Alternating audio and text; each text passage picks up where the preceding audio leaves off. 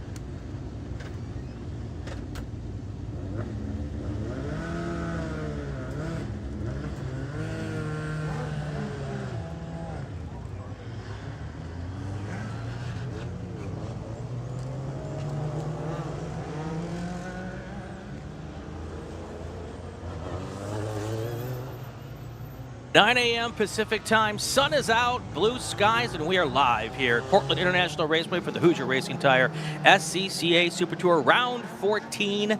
We're getting to the end of our 7th weekend here of the Super Tour, and we are at Portland. Gregg Ginsberg is here. I am Brian Bielanski, and we are getting ready for Day 2 qualifying, Group 1. Hello, Mr. Ginsberg. Good morning, Mr. Bielanski. How are you doing on another fine morning out in the Pacific Northwest? It is a spectacular morning, honestly. Very, very cool and mild temperatures at the moment. It's going to get warmer today, but not as warm as yesterday, so that should be interesting. I see a car with sticker tires on it right now. That's also cool. And another car with stickers there. A lot of cars with sticker tires going out for qualifying this morning. So we've got our first group going out on track right now, Brian, and this is our first of 2 open wheel groups to give our listeners an idea of what we've got coming up for them today on the broadcast. We're going to be starting off with our final qualifying sessions of the weekend. These are 15-minute qualifying sessions for each one of our 6 race groups. We're going to take a little break for lunch, and then when we come back, it's feature racing time, 35 minutes or 25 lap races, whichever happens to come first for each of these race groups. And so our drivers, as they're out on track right now and trying to set fast laps to help set the grid for those afternoon races, this is actually just one of 3 different sessions that can help determine what those starting grids are. We're going to take the fastest lap times the drivers had from yesterday morning's qualifying session. We're going to take the fastest lap times from what our drivers set during yesterday afternoon's sprint races, and then we're going to take the fastest lap time from this morning's qualifying session. The fastest lap that the driver runs is of those 3 sessions, going to determine the grid for this afternoon's races. Currently outside, it's 60 degrees outside. Now, last race at Hallett, I was convinced that the afternoon times were going to be the fast times for the weekend, the Saturday afternoon times. And then the drivers went out and just basically killed it on Sunday morning. And a lot of fast times came out of Sunday morning. Yeah. This weekend, I'm convinced, and we'll find out if I'm right or wrong, that it was so warm yesterday that there might be, we're going to get fast times this morning again. Yeah, and I think, Brian, that's probably why we're seeing a lot of the drivers running sticker tires here this morning, that they want to make every opportunity to move up to the front of the grid. Quickly, let me tell you how things look after 2 sessions. We'll start off with this group in the Prototype 1 class, where Matthew Romer, who was our pole sitter for yesterday's race, is currently your provisional pole sitter for the group and also for P1 with a time of 108.200. That's the time that Chip Romer, former national champion, Jeffrey Laderman, trying to beat in P1. In Formula Atlantic, Tony Oppheim, our sole Formula Atlantic driver. Pardon me, I take that back. He was not our sole Formula Atlantic driver. It was both he and James Blackwell. Oppheim, though, turned in a 110.231. He was the 4th fastest driver overall in his Swift 014. Tim Day Jr., another former national champion in P2, was our fastest P2 driver. He had a 113.5, and in FE2, which is our largest field here in this group, Caleb Schrader, who won yesterday's race, turned in a 114.738. That's the time all of our FE2 drivers, and we have, I believe, 7 of them are looking to beat. Talking a little bit about our Formula Atlantic cars, that Tony Oppheim car is what we would probably consider an old school Formula Atlantic with the Swift chassis, Toyota motor in it. And then James Blackwell, he's kind of new school. We got a little bit of country, a little bit of rock and roll here. Blackwell's in the Edge Formula 1000, a newer chassis, and they've worked those 2 cars out with different restrictors and things to make them somewhat competitive with each other. So trying to keep that Formula Atlantic class alive here with some fresh cars. So Matthew Romer has got the early fast time, a 109.6. Did we dip below 110 yesterday, Greg? Yesterday, fastest time in was Matthew at a 108.2. Okay, so we got a little ways to go. Yeah, exactly. And so during yesterday afternoon's race, Matt, who started on the pole, spun the car about 3 laps in. Dad Chip took the win in the race. So I'm sure, Matthew wants to stay up on the front row. Obviously, if he can start from pole, all the better. Looking for a little redemption here this afternoon.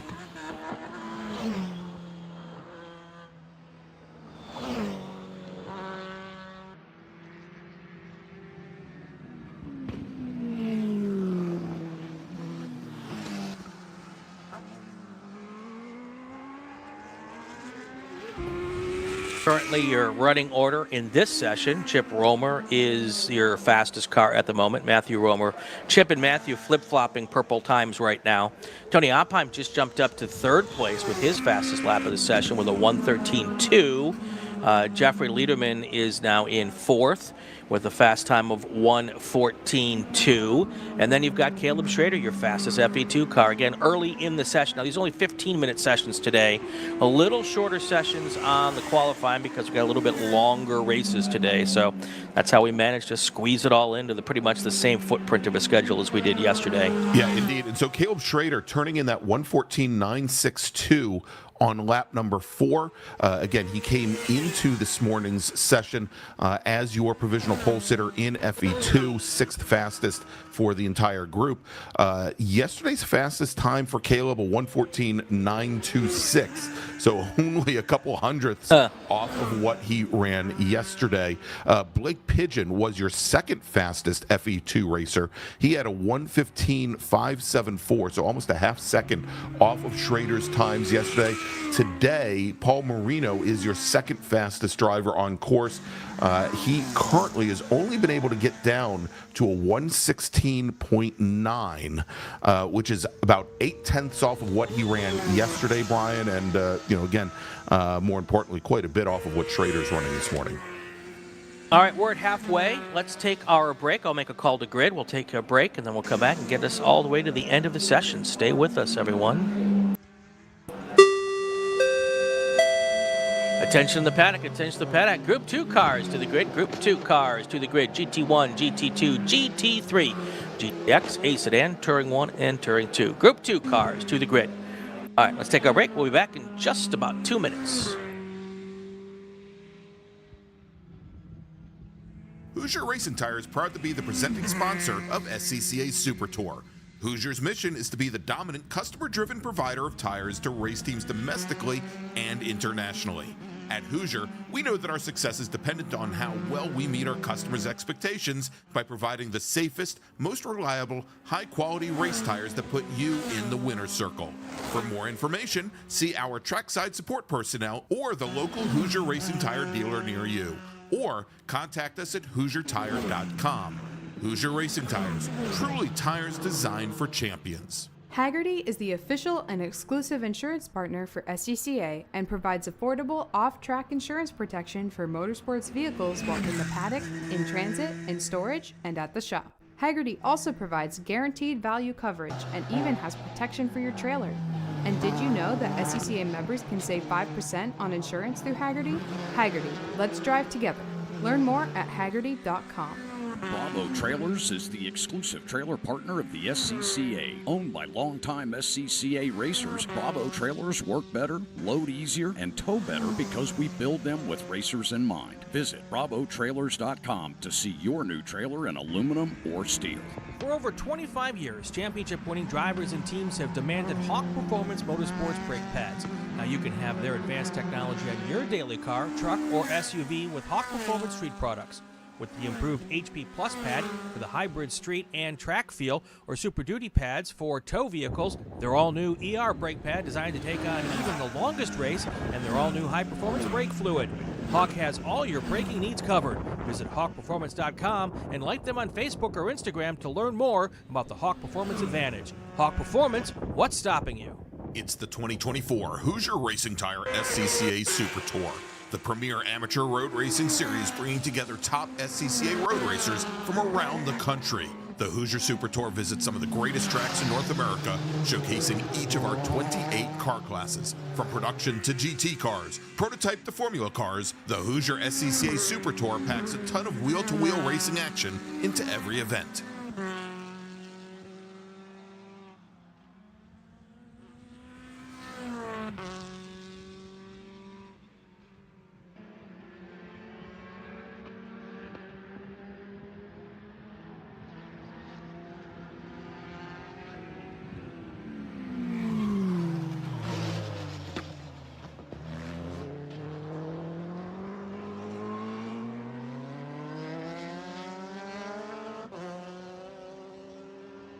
Back here at Portland International Raceway for the Hoosier Racing Tire SCCA Super Tour. Gregg Ginsberg, Brian Bielanski on the call. 4.5 minutes left in this qualifying session. And has anything changed at the top of the order, Greg? Well, the only thing that changed is that Chip Romer has reset fast time here in the session at a 108.132. That moves him to provisional pole. That would have him swapping positions with Matt Romer here on the front row. And I keep saying that they have the inside going into turn one into the chicane. It looks like every one of our pole sitters yesterday chose drivers left, basically so that they could go into the Shelton chicane here from the outside and then have the inside position as the track moves back to the left, right in the middle of the chicane. So I would assume that that's where he would be. If we take a look, Matt Romer now at a 110.4, so he has not, probably not a 110.4, a 108.69, so he has not been able to get down to where he was yesterday. Jeffrey Laderman at a 111 flat, and talk about Mr. Consistency. Yesterday he ran a 111.118. Today it's 111.086. So again, also just a couple hundreds off of where he was yesterday. Big change here. Tim Day Jr. at a 113.369. That is 0.2 of a second faster than he ran yesterday. And James Blackwell, who was our second Formula Atlantic driver, yesterday he was 6th fastest overall with a 114.5. And today he has not been able to get down to that. He's about 0.7 off of the pace. But let's take a look at FE2, where Caleb Schrader yesterday again had a 114.7 as his fastest lap time. He is down to a 14 flat right now. Next fastest driver is Tom Hope, and Hope with a 115.581. That is still not enough to put him past Blake Pigeon, who was our second fastest driver yesterday. Now, yesterday morning in qualifying, Brian, Pigeon and Hope were only 1/1000th of a second separated, as Pigeon had a 115.011 and Hope an 012. And Tom Burt wasn't all that far behind. Tom Burt was at an 067. So, only a couple hundred separating those three. Tom Burt today is at a 116 flat, so he's a full half second off of Hope and even more off of Schrader. And look who went to the top of the order right there. Matthew Romer puts a purple lap down, a 108.065. It may be Mother's Day, but it's a Father's Day rivalry right here going on here. The kid does not want Dad to be in the pole position, and he is fighting hard right now to try to make that happen. I'm sure mom's around here somewhere going, oh my gosh, oh my gosh. Mother's Day here, everyone. Happy Mother's Day. Irwin's in the chat. He's going to his mom later, and she's 80. Happy Mother's Day to Irvin's mom. All of the racer moms out there and all of the moms out there who let us go racing on their day. All the announcer moms. Announcer moms, yes. Exactly. Yeah. Happy Mother's Day to everybody. Celebrated last weekend, and I'm bringing stuff home this weekend, so trying to make up for it. Under a minute to go here. Let me make another call to grid real quick. Attention the paddock, attention the paddock. Group 2 cars to the grid. GT1, 2, and 3. GTX, A Sedan, Touring 1 and Touring 2. Group 2 cars to the grid. Right. All right, so his time is winding down here for our first qualifying session of the day. We've got half a minute remaining. And look who just went purple. That's right. Chip Romer goes and turns the tables on Matthew, puts in a 107.48. Wow. So that is now another, another 13 hundredths, actually about 5 hundredths of a second, pardon me, faster than Matthew Romer. 54 one-thousandths to be exact. So. And a full second faster almost than anything that happened yesterday. So Yes. Definitely hauling the mail this morning. The checkered flag is in the air, so any hot flyer laps right now will count. I'm looking to see if anybody's got purple laps. A couple of personal best laps here, but nothing that looks like it's going to be a pole sitter challenger at the moment. Yeah, indeed. Looks like Tony Opheim may be on a flyer right now. He's got personal bests in Sector 1 and Sector 2, but again, he is already queued in to be your fastest Formula Atlantic driver, and he crosses the line with a 1:11.087. And that still is almost 8/10 off of where he ran yesterday. So Opheim will use the 1:10.23 that he turned yesterday for his qualifying time for this afternoon's race. Jeffrey Laderman will still go into this race in third position, starting on, I guess, the outside of row number 2, behind Chip Romer. Then we've got Opheim, Tim Day Jr., James Blackwell, and let me just verify that. Blackwell yesterday ran a 14.54, and today, well, you know what? We're going to have a change there as Caleb Schrader is going to move up to row number 3 based on the 1:14.03 that he ran in qualifying this morning. That is going to move James Blackwell down to row number 4, where he will be with, I believe, with Blake Pigeon. Let's verify. Pigeon, again, coming in with a 1:15.0, and Tom Burt not beating him on that. So, yes, it looks like that will be your top 4 rows. So it'll be Chip Romer, Matt Romer, Laderman, Opheim, Tim Day Jr., Caleb Schrader, and then Blackwell and Pigeon making up row number 4. All right, let's take a break. When we come back, we'll have qualifying for group number 2. That's next. Stay with us. You're watching the SCCA Super Tour, the Hoosier Racing Tire SCCA Super Tour. We are live from Portland International Raceway. We'll be back in a few minutes.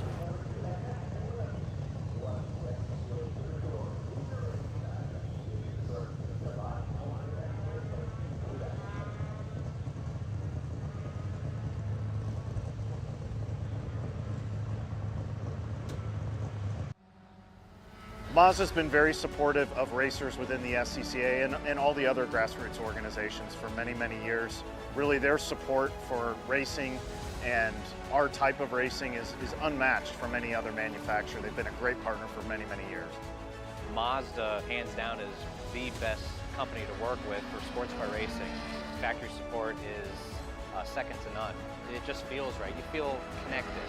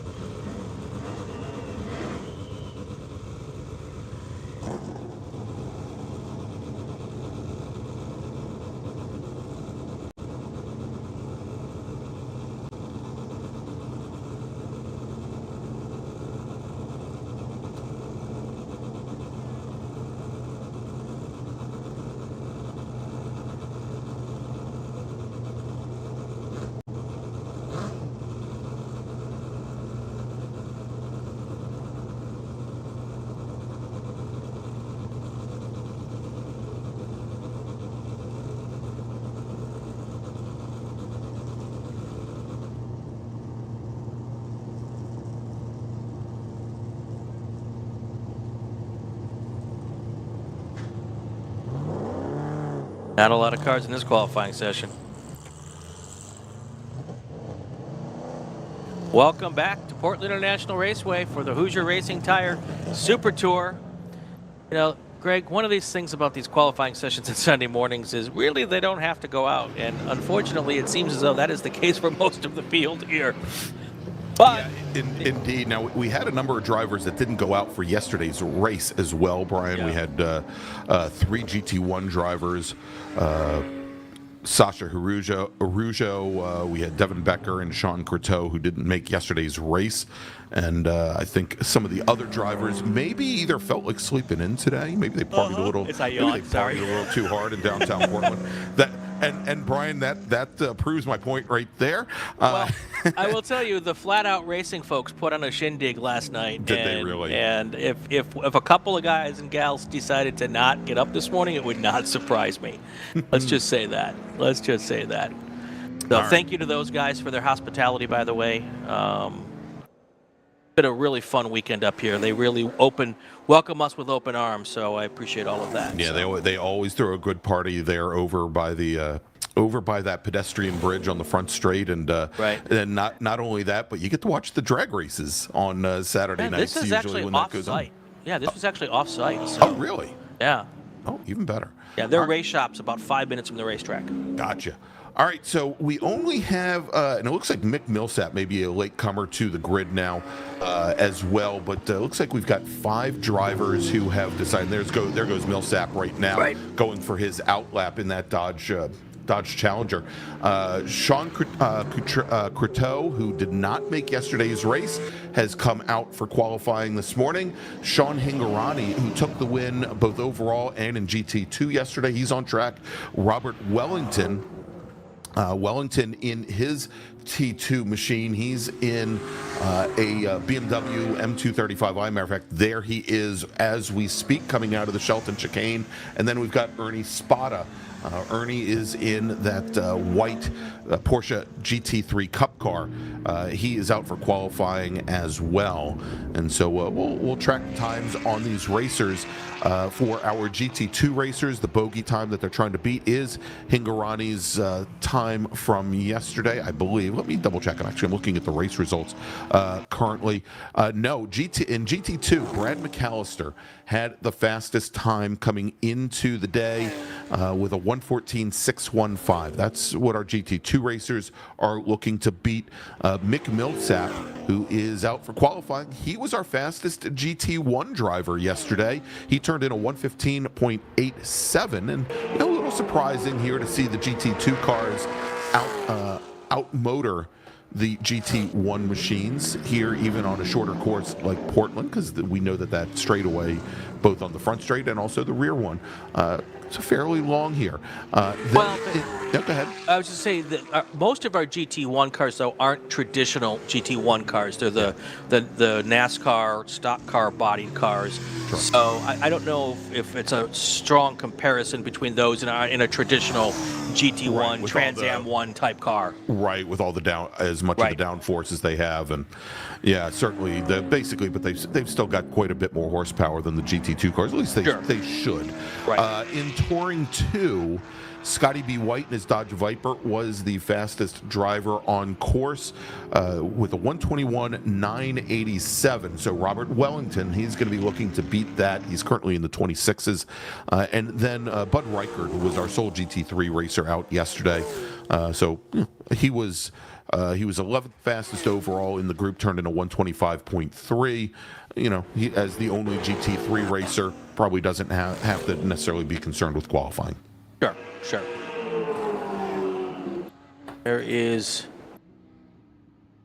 and these cars take a little bit longer to get the tires up to speed and get the engines warmed up.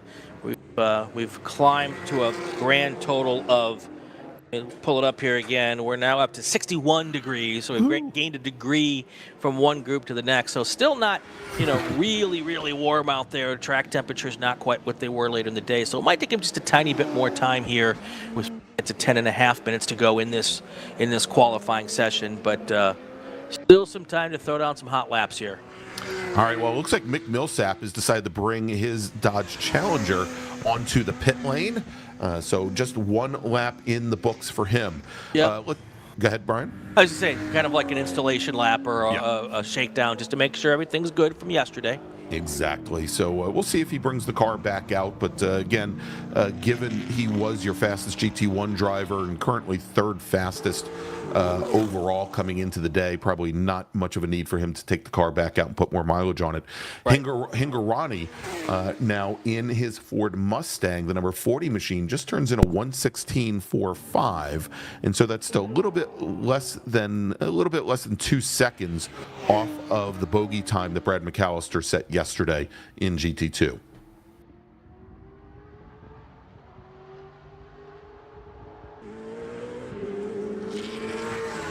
You know, even though there's only a few of them on the racetrack, they still sound spectacular when they finally at full song. Yes, they do. Well, and Brian, when they pass you on the front straight, they're still under full song. They've got long way to go before they have to get onto the brakes for the Shelton chicane over here. So yeah, you're listening to them, probably getting close to the rev limiter there. So where I'm actually sitting, folks, I'm just about 50 yards down from the 600-foot marker. So yeah, they are still way on it before they come off and hit the brakes. So yeah.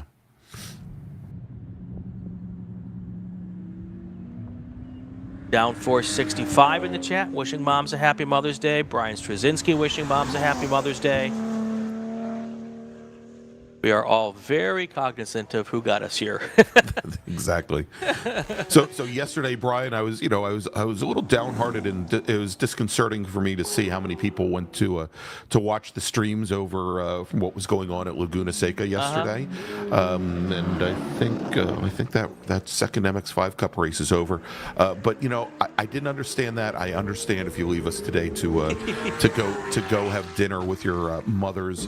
Of course, nobody's going to say anything if you hide that cell phone underneath the table and you watch the stream from wherever you are. My mother would say something. Actually, my mother would probably want to watch the stream anyway. My mom was all in on the racing, so. But, all right, 7.5 to go here. Let's call the grid. Let's take our break, and then we'll come back and get us to the end of the session. Stand by. Attention in the paddock, attention to the paddock. Group 3 cars to the grid. B-Spec, EFH Production, GT Lights, SM, and SMX. Group 3 cars to the grid for your qualifying session. Let's take our break. We'll be back in about 2 minutes. For over 25 years, championship-winning drivers and teams have demanded Hawk Performance Motorsports brake pads. Now you can have their advanced technology on your daily car, truck, or SUV with Hawk Performance Street products. With the improved HP Plus pad for the hybrid street and track feel, or Super Duty pads for tow vehicles, their all-new ER brake pad designed to take on even the longest race, and their all-new high-performance brake fluid.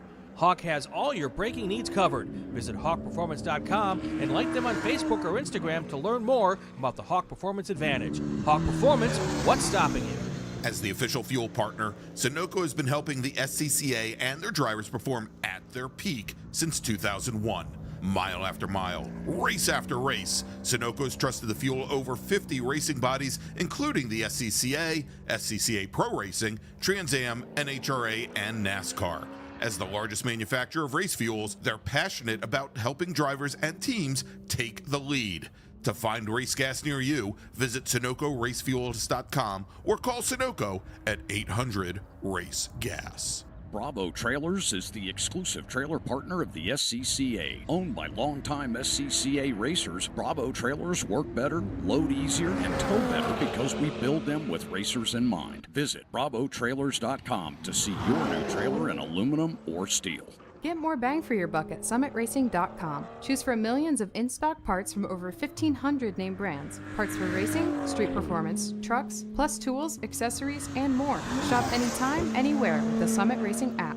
Mazza Vineyards is the exclusive sparkling wine for podium celebrations at the Hoosier Racing Tire SCCA Super Tour, SCCA Runoffs, and Tire Rack SCCA Pro Solo. Celebrate your racing weekend with Mazza Vineyards and learn more at enjoymazza.com. If you like what you see today, become part of the action by joining the Sports Car Club of America. Whether you want to drive, flag, organize, officiate, have fun with cars, or meet 65,000 enthusiast friends, SCCA has plenty to feed your motorsport obsession. Ask someone trackside how to get involved or visit scca.com for more information.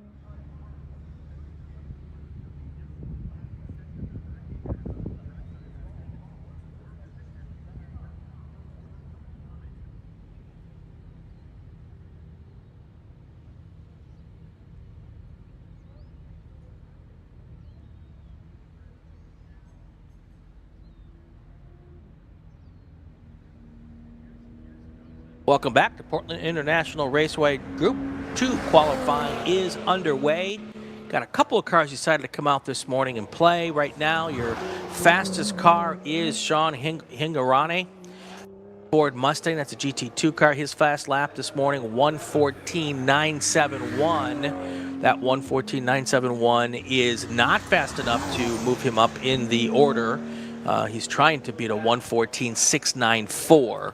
That's Brad McAllister's fast time from yesterday. A 14.615 is what he's trying to beat. Oh, yes, I was looking at the wrong. Yeah, I think that was from yesterday's race. Yep, but and at this point here, Hingorani not even quite to where he was yesterday. Yesterday he ran a 14.769, so a little bit off that.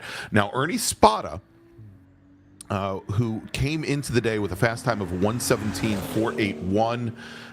He is now at a 17.293. That is not going to move him any further up the order for today's race. He came into the day 6th fastest. Aaron Young in his GT1 Chevy Camaro came in 5th fastest, but his fastest lap time of 1:16.898. So it looks like Spot is still going to be starting off on the inside of row number 3. And if we look at the T2 cars, I think the big question here, we know that Scotty B. White did not bring his Dodge Viper out for qualifying here this morning. He was your fastest T2 car yesterday with a time of 1:21.98. And Wellington in his Touring 2 BMW, fastest he has been able to manage today is a 26.174. And that is still about a half second off of where he was yesterday. Yes, he came into this morning 12th fastest in the group.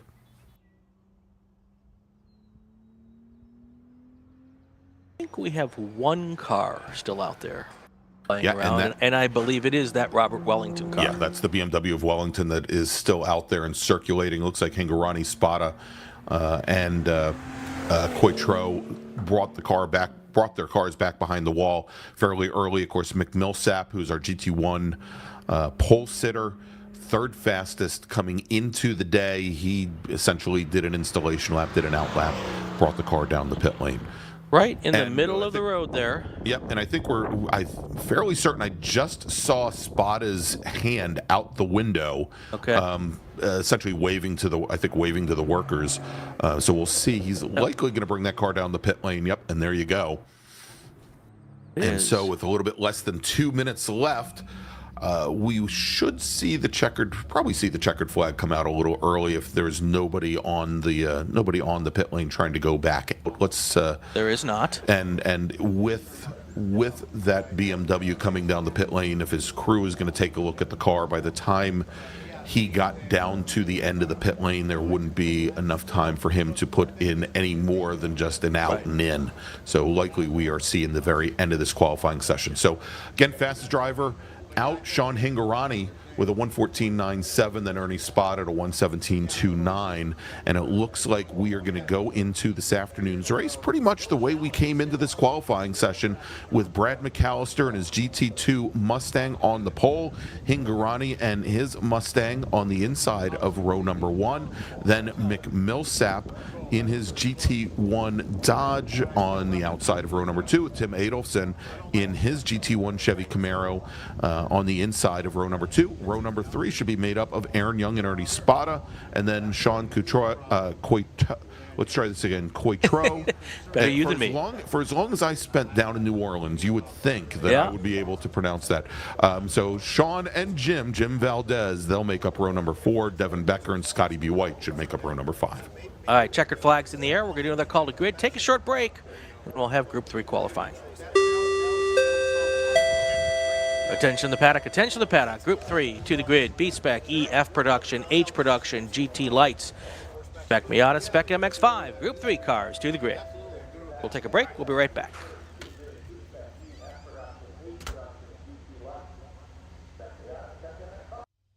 My customer experience with Mazda has been absolutely fantastic.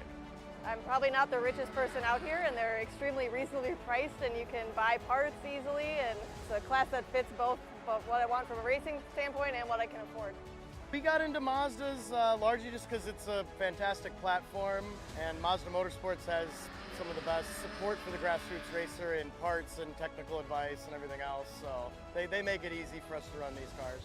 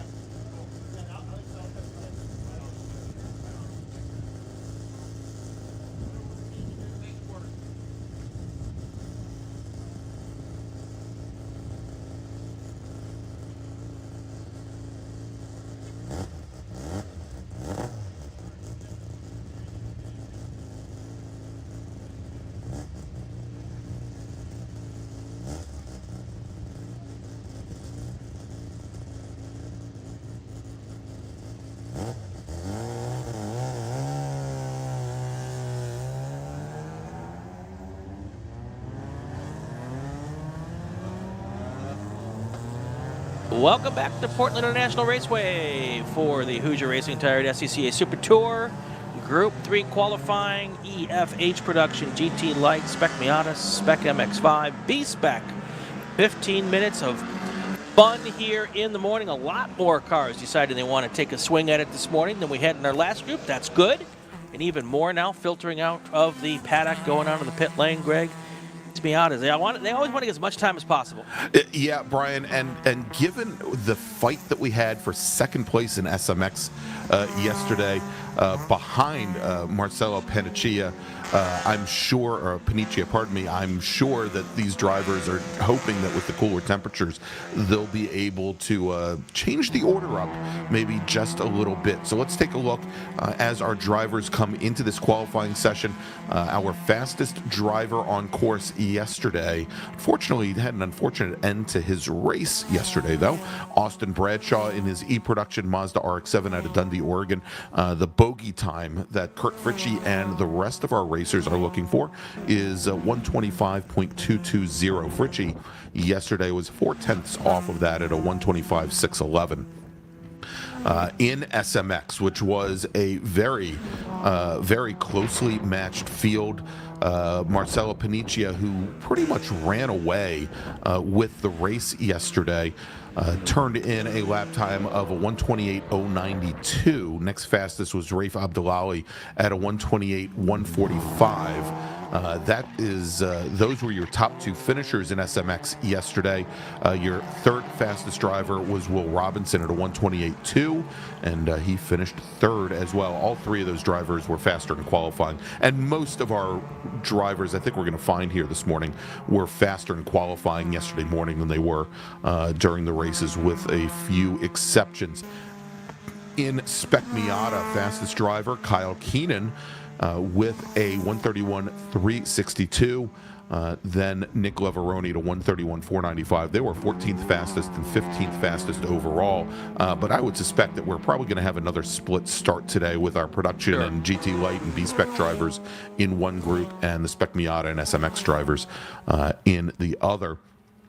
Chris Dutzen was your fastest GTL driver in his Honda CRX, and wow, did that little B18 powered CRX just walk a good portion of the field yesterday. He had a 132.292 as the fastest time in the session. And then I believe in F production, Bill Storms at a 133.1 was your fastest driver. And of course, Tom Tuttle, our sole B-Spec racer in his Mini Cooper, at a 141.849. Yeah. We'll see if anyone's able to throw down faster times this morning. I think we've had faster times in each of our two sessions today than were the times yesterday. So I suspect we're going to get the same type of situation here. Still early on here, probably laps 3, 4, and 5, my guess, where the really fast times are going to come down this morning. Yeah, I would think so, Brian. And as a matter of fact, we've seen some times, for at least from yesterday in qualifying, that were below track records in some of our previous groups in Prototype 1 and Touring 2 and in GT2. And I'm still walking through the list right now. Of course, SMX, this is, I believe, the very first SMX weekend. Actually, we do have an SMX track record that was set last year from when the Spec MX-5 Challenge ran, and that was a 128.628. So we're considerably under that right now. Paniccia almost 6/10 under that currently. We'll continue to track that over the weekend as well. Austin Bradshaw on the top of the leaderboard now had one of those I've never seen that before moments yesterday. He had a failure during the race. He was in the lead or up in front anyway, and had some issues. Went and diagnosed thought he had broke the motor. That was what he had thought was the case. Got back to the pits, pulled the hood, and the motor looked good. Everything was fine. Turns out he broke the distributor, which he says he'd never done before. Well, it was the distributor, the rotor. The rotor, yeah. That basically spins around inside the distributor cap, right, and sends spark. And when he goes, we've never seen that before. I go, apparently he never drove a Honda before, because that's like a common thing for older Hondas to have happen. Oh yeah. Also out, and for a moment he was your second fastest driver in SMX here in the qualifying session. Currently 5th fastest. Cooper Hicks had a mechanical yesterday, had to bring the car down the pit lane early yesterday with he had a broken diff mount yesterday, Brian, and it actually ended up tearing up part of the power plant frame in his MX-5 as well, and it looked like he also snapped one of the CV joints on a rear axle. And just wanted to mention here, it's been passed on. Will Schrader, John Davies, Sean Hedrick, and Mike Hogg. And I think Mike Hogg is the owner of that car. I know it's sponsored by Hogg Motorsports. They all were working late into the evening to get Cooper Hicks out on track. And so, like I said, that 86 car from Simi Valley, currently running now 5th fastest in the class. Sure. So Austin Bradshaw's dropped now down to a purple time of 1:25.339. That 1:25.339 still not faster than yesterday. He's still about a 1/10 of a second off of yesterday's fast time. But the times are coming down a little bit here with 8:45 left in the session. Yeah, matter of fact now, and this is talk about getting faster in these SMX drivers trying to shuffle the order. Rafe Abdullahi, who finished second in yesterday's race and was second fastest both in qualifying and during the race yesterday to Marcelo Paniccia. Abdullahi right now down to a 1:27.349. That is 7/10 faster than Paniccia ran yesterday. Paniccia is only 1/10 off of that right now, or about 1500ths off at a 1:27.499. Will Robinson, help me, Will Robinson. He is only 8/1000ths off of Paniccia's times right now at a 1:27.507. And you know, it helps to look because there are some other big changes here. Adrian Comstock, who you talked to on your podcast a couple of weeks ago, Comstock, who came into the day, looks like 1, 2, 3, like 6th or 7th fastest in SMX after yesterday's 2 sessions. He is now your 4th fastest driver. He is down into the 27s as well at a 27.752. And that means Ryan Davies is going to end up getting pushed back a little bit. As Davies was your 4th fastest driver yesterday, he's now your 5th fastest driver. And Cooper Hicks, who was even further back yesterday, 1, 2, 3, 4, 5, 6, 7, 8, 9. Hicks, who was 10th fastest in SMX yesterday, as we've mentioned now, he is now 6th fastest in the class. So he has leapfrogged a bunch of SMX drivers. All right, we're at the halfway point. Let's take our break, make a call to grid, and then we'll come back and get you all the way to the end of the session. Attention in the paddock, attention to the paddock. Group 4 cars to the grid, Group 4 cars. Spec Racer Ford 3s to the grid, Group 4 to the grid. We'll take our break and come back with all the action right after this. Stay with us, everyone. Hoosier Racing Tire is proud to be the presenting sponsor of SCCA Super Tour. Hoosier's mission is to be the dominant customer-driven provider of tires to race teams domestically and internationally.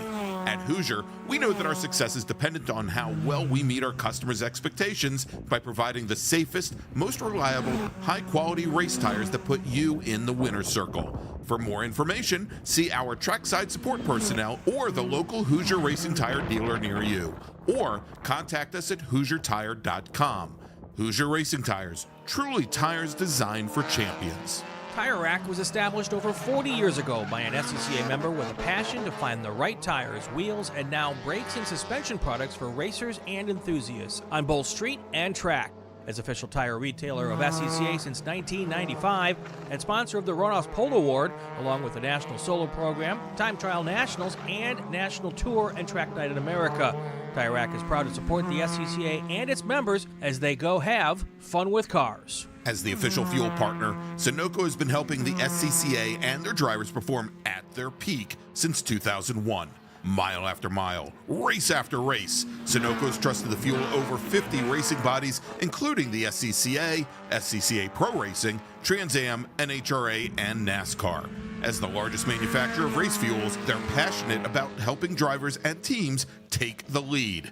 To find race gas near you, visit SunocoRacefuels.com or call Sunoco at 800-RACE-GAS. Get more bang for your buck at summitracing.com. Choose from millions of in-stock parts from over 1,500 name brands, parts for racing, street performance, trucks, plus tools, accessories, and more. Shop anytime, anywhere with the Summit Racing app.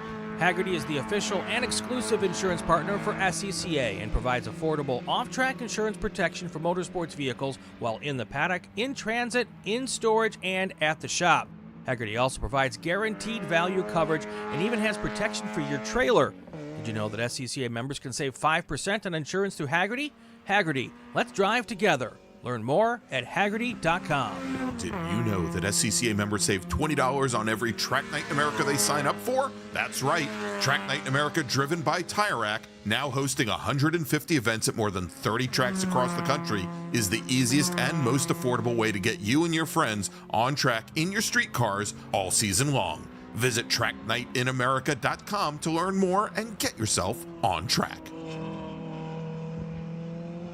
We're back here at Portland International Raceway. As you can see off there in the distance, that is one of our flat-out racing Mazdas, not going flat out at the moment. At least I think it is. It looks like it from a distance. Yeah, and judging by the number of laps that have been put in, Marcelo Paniccia has put in 2 fewer laps than Abdullahi and Robinson that are also in those flat-out cars. So it may be that machine, not 100% positive. Let's take a look at some of our other classes here real quick, Brian. WC Storms, or Bill Storms, in his Honda Civic Del Sol, just crosses the line, sets his best lap of the session, does a 131.666. Don't tell anybody about that. And yesterday he turned in a 33.101. So he's dropped, 2.5 seconds or second and a half, pardon me, off of what he did yesterday. He was 15th fast. He's currently 15th fastest in this session. He was 17th fastest yesterday, so it looks like he's going to move up a little bit. In Spec Miata, Kyle Keenan, who was our fastest driver in the class. Kyle yesterday turned in a 131.389, and he is almost a half second faster. He's at a 130.71. Currently. Nick Leveroni, second fastest yesterday in Spec Miata, 0.2 off of Keenan's times. They're currently 13th and 14th fastest in the group. Brennan Gregg yesterday, who was, I believe, our third fastest Spec Miata. He turned in a 32.9 yesterday. He's at a 31.8, so he's dropped a ton of time as well. Emmy Kissick, yesterday, who was our fourth fastest Spec Miata, she turned in a 32.56, and she's about 0.3 off of that right now, but picking up speed. Looking at our pool noodles there on this shot right here, I got a chance to go on the racetrack this morning, and they are significantly beefier than a pool noodle. Okay. But not quite as beefy as a piece of PVC pipe. So it's somewhere in the middle there. Okay. They look like a piece of PVC, but they're flexible. So I'm not exactly sure what they are, but they are not a pool noodle. But the one that was out in the middle of the track there at turn 11 has been cleared by another race car, apparently. So it looks like the only cleanup's going to be that. Oh, well, before I speak too soon, that's the 75 car of... And the 75, that John is Withers. John Withers, Right. exactly, out of Portland. And maybe he's just never seen the Shelton chicane from that other angle and want to do a 360, take a look around there. Exactly. Get a better lay of the land. That's right. Although it might be cheaper to just buy a 360 camera than buy another set of tires that you just spotted. Yeah. So, coming up on 30 seconds to go. Checkered flag will be in the air shortly here as we get ready for our next race, or our next qualifying session here. Got a couple more qualifying sessions, and we're going to take a break for lunch. Then we're going to have 6 feature races this afternoon.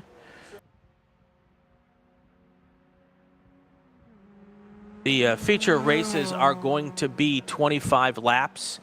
There is a time limit, but unless we get really backed up on the clock, we're not going to use the time limit today. We're going to go 25 laps.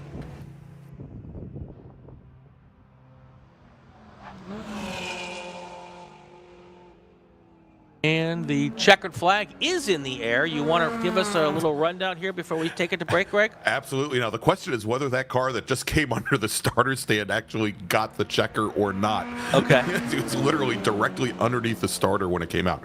All right, let's run down the finishing order here, and we'll try and match things up to yesterday as well. Coming into the day, your fastest driver was Austin Bradshaw. He turned in a 25.2 yesterday. He's at a 125.339 today. Marcelo Paniccia yesterday turned in a 128.092 today, and it's so many racers. We've got 5 SMX racers now in the 27s. A 127.115 for Paniccia, Rafe Abdullahi a 27.34, Robinson a 27.5, Adrian Comstock a 27.7, and Cooper Hicks a 27.9. And so that is going to move Comstock up considerably in the order, and it's going to move Cooper Hicks. I mean, amazing what a well-functioning car will do. He moves up 1, 2, 3, 4, I think 5 positions from yesterday. Now, yesterday we did have a split start. We had our Spec Miata and SMX drivers up front. We had the production and GT Light drivers and B-Spec drivers behind. So we'll continue on here. Let's look at the Spec Miata. Again, much like yesterday, Keenan Liveroni and Brennan Gregg, Emmy Kissick, 4th fastest. If we continue to look at production classes, we will move down. I think Bill Storms was our next fastest production or GT Light driver with a 131.145 right now. With that would probably put him, I think, 3rd in that group today. He was faster than Paul Bunbury's Acura Integra or Chris Dudeson's Honda CRX. Dudson ran a 32.5 and Bunbury a 36.1. And drivers that did not go out for qualifying this morning: Joe Carr, Lance Stout, Carr in his E production Mazda Miata, Stout in his F production Datsun, Bill O'Kell in his H production Midget, Kurt Fritchie, who was our 2nd fastest driver yesterday, in his E production Mazda RX-7. He did not take his car out. It looks like he will again start on the front row of that 2nd group next to Austin Bradshaw. And then Tom Tuttle did not bring his B-Spec Mini Cooper out for the session. Let's take a break. As you can see, a bunch of Spec Racer Fords ready to go out to qualify. We'll get them up next. Stay with us. You are watching the Hoosier Racing Tire SCCA Super Tour Portland International Raceway. Stay with us.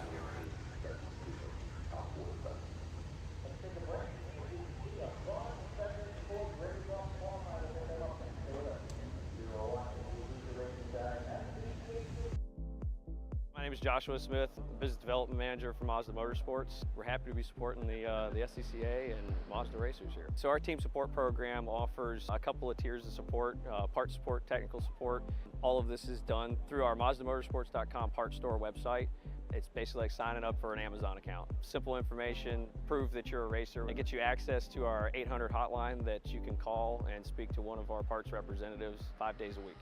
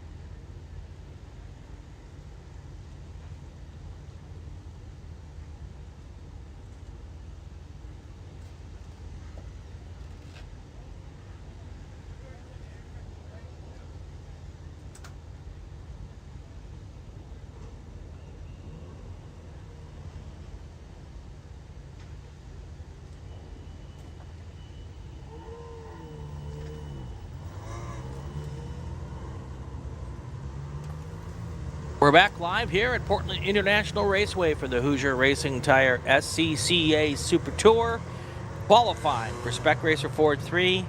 And unlike one of our earlier groups, Greg, it looks like every dang one of them is going to go out there and try to put down a hot lap here this morning. Yeah, I think they were taking their cues from the SMX drivers here today, and I think a lot of these drivers know that this is prime opportunity as the track and the temperatures are a little bit cooler to maybe mix up the starting order a little bit. Much like yesterday morning, though, Brian, I'll tell you, a number of drivers yesterday, and we didn't note this at the time, but a number of drivers yesterday, our top 5 drivers from yesterday, during qualifying yesterday morning, were all underneath the track record. Did not turn out that way during the race. We did not have a new track record set, but some of our fastest drivers, and during yesterday's race, Caleb Schrader, who finished second to Calvin Harris, they were knocking on the door of the track record. The track record in Spec Racer Ford Gen 3, a 122.736. We had actually, you know what? Let me double check that. Yeah, 22.736. We had John Black down at a 23.342. He was the fastest of, I believe, of our drivers in yesterday's race, with both Harris and Schrader maybe a little bit off of that. But like I said, 5 drivers that were down in the 22s yesterday, which was absolutely smoking, and it's a little bit cooler here this morning. Now, of course, you can't set track records in the SCCA during qualifying, but, perhaps if the temps are as cool as they're supposed to be today, Brian, and we are even 10 degrees cooler during this afternoon's race, then there's a good opportunity for a track record to fall. Should mention that this particular group, Spec Racer Ford Gen 3, they are scheduled to be on track at 2:25 p.m. Pacific time. That would be, if I do my math right, that would be what, 5:25 p.m. Eastern time. Right. I think your math is right. I'll trust your math better than my math. Oh, no, I would never trust my math. Where's Lefty when we need him? Lefty is our mathematician. That's right. He does all these calculations in his head. I'm like, how does one do that? That's why I'm a talker, not a thinker. 12:20 to go. Very, very early in the session. See, that's the difference between you and me, Brian, because everybody always accuses me of thinking before I speak. Or speaking before I think, something like that. But that implies I'm actually thinking of something. No comment. I'm going to plead the fifth here. Thank you. Our fast lap at the moment, Leonardo Del Castillo, out of Woodinville, Washington. He has dropped a 1:44.6, but that is your outlap. That don't mean much at the moment, folks. Between Leonardo Del Castillo and Marjorie Lundberg, Brian, you've got Yes, down. I'm going to have problems. So the problem, Greg, with throwing down hot laps this morning is there's a lot of traffic out there right now. Indeed. And getting a clean lap, you have to really find a gap and really try to push it down. And also, it doesn't hurt to have the right drafting partner also. Yeah, absolutely. And we already know, Brian, here that a lot of drivers, they're going to have trouble putting in a hot lap at the moment, as we had a local caution over at turn number 12, the critical corner that these drivers need in order to carry speed down this long straightaway. And with that waving yellow flag, that means that the incident was on the course itself. So this lap is probably going to be a throwaway for the majority of our racers. But early on, going to the top of the leaderboard here for the session, John Black at a 124.489.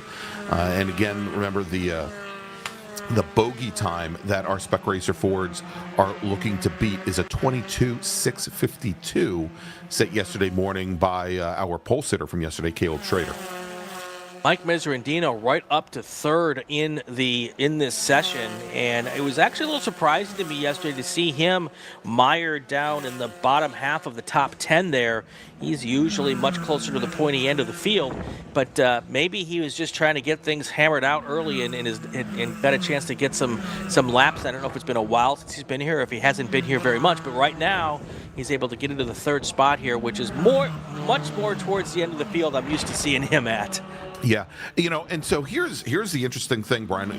Early on for the very first sessions of the day, we noted that there were a lot of, especially in our first run group, just because it was very easy to tell with the open wheel race cars, that there were a number of drivers that are going out on sticker or brand new tires. When we just saw some of the big changes on in the last group in SMX, we should note that the SMX drivers need to be racing the same tires through all of the qualifying sessions and all of the races. So those tires were on at a minimum their third heat cycle. And again, some of the drivers starting to pick things up. A lot of those racers, we know that they were racing in STL as well, and we'll see a lot of them a little bit later this morning for another qualifying session. They can switch to another set of tires for that STL run group. They don't have to run the same tires that they're running in SMX. But these Spec Racer Ford racers, they could just as easily put on brand new tires for this qualifying session. Yep, they absolutely could. Time so far still not down towards anything that would change the running order from yesterday. John Black's fast time right now at 1:23.3, and the time he's shooting towards is 1:22.6. So still almost a second they need to cut off before they can get to the times where today will be faster than yesterday. Yeah, indeed. Of course, what we are seeing so far, Brian, is that the majority of our racers are on flyers at the moment, and they are finding more time. As you mentioned, Black going down to a 123 flat.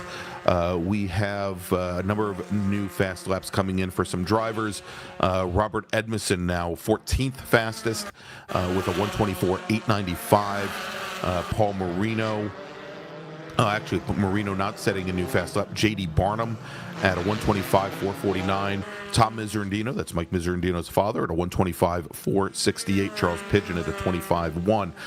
But already we're seeing here through Sector 1, through the first third of the track here for what is going to be lap number 5, that Black, Schrader, Harris, that's Calvin Harris, all on flyers here.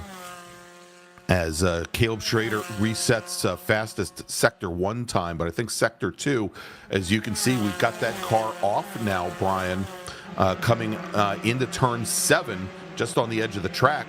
And so many of the racers, we thought they were going to be on flyers. Sector 2 is going to be off of what their fastest times were. Yep, there's that car getting ready, or just getting back on the racetrack and moving on right in front of that white car there. That car will get back up to speed rather quickly. Let's take our break. When we come back, we will have the rest of this session. Stay with us as I make a quick call to grid. Attention to the paddock, attention to the paddock. Group 5 cars to the grid. Group 5, STL, STU, Touring 3, Touring 4. Group 5 cars to the grid. Let's take our break. We'll be right back in about 2 minutes. For over 25 years, championship-winning drivers and teams have demanded Hawk Performance Motorsports brake pads. Now you can have their advanced technology on your daily car, truck, or SUV with Hawk Performance Street products. With the improved HP Plus pad for that hybrid street and track feel, or Super Duty pads for tow vehicles, their all-new ER1 brake pad designed to take on even the longest race, and their all-new high-performance brake fluid, Hawk has all of your braking needs covered. Visit HawkPerformance.com and like them on Facebook or Instagram to learn more about the Hawk Performance Advantage. Hawk Performance, what's stopping you?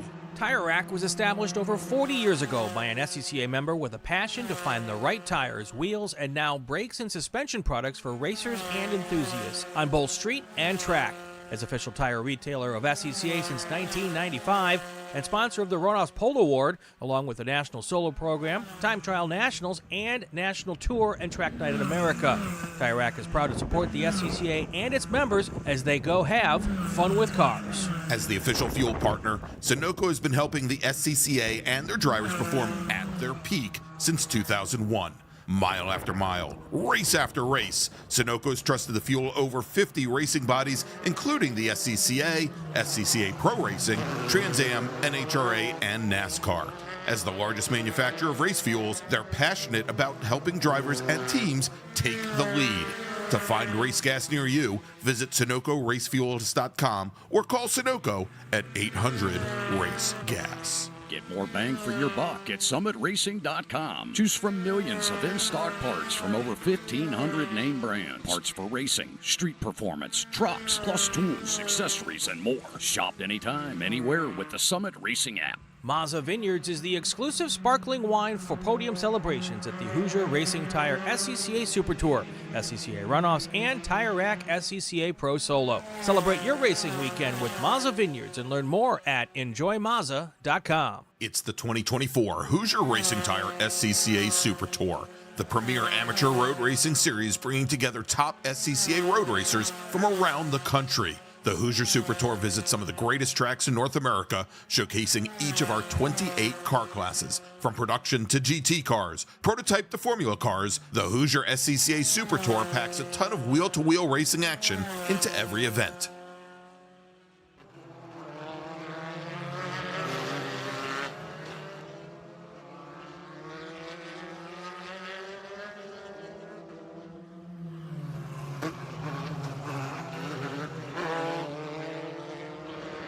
Welcome back to Portland International Raceway, the Hoosier Racing Tire SCCA Super Tour. We are here for qualifying for Spec Racer Ford. Still got a ton of cars on the racetrack, making it very busy and hard to find a gap to put a good time down, Greg. Yeah, indeed. And so, Brian, we did find out who that driver was who spun the car over by turn 7. And that was your favorite actor. That was Leonardo DiCaprio. I mean, Leonardo Del Castillo. And he has gotten back underway. He is currently 11th fastest here, but pretty easy to pick out. He turned a 1:59 on that lap, where he has been running about 35 seconds faster than that on every other lap. So we'll continue to check in on him. But right now, Calvin Harris is your fastest driver on track with a 1:22.827, and that is a little bit faster than he ran yesterday. He ran a 1:22.841 yesterday, Brian, but Caleb Schrader and John Black still provisionally on the front row. Schrader yesterday a 1:22.652, Black a 1:22.805 here, but Harris currently your fastest driver on track. If we look down a little bit further here, Taylor Harris now turns in a 1:23.023. That is about 0.06 of a second faster than he ran yesterday. Unfortunately, Steve Fogg and Todd Harris still with faster times in the books from yesterday. Yeah, and I just saw Schrader and Black go through our screen there, and they're not really close enough to be working together. These are two guys that work together regularly on our West Coast Spec Racer Ford races. So they're not getting the advantage of a draft to help them put down a faster lap at the moment. So. All right, Mike Miserandino came into today's session 7th fastest overall with a 1:23.391. He is now at a 1:23.141. That is 6th fastest, and the odd man out in this session is Steve Fogg, but Fogg only with a 23.432. But again, he is currently looking to be 5th fastest based on all 3 sessions. Caleb Schrader just resets fast lap in the session at a 22.501.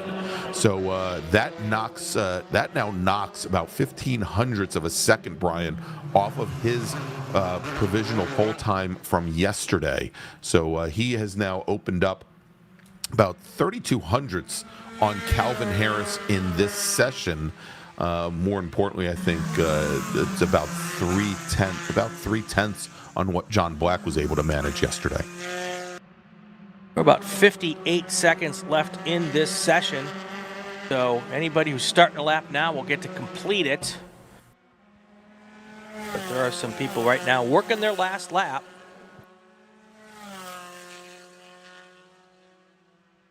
Schrader just pops to the top there with a 1:22.5. Oh, and that is just slightly, just slightly faster than yesterday. So finally here at the last lap, we get cars going a little faster than yesterday. Yep, and Schrader now completes what will probably be his second to last lap, and a little bit off the time from the lap previous, a 122.689. But you see there, and now he's got the number 11 machine of Mike Miserandino in tow as they come out of the chicane, start to make their way through the carousel there at turns 4 and 5. Miserandino, though, a couple car lengths off the back of the 99. I don't know if he's going to be close enough to use the 99 car as a draft here on this very last lap, as the checkered flag is now out on the session. But we've got I would say almost all the fast cars here coming right through turn 7 and onto the back straight now. We've got the 3 Harrises directly ahead of Caleb Schrader. John Black, who is now the 5th fastest in the session, just came under our camera right now in that blue and red number 17. And he's only been able to manage 5th fastest here, and he doesn't have anybody as a drafting partner right now, Brian. I'm not quite sure what is down, and I haven't heard anything, but they were showing a debris flag there at the exit of turn 8. So something was out there, but they'll get that cleaned up between sessions here. All right, and as our top drivers come across the line and complete their final laps of the session, none improve on that last lap. I think they just happen to be far past the golden lap for qualifying in those tires, and maybe a little bit too much heat in them for the last couple of laps. So let me try and make some sense out of what I think the qualifying order, or probably what the race start order is going to be here. We know that Caleb Schrader, for the second day in a row, is going to be on the pole. He'll start on the outside of the front row, 122.501, his fastest lap time. Starting next to him will be John Black, based on the 122.805 that he turned in yesterday. Calvin Harris, for the second day in a row, will start third at with a time of 122.827. Then we've got Todd Harris, and then we've got, let me see if Steve Fogg was able to hold on to his position as he ran a 22.988. No, looks like Taylor Harris is going to leapfrog Steve Fogg and move up to 5th fastest. Steve Fogg will start on row number on the inside of row number 3, and then we're going to have Mike Miserandino, who should be starting in 7th. And the question is, did Tom Burt best Christian Jurgis? Jurgis came into the day at a 123.538, and he is going to hold on to 8th position. Then we're going to have Tom Burt, and I believe it is then going to be it's going to be Andre Pera, who leapfrogs a couple folks. Andre Pera should start 10th. Let's take a break. When we come back, Group 5 qualifying. We'll do that right after this.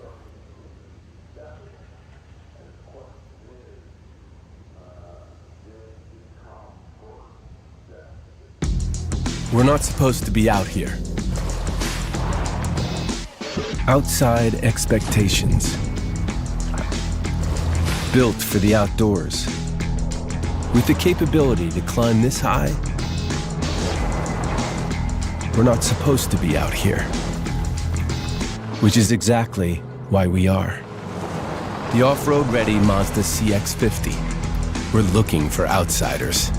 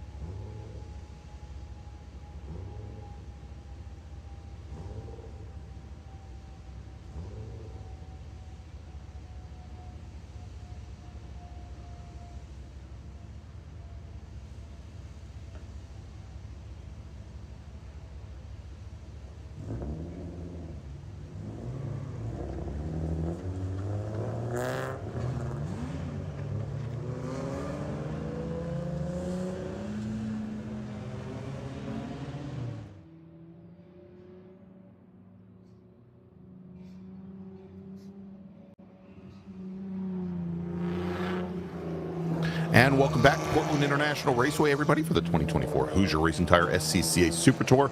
I'm Gregg Ginsberg along with Brian Bielanski, and we are in the midst of morning qualifying here in beautiful Delta Park. We've got 2 more sessions remaining. Heading out on track now, our Super Touring and Touring racers. You've got the groups on the screen there. You can see what they are. STL, STU, T3, and T4. The majority of our STL field made up of some of our SMX drivers that we saw just 2 qualifying sessions ago. The one difference there is going to be that little red Honda Civic that we just saw with the big wing on the rear. That is Tom Van Veen, who absolutely demolished the track record here in STL yesterday. He was your pole sitter for the Super Touring group yesterday, and he's looking to improve upon that again today. We also have a single STU driver here this weekend, and our STU driver running in his Porsche Boxster. That is Cameron Wagner out of Vancouver, Washington. And then we've got our T3 drivers. Fastest T3 drivers, we'll start to run things down here, was Chris Hart in his Nissan 370Z. He had a 124.274 yesterday morning in qualifying. That's the time that our T3 drivers are looking to beat, with Jason Frazier, Lansing Stout, and Mark Sundberg. We know that Scotty B. White will not have his Touring 3 Ford Mustang out here in qualifying or for today's race. The damage that he incurred yesterday appeared to be terminal. And in STL, again, Tom Van Veen was our fastest driver. Yesterday, he had a 127.688 for a fast lap. Ryan Gutiel was our second fastest driver in STL at a 127.973. But again, every other one of our STL drivers all driving those NC Miatas that they're doing double duty this weekend with the SMX class. As a former Civic hatchback race car driver of a much slower and not nearly as cool hatchback Civic, that is my favorite car here this weekend, by far. Well, I mean, the EG Civics, I always loved them, Brian. They've got the little clamshell rear where the glass opens up, the hatch opens down, and great for hauling the traffic. Apparently for Tom Van Veen, great for hauling the mail also. There you go, absolutely. So, very quick car, and a very good handling car. Of course, that machine with the trailing arm independent rear suspension and the double A-arm front suspension, and having raced both a Honda CRX and also an EK Coupe, basically the next iteration of that car, I can tell you that they handle amazingly well for what they cost off the showroom floor. No question. All right, so we've got some early laps coming in. Let's take a look and see where we stand. Again, the bogey time in Touring 3, and for this group, much like yesterday, we're going to have a split start with our touring cars in one group, our super touring cars in another. So in the touring group, which is all Touring 3 this weekend, the bogey time set by Chris Hart yesterday, 124.274. Right now, Jason Frazier, in his Spec E46, he's about 2 seconds off of that, but again, only one flying lap in the book. At this point, he had a 126.477.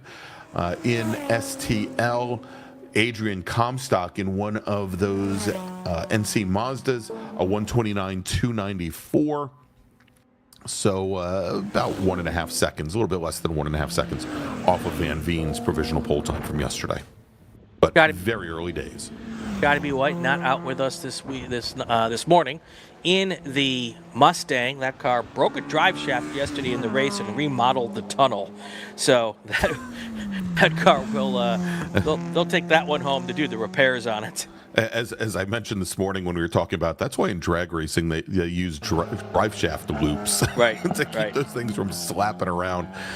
Thankfully, because there's the chance that when that happens, it can do a lot of damage, not only to the car, but also to the driver as well. So glad that Scotty was able to get out of that. So besides Scotty B. White, not making qualifying this morning. We've got a number of STL drivers that have not gone out. Wes Molno, Patrick Drinkwine, John Davies, and Ryan Gutiel. Again, we saw all these drivers just about a half hour ago, going out for their SMX qualifying.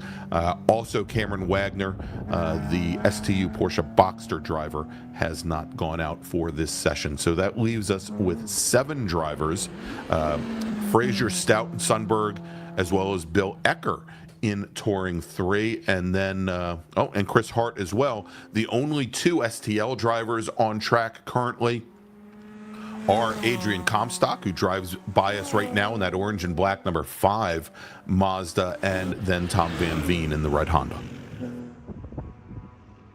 9 minutes, 12 seconds left in the session. At the 7 cars out there right now. We've got one more qualifying session after this. Then we are going to take a break for lunch. And if we are on schedule, which we hope to be, we will get things started back up again with our national anthems, and we'll get going racing here right around 11:55 this morning. We'll have 6 feature races, 25 lap races to get us to the end of the day. Should be a good day of racing. Cooler temperatures today than yesterday. We'll see how that affects the cars as we get into the heat of the afternoon. It's supposed to only get up to about 75 today. We were up in the middle to upper 80s yesterday. So Brian, interesting as we watched that, the shot that we were just on is turn 4. That is, if we weren't running the chicane, it would be turn 1 normally brings drivers into the carousel. And the one thing I've noticed here, and it doesn't surprise me all that much, is the only front-wheel drive car in the grouping here, is that when Tom Van Veen in that Honda Civic comes into this corner, he stays maybe about 1.5 to 2 feet off the apex. Right. And that appears to be by design. He did it all day yesterday. He's doing it this morning in qualifying as well. And it cuts down on the amount of scrub on those front tires. Sure. And allows him to carry a little bit more speed into the carousel. Whereas we see the Mazdas, we see the BMWs, they're actually sitting, they've got their inside wheels, their right side wheels right on the curbing itself, and almost using that curbing to help rotate the cars.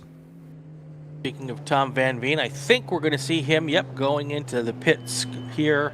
He's probably decided he's had enough of that. I saw him slowing down in turn 11. I'm like, looks like a guy who's about to say I'm done for the morning. Yeah, so Van Veen finishes up the session with a fast time of 1:41.46.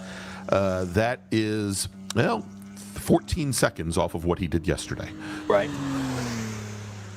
All right, we are past halfway. Let's take our break. We'll do a call to grid, and then we'll come back with the rest of the time so we get to the end of the session. Hold on, I got a button to press. Attention in the paddock, attention to the paddock. Group 6 cars to the grid, Formula V, Formula F, and Formula 600. Group 6 cars to the grid. Take our break. We'll see you in just a couple minutes. Hoosier Racing Tire is proud to be the presenting sponsor of SCCA Super Tour. Hoosier's mission is to be the dominant customer-driven provider of tires to race teams domestically and internationally. At Hoosier, we know that our success is dependent on how well we meet our customers' expectations by providing the safest, most reliable, high-quality race tires that put you in the winner's circle. For more information, see our trackside support personnel or the local Hoosier Racing Tire dealer near you, or contact us at HoosierTire.com. Hoosier Racing Tires, truly tires designed for champions. Mazda Vineyards is the exclusive sparkling wine for podium celebrations at the Hoosier Racing Tire SCCA Super Tour, SCCA Runoffs, and Tire Rack SCCA Pro Solo. Celebrate your racing weekend with Mazda Vineyards and learn more at enjoymazda.com. Tire Rack was established over 40 years ago by an SCCA member with a passion to find the right tires, wheels, and now brakes and suspension products for racers and enthusiasts on both street and track. As official tire retailer of SCCA since 1995 and sponsor of the Runoffs Polo Award, along with the National Solo Program, Time Trial Nationals, and National Tour and Track Night in America. Tire Rack is proud to support the SCCA and its members as they go have fun with cars. As the official fuel partner, Sunoco has been helping the SCCA and their drivers perform at their peak since 2001. Mile after mile, race after race, Sunoco's trusted the fuel over 50 racing bodies, including the SCCA, SCCA Pro Racing, Trans Am, NHRA, and NASCAR. As the largest manufacturer of race fuels, they're passionate about helping drivers and teams take the lead. To find race gas near you, visit SunocoRacefuels.com or call Sunoco at 800-RACE-GAS. Bravo Trailers is the exclusive trailer partner of the SCCA. Owned by longtime SCCA racers, Bravo Trailers work better, load easier, and tow better because we build them with racers in mind. Visit BravoTrailers.com to see your new trailer in aluminum or steel. If you like what you see today, become part of the action by joining the Sports Car Club of America. Whether you want to drive, flag, organize, officiate, have fun with cars, or meet 65,000 enthusiast friends, SCCA offers plenty to feed your motorsports obsession. Ask someone trackside about how to get involved or visit SCCA.com for more information.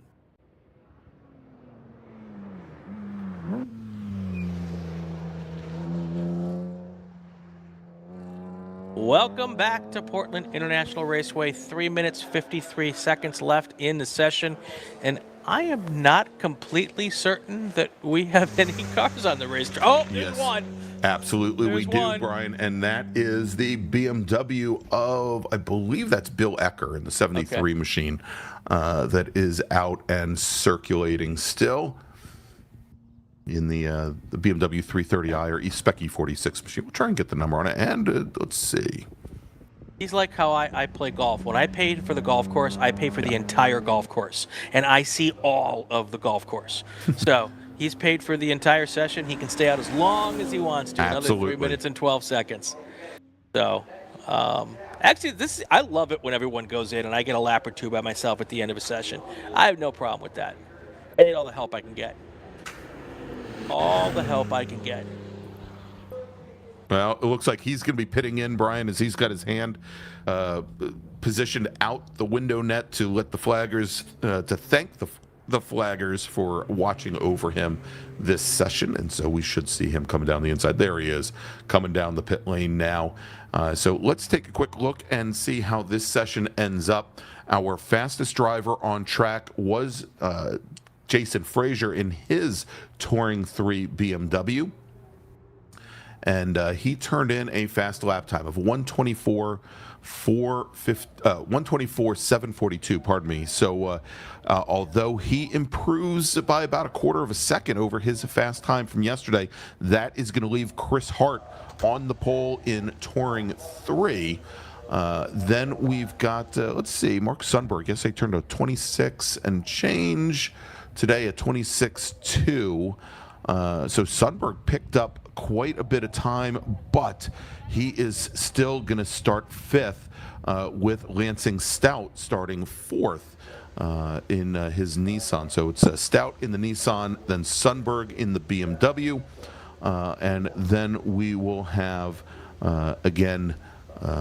we will have Bill Ecker in that number 73 machine. Ecker did not have a qualifying time from yesterday, so this was his first session out. In STL, it is going to be Tom Van Veen once again. Let's take a look here. Tom Van Veen, then I believe, or probably let me switch that. On the pole for our second group is going to be Cameron Wagner, who is our sole STU driver. Starting next to him will be Tom Van Veen. Then we've got, let's see, then we've got Ryan Gutierrez, John Davies, Adrian Comstock. Comstock turned in a 129.294. He was our fastest STL. Only two STL drivers went out for this session, but he was almost a second off of where he was yesterday.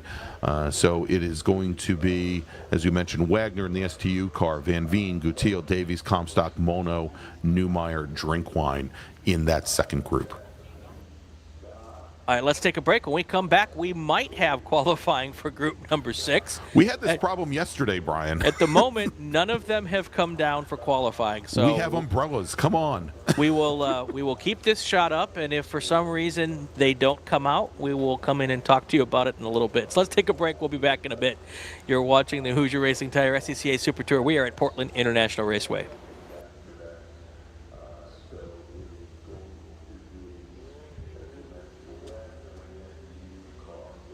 For over 25 years, championship-winning drivers and teams have demanded Hawk Performance Motorsports brake pads. Now you can have their advanced technology on your daily car, truck, or SUV with Hawk Performance Street products. With the improved HP Plus pad for the hybrid street and track feel, or Super Duty pads for tow vehicles, their all-new ER brake pad designed to take on even the longest race, and their all-new high-performance brake fluid. Hawk has all your braking needs covered. Visit hawkperformance.com and like them on Facebook or Instagram to learn more about the Hawk Performance Advantage. Hawk Performance, what's stopping you? Tire Rack was established over 40 years ago by an SCCA member with a passion to find the right tires, wheels, and now brakes and suspension products for racers and enthusiasts on both street and track. As official tire retailer of SCCA since 1995 and sponsor the Runoffs Pole Award, along with the National Solo Program, Time Trials Nationals and National Tour, and Track Night in America, Tire Rack is proud to support the SCCA and its members as they go have fun with cars. Mazda Vineyards is the exclusive sparkling wine for podium celebrations at the Hoosier Racing Tire SCCA Super Tour, SCCA Runoffs, and Tire Rack SCCA Pro Solo. Celebrate your racing weekend with Mazda Vineyards and learn more at enjoymazda.com. Get more bang for your buck at summitracing.com. Choose from millions of in-stock parts from over 1,500 name brands. Parts for racing, street performance, trucks, plus tools, accessories, and more. Shop anytime, anywhere with the Summit Racing app. Hoosier Racing Tire is proud to be the presenting sponsor of SCCA Super Tour. Hoosier's mission is to be the dominant customer-driven provider of tires to race teams domestically and internationally. At Hoosier, we know that our success is dependent on how well we meet our customers' expectations by providing the safest, most reliable, high-quality race tires that put you in the winner's circle. For more information, see our trackside support personnel or the local Hoosier Racing Tire dealer near you, or contact us at HoosierTire.com. Hoosier Racing Tires, truly tires designed for champions.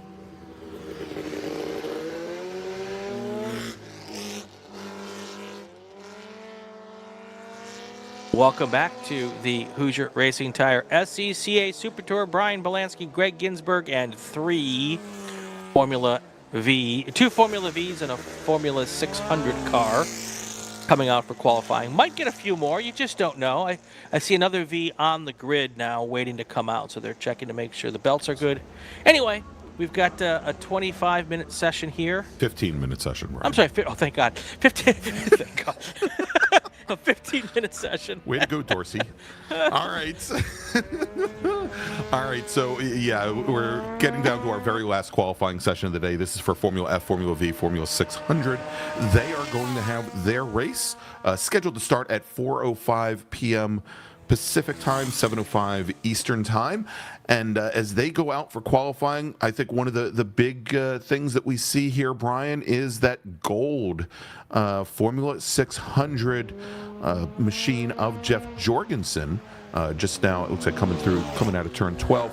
Jorgensen retired early from yesterday's race. I believe only completed 2 laps after starting on the pole. So the CTD Motorsports machine, whatever was wrong with it, well, it's made it at least one more lap. So we'll see how he does in qualifying here. And we've got Marjorie Lundberg out on track, and I believe Andrew Maudsley as well. Lundberg was your second place finisher yesterday. She finished just behind Quinn Posner in what was a great race. They were nose to tail for the entire session yesterday. Lundberg just did not have the drive. Let me put that better. She did not have the momentum to get past Posner on the last lap. Andrew Maudsley finished in 5th.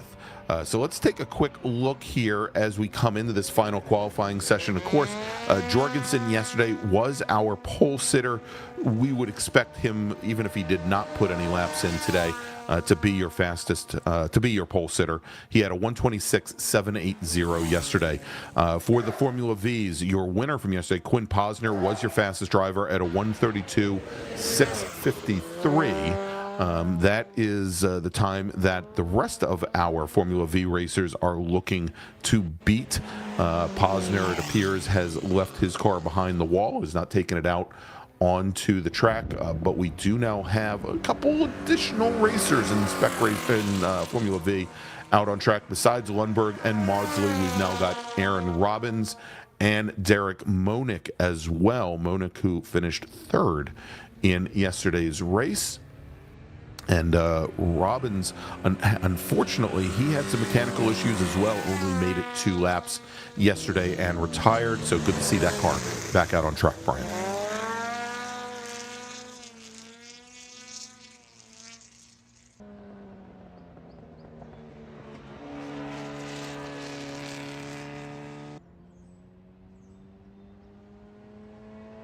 All right, so let's take a look. Looks like we might have lost Brian for a moment here. Sorry about that. That's all right. Hey, he's back. I'm back. I can't see anything at the moment, but we can talk. What, did they take away your windows? No, I can see out the windows. That's my advantage right now. That's my unfair advantage. Oh, gotcha. Yeah. Okay, so Jorgensen just now turns in. He turns in a 24,476. And that is, if there were questions as to whether or not he got the car fixed, he certainly did. That 24,476 is 2.3 seconds faster than he ran all day yesterday. So good to see that machine back up and running, the Nova car that he has been racing this weekend. Of course, Jeff came a long way not to get a finish, as he came all the way from Manitowoc, Wisconsin. Well, and he came from Manitowoc, and then apparently he picked up the car on the way out here. This is a brand new car to him, so I'm sure he's trying to work out maybe a little bit of the rust on the not rust, but the dust, knock the dust off the car. How's that? Okay. To figure out what it needs. But this car has some provenance. It's been around a bit. It's had a couple podium finishers at the runoffs. Exactly. So, but anytime a car's been kind of not run for a little bit, it takes a little bit of time to figure out what may or may not need to be done to it. So he's working through it this weekend. Yeah, indeed. I think we talked about it yesterday that the car finished on the second step of the podium all the way back in 2001. So this car at least 24 years old, and finished third back in 2014 here on the West Coast at Laguna Seca. As they stand on the track right now, Marjorie Lundberg is your fast car in Formula V in this session with a 1:35.9. Then we've got Derek Monick in the second place in Formula V from Whistler, British Columbia. Got 3 BC cars, the O Canada cars. Monick, Maudsley, and Robbins. They're in second, third, and fourth right now. From Worcester, Chilliwack, and Surrey. I'm hoping I pronounced Chilliwack correctly. And it looks like we've got another Formula V joining us, Brian, as Tony Baldassari in his Tsunami has just now joined the action. He's working his outlap currently. Actually, this could be the Canadian Formula V National Championship here.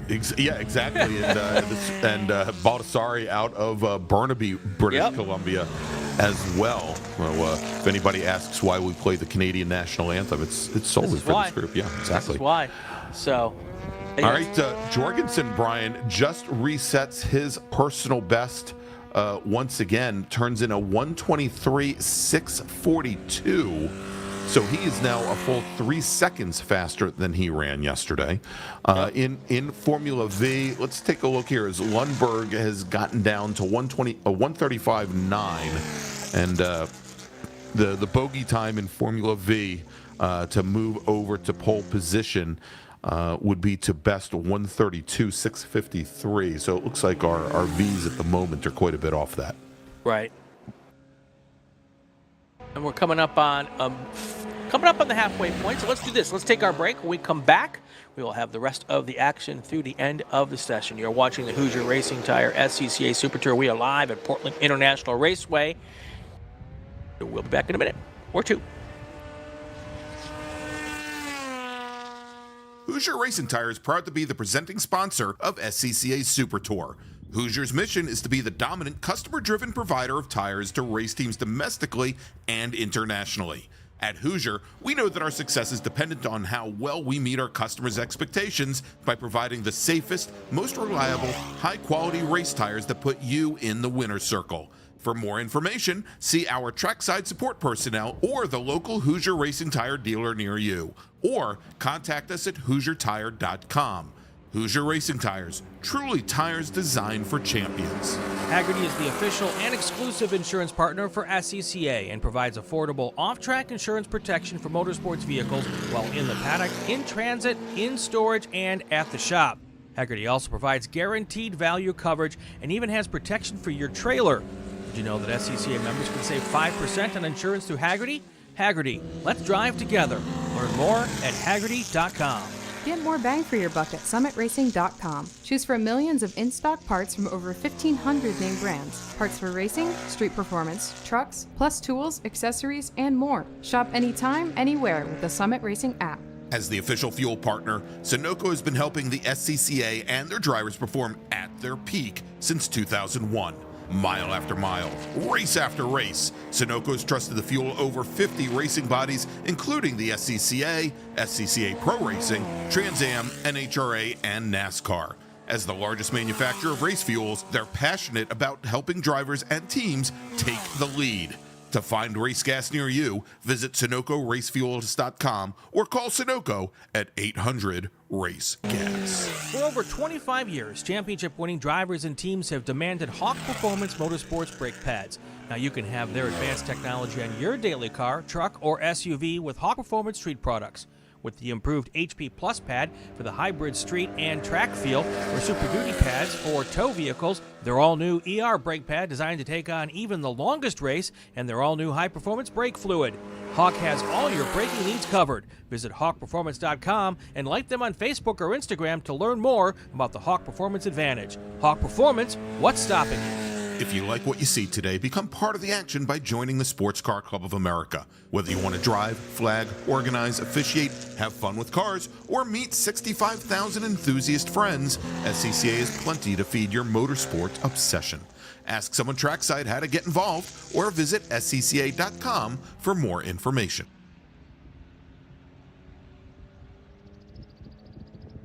Welcome back, everybody, to Portland International Raceway, the beautiful Delta Park complex for round number 14 of the 2024 Hoosier Racing Tire SCCA Super Tour. I've just lost 10 years.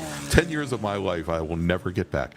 And I'm Gregg Ginsberg, the forgetful one, along with Brian Bielanski, and we are in right towards the end of our final qualifying session of the morning. You can see there we've got about 4 minutes plus remaining in this 15-minute session. Once we're done, we're going to take a little break for lunch, and then 6 feature races, 25 laps to the checkered flag for each one of our 6 race groups today. Let's take a look here. Let's see if Jeff Jorgensen has gotten any faster. Looks, Brian, I think Jorgensen may have brought that Formula 600 machine down the pit lane, because I only show him as having completed 5 laps.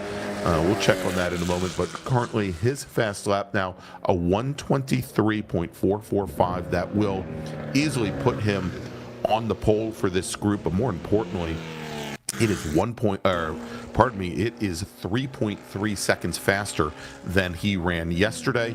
In Formula V, your fastest driver in the session now, Derek Monick. Monick finished 3rd yesterday, and a very distant 3rd in the Formula V sprint race. He now has a fast lap time of 1:34.535. That is still about 2 seconds off of where both Quinn Posner, yesterday's winner, and Marjorie Lundberg were in qualifying yesterday. So Monick, although he's got the fastest lap in Formula V, he's still looks like he's going to start on the 2nd row. A little under 3 to go here in this session. And we're going to take an hour break for lunch and then come back with our feature races this afternoon. All right, let's check and see if we've got any of our racers on flyers currently.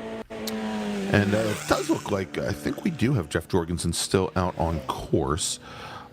We've got Andrew Maudsley, who we're watching right now, coming through turns 10 and 11, heading into the final corner in that light blue number 87 machine. He reset his personal best in Sector 1, a little bit off in Sector 2, and he's bringing his car down the pit lane. Looks as though it's going to be 5 laps and done for Andrew Maudsley. That's Marjorie Lundberg that comes by us there going into the chicane at the Shelton chicane. Turns 1, 2, and 3. And with a minute 56, we'll probably have this lap and maybe one more, Brian. We'll see how many more drivers stay out. I believe we still have Tony Baldassari and Aaron Robbins still out on track, circulating, trying to get some additional time in. I think, yeah, it looks like everyone else has possibly gone in. So, and Maudsley just went back out, so he's going to try to squeeze out another lap here. All right, well, so we've got a minute 26 left on the clock just as he's leaving, Brian. And given that most of these racers on their full song are doing lap times in the low 130s, right, there's a pretty good chance he's going to see the checkered flag if he were to stay on that front straight. Right. So this will be his last lap regardless. Yep. Marjorie Lundberg just reset her personal best on the previous lap at a 1:34.952. She's coming around turn 12 now. We'll see here as she comes out of the final corner if she can improve upon that lap time. And her fastest lap time yesterday exactly was a 1:32.6. And although she does improve, Brian, she's still over 2 seconds off of that time. Right. And I think we can probably chalk that up to the fact that she doesn't have a drafting partner. Right. Yesterday, she and Quinn Posner, much like they were during the race, they were locked together during qualifying the whole time. So it's pretty amazing here over just a 2-mile course what the lack of a drafting partner in Formula V will do for you. Exactly. Yeah, I mean, it's pretty stunning there, to lose 2 full seconds. As Maudsley does come out of the final corner, and as suspected, he is going to be the first one to take the checkered flag. Now, the lap that Marjorie Lundberg is on right now will count if she decides to go around and take the checkered flag. So she may call it a day, but if she does come down, the lap she is on will be available as a hot lap. So should mention that Robert Posner did not take any time here during the qualifying session. The number 4 machine did retire early yesterday with a mechanical issue. Quinn Posner, our race winner from yesterday and provisional pole sitter, did not come out for qualifying. Also, Patrick Tretico, our sole Formula F driver, registered this weekend in his Honda-powered Crossley. He was out for yesterday morning's qualifying session, did not make the grid for yesterday's race, did not come out for qualifying here this morning either. We'll have to see if he makes this afternoon's race. All right, that's going to do it for our morning qualifying sessions. We will come back here right around... races will begin at 11:55 Pacific time. 11:55 Pacific time. That'll be race 1. So come on back for that. Enjoy a little bit of a break, and we will see you this afternoon. This is the Hoosier Racing Tire SCCA Super Tour from Portland International Raceway, racing in an hour. See you then, everybody.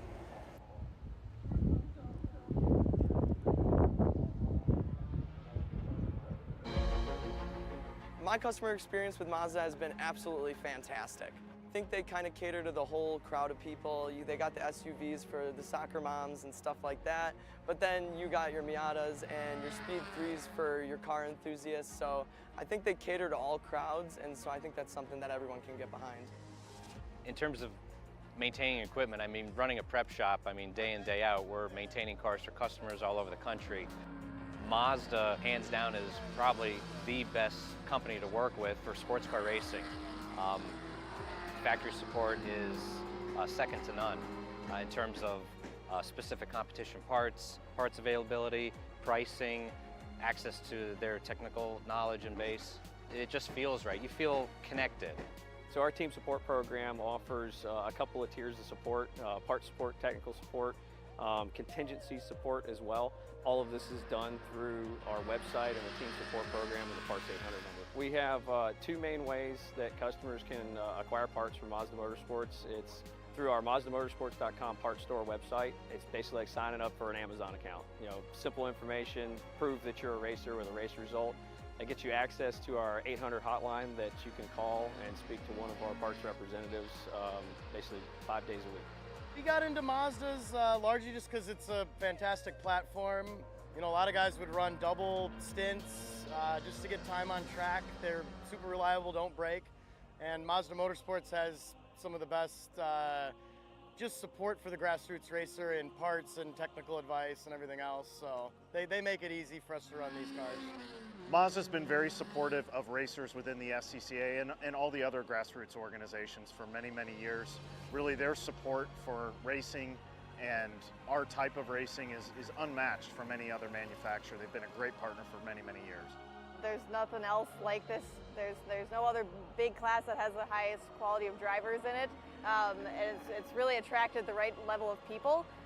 The other aspect is I'm probably not the richest person out here, and they're extremely reasonably priced, and you can buy parts easily, and so it's a class that fits both what I want from a racing standpoint and what I can afford.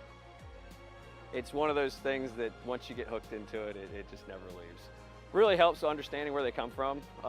It helps the communication between customer relations. You can very much understand their needs of the day. May not necessarily be the same each day, but you know how to adapt to it, and you know how to best serve the customer is really what it comes down to.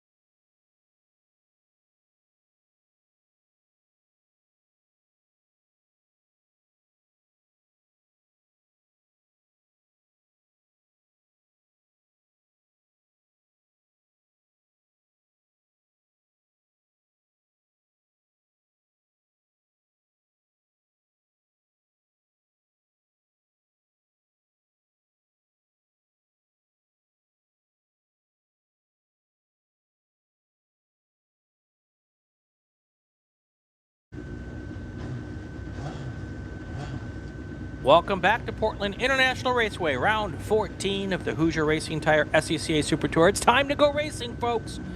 Next up, Formula Atlantic, Formula Continental FE2, FX, P1, and P2. And Greg, you've got our starting rundown. I do, Brian. And as they are starting to head off the grid and head on to the track for their pace lap, let's run down the starting order. We have 13 drivers set qualifying times over the course of the weekend. Here's how it plays out. Starting 13th, driving the number 64 Formula Enterprises 2 machine from Trabuco Canyon, California, it's Noah Hambayi. Starting 12th, driving the number 65 Prototype 2 Swift, it's Jason Perkins. Paul Marino starts 11th today. He's driving the number 44 FE2 machine. He's from Chatsworth, California, while Shoreline, Washington's Tom Burt, also running an FE2, will start 10th in the number 45 car. Tom Hope will start 9th. Tom's driving the number 18 FE2 machine. He's from Downey, California, while we've got Blake Pigeon from Austin, Texas, starting 8th. He's driving the number 109 FE2 machine. Starting 7th today, driving the number 1 Formula Atlantic Edge from Olalla, Washington, it's James Blackwell. And your pole sitter today in FE2, he starts 6th. That's the number 99 machine of Caleb Schrader from Tigard, Oregon. Tim Day Jr. will start 5th today. He is driving the number 8 Prototype 2 Store, and he's your Prototype 2 pole sitter. Tony Oppheim, your pole sitter in Formula Atlantic, will start 4th today. He is driving the number 3 Toyota-powered Swift. Then we've got Jeffrey Laderman. He's going to start 3rd. He's driving the number 55 Prototype 1 Store. And your front row today, it's a Romer lockout. Starting 2nd, yesterday's pole sitter, driving the number 29 Elan DPO2 from Lake Havasu City, Arizona, Matthew Romer. And today's pole sitter with a qualifying time of 1 minute, 7 seconds, .480. Also from Lake Havasu City, Arizona, with a qualifying time of 108.132, Chip Romer. And there you have it, getting ready to get this race underway. Big key for us today to be looking out for. Chip Romer would have been in, or I'm sorry, Matthew Romer would have been in the discussion for the win yesterday, except for a mishap early in the race. He had to work his way up through the whole field. If he doesn't do that this time, it'll be very likely a father-son battle up front. And I'm sure Jeffrey Lederman would like to be part of that discussion as well. Yeah, I'm sure he would like to be, Brian. He also had some issues yesterday, ended up finishing all the way back in 4th position. Yesterday's race, it was Romer taking the win, Oppheim finishing 2nd, Romer finishing all the way back, Matthew Romer working his all the way back up to 3rd. Green flag is in the air. They head down to the chicane for the first time. 3 wide back through the field, maybe even 4 wide at some point here. Here they come going through that chicane. So far, so good. Everybody's doing it clean. Wow, and there you go. And also should mention in Formula Enterprises 2, Caleb Schrader, yesterday your winner in that class, with Blake Pigeon, Tom Hope finishing 2nd and 3rd. Probably Blake Pigeon and Tom Burt finishing 2nd and 3rd as the field here making their way through the carousel. This over at turn number 5. And we'll see here. We saw yesterday where Schrader really just walked away from the rest of the FE2 field after about 2 laps. We'll see if that plays out as we see a big move coming into turn 7 there. And I think that was the Formula Atlantic machine of James Blackwell trying to come underneath some of our FE2 machines. And there it is. Chip Romer out front, Matthew Romer in 2nd. Chip Romer's got the blue nose on the black car, and Matthew Romer has the red nose on the black car. That's how we know those two apart. Yeah, and I'm fairly certain that means that Matthew Romer is driving the machine that Chip Romer has raced, or at least the body style that Chip Romer has raced for many, many years, as he had the red-nosed reindeer car, but that now belonging to Matt Romer. Chip Romer first across the line in complete lap number 1. He has the lead. If we jump back to FE2, Caleb Schrader now moves all the way up into 4th position overall, getting around Tony Oppheim's Swift Formula Atlantic machine and Tim Day Jr. That puts 2 very fast machines, Brian, between Caleb Schrader and Tom Hope, who's running 2nd in FE2. And then we've got Blake Pigeon in the 109 machine. He drops back to 3rd in class, but that is 8th overall.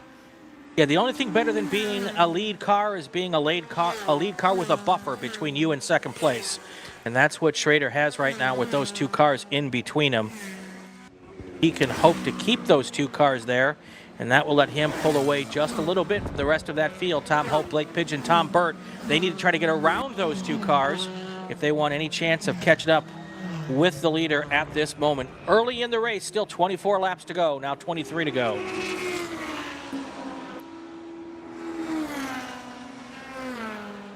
There are cars, leaders going across the line here.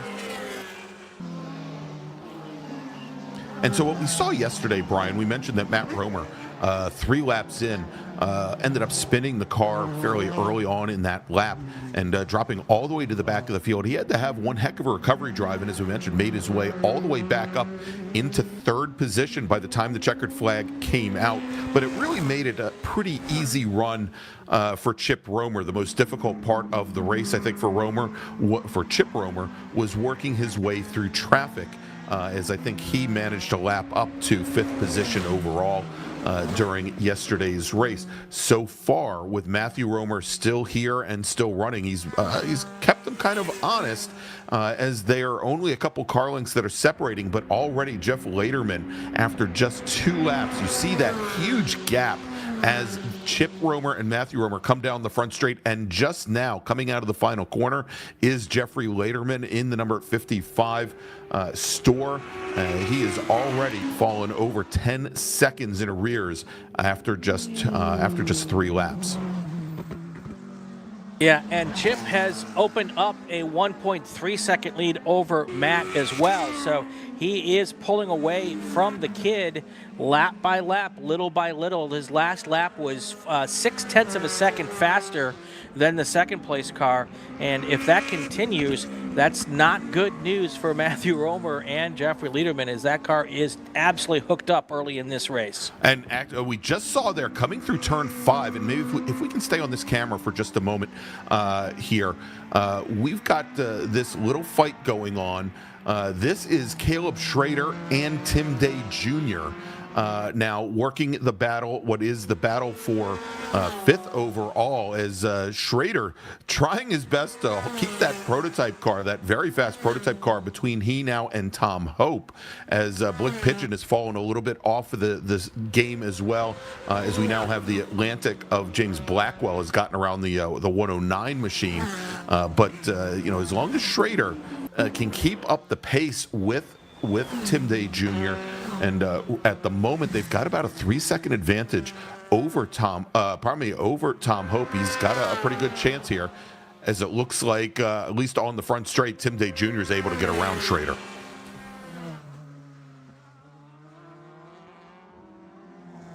Our running order here after 5 laps, actually after 4 laps: Chip Romer, Matthew Romer, Jeffrey Lederman, Tony Opheim, Tim Day Jr. Then we've got Caleb Schrader, Tom Hope, James Blackwell, Blake Pigeon, and Paul Marino. That's the top 10 here as we've got 21 laps to go here in this first race of the day. And so what we're seeing here, coming out of turn 6 into turn 7, and once again we saw him do this early on, making a break down to the inside, trying to get underneath the 18 of Tom Hope. That was the white, what was previously a Formula 1000 machine of James Blackwell, much higher horsepower than the FE2 machines, and capable of running much more rubber than the FE2 machines. However, as he made that dive to the inside, he came so far underneath the Hope machine there, Brian, that he just was not able to get the pass done, that Hope just did the over-under on him. And if anything, it's just holding off Blake Pigeon in the 109, but Pigeon gets around Blackwell on the front straight as they come down into the Shelton chicane now. So now we've got the 3 FE2 cars lined up on the racetrack, first, second, and third, with no buffer between these cars now. So it's Schrader, Hope, and Pigeon. The only difference here is that there's about a 4, 5, 6 second lead now between Schrader and Hope, and Schrader's going to have to start putting down laps to try to keep that lead That's his big hope right now, to stay in front of Tom Hope, is to keep that lead that gap between the two cars up to 7 seconds now. Yeah, and we saw Caleb Schrader do that yesterday as well, and there we go once again as the Formula Atlantica Blackwell now tries to come underneath Blake Pigeon in the 109 machine. The 109 machine drives by him as well, and Blackwell now under he's finding that Jason Perkins in that second prototype 2 machine, the Swift DB2, might be coming up on him fairly soon. As a matter of fact, gets around him. So move Blackwell's Atlantic now, I think, down into 11th position, it looks like. And again, I think if Blackwell adjusted his line a little bit into turn 7, he'd get a much better run down the back straight, Brian. Yeah, Blackwell's actually dropped down to 12th place now, so he's definitely having some issues. Looking up front again, though, Chip Romer now a 2.6 second lead over Matthew Romer, and then the third place car in P1 all the way down now 17 seconds back. So the Romer's putting on a clinic here, and Dad's still not letting the kid by. He's not, and he continues to open up that gap now, as it's about 2.8 seconds thereabouts. Brian, this time. Hold on here. That is a great save. I don't know if it was a great save or just luck, but either way. And I think that may have been Tom Hope in the 18 machine. Brian, we'll pick it up in just a moment. The local caution has been withdrawn, so that car back on its way. I thought for a second that car was going to pop out across the racetrack again and get right in front of the car behind him. And if it is Tom Hope, that would have been Blake Pigeon. That would have been your second, and third place cars getting wrapped up here in that. Yeah, indeed. And so now move Blake Pigeon up in the second in Formula Enterprises 2. And Tom Hope's going to drop all the way back now into 5th position, 5th out of 6th, as Paul Marino is now elevated to 3rd position. Tom Burt into 4th. Yeah, I'm pretty sure Tom Hope pulled into the pits and he's being checked out by his team here. There is a car. Given the angle that car went into the grass, they had the opportunity to bend up some equipment there. Definitely. Coming off of the pavement. And so we'll see if he manages to rejoin. Typically on these sprint races, even ones that are 25 laps long here, it really, you come and pit the car in. It's going to be a very difficult proposition for you to work yourself back up from anything other than last place. All right, that moves Pigeon into second now with a 10-second gap between Caleb Schrader and Blake Pigeon. And then about a 5-second back to third place, Paul Marino. That's how our podium sits at the moment. And Matthew Romer has chipped away a little bit at Dad's lead. He's now only 1.3 seconds back. So he is, and I don't know if it's working through traffic, might be what's causing this. I think that's what it is, Brian. And they're coming up to you, I think, right now onto the front straight. Yep, they are on the front straight, and they just worked their way past Paul Marino, and it looks like Matthew Romer is now in the lead in P1. That's it. The red-nosed car, that is the 29 of Matt Romer. He gets around the number 62 machine. He now takes over the lead. Again, we saw in qualifying yesterday that Matt Romer was quite a bit faster in the number 29 machine than Chip was in the 62. But with I think a fast time yesterday of they got down yesterday to about a 108.2. Both drivers considerably faster here for today's race, where they were down into the low 107s. And we'll continue to take a look at those lap times and compare them to our track records, as we did have a couple track records fall yesterday, Brian. And again, quite a bit cooler today than it was yesterday. Coming out of turn 8, Chip Romer popped out to make the pass to get back around Matthew Romer and completed that pass. More traffic in the way for these cars as they tried to deal with it. Now let's see if Matthew Romer can clap back and get back around Dad. But at the line again, Chip Romer takes over the lead. Now 0.154 seconds as they get down into the chicane and come on through here. That car out front, that is Chip Romer. Right behind him in the red-nosed car is Matthew Romer. And they're working their way through some of these slower cars and taking advantage of it in some situations better than others. And this time, Chip Romer got the best of the kid as they came down towards that last set of corners coming onto the main straight.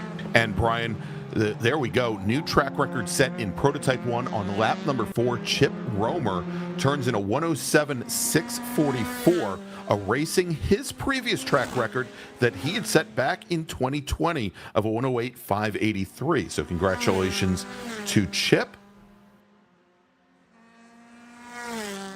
We've had some pretty good action here early in this race. Yep. The Romers doing it all up front, and of course, we've had some issues with a couple of the FE2 cars. Tom Hope looks like he's back on the racetrack now, so they checked out that car and then he moved on.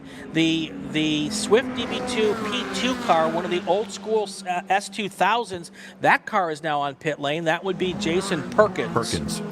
And new track record set in FE2, Brian. Caleb Schrader on lap number 6 puts in a 114 flat, a 114.004 to be exact, and that breaks the previous track record set by Owen McAllister back at this event in 2022, just 2 years ago. The record used to be a 114.565. Schrader knocks almost a half second off on lap number 6. Yeah, when there's no traffic involved, it looks like Matthew is just about a half a second a lap slower than Chip Romer and not able to really take advantage of anything here. They're keeping about the same distance between the two of them as they make it through. So when there's no traffic, it does look like Chip's slightly faster than Matthew here. Oh, and it looks like Matthew, I don't know if that's a bollard. I think it is. Or if that's a part of Chip Romer's machine that came across the track there. That's sitting right back behind our timing tower. See, the drivers will never see it now. That definitely has the right size and shape to be one of those bollards in turn 11 there. So, well, we'd like to thank Max Verstappen for donating that to us. There you go. Thank you very much. There you go. Going up on 13 laps to go here. Coming up on halfway, let's do our call to grid and let's get our break in here. Stand by for that. Attention in the paddock, attention to the paddock. Group 2 cars to the grid, GT1, 2, and 3, A sedan. GTX, Touring 1 and Touring 2. Group 2 cars to the grid for your race. We'll take our break and be back in about 2 minutes. Hoosier Racing Tires proud to be the presenting sponsor of SCCA Super Tour. Hoosier's mission is to be the dominant customer-driven provider of tires to race teams domestically and internationally. At Hoosier, we know that our success is dependent on how well we meet our customers' expectations by providing the safest, most reliable, high-quality race tires that put you in the winner's circle. For more information, see our trackside support personnel or the local Hoosier Racing Tire dealer near you, or contact us at HoosierTire.com. Hoosier Racing Tires, truly tires designed for champions. Hagerty is the official and exclusive insurance partner for SCCA and provides affordable off-track insurance protection for motorsports vehicles while in the paddock, in transit, in storage, and at the shop. Hagerty also provides guaranteed value coverage and even has protection for your trailer. And did you know that SCCA members can save 5% on insurance through Hagerty? Hagerty, let's drive together. Learn more at Hagerty.com. Bravo Trailers is the exclusive trailer partner of the SCCA. Owned by longtime SCCA racers, Bravo Trailers work better, load easier, and tow better because we build them with racers in mind. Visit bravotrailers.com to see your new trailer in aluminum or steel. For over 25 years, championship-winning drivers and teams have demanded Hawk Performance Motorsports brake pads. Now you can have their advanced technology on your daily car, truck, or SUV with Hawk Performance Street products. With the improved HP Plus pad for the hybrid street and track feel, or Super Duty pads for tow vehicles, their all-new ER brake pad designed to take on even the longest race, and their all-new high-performance brake fluid. Hawk has all your braking needs covered. Visit hawkperformance.com and like them on Facebook or Instagram to learn more about the Hawk Performance Advantage. Hawk Performance, what's stopping you? It's the 2024 Hoosier Racing Tire SCCA Super Tour, the premier amateur road racing series bringing together top SCCA road racers from around the country. The Hoosier Super Tour visits some of the greatest tracks in North America, showcasing each of our 28 car classes. From production to GT cars, prototype to Formula cars, the Hoosier SCCA Super Tour packs a ton of wheel-to-wheel racing action into every event.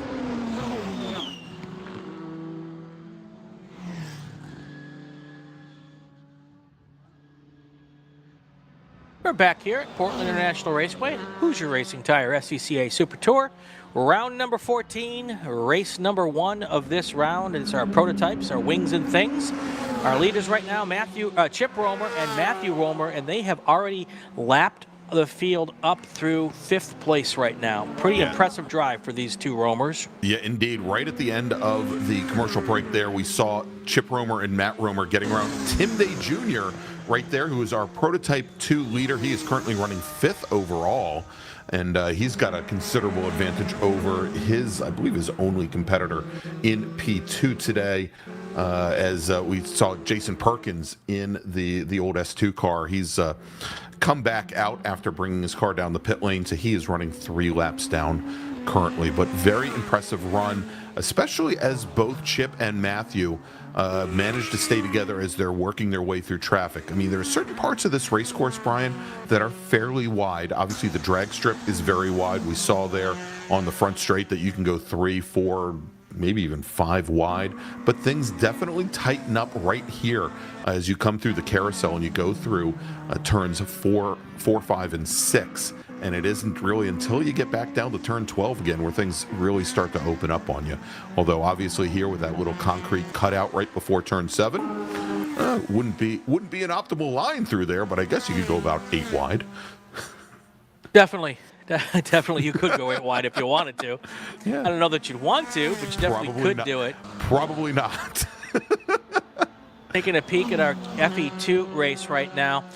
All of our FE2 cars are right in the same little batch on the scorecard, but they're not very close together on the racetrack. Caleb Schrader has got a fairly significant lead over Blake Pigeon right now, 21 seconds back to Pigeon in 2nd place. Then Paul Marino is another 10, 11 seconds, 12 seconds back from Pigeon. Tom Burt then.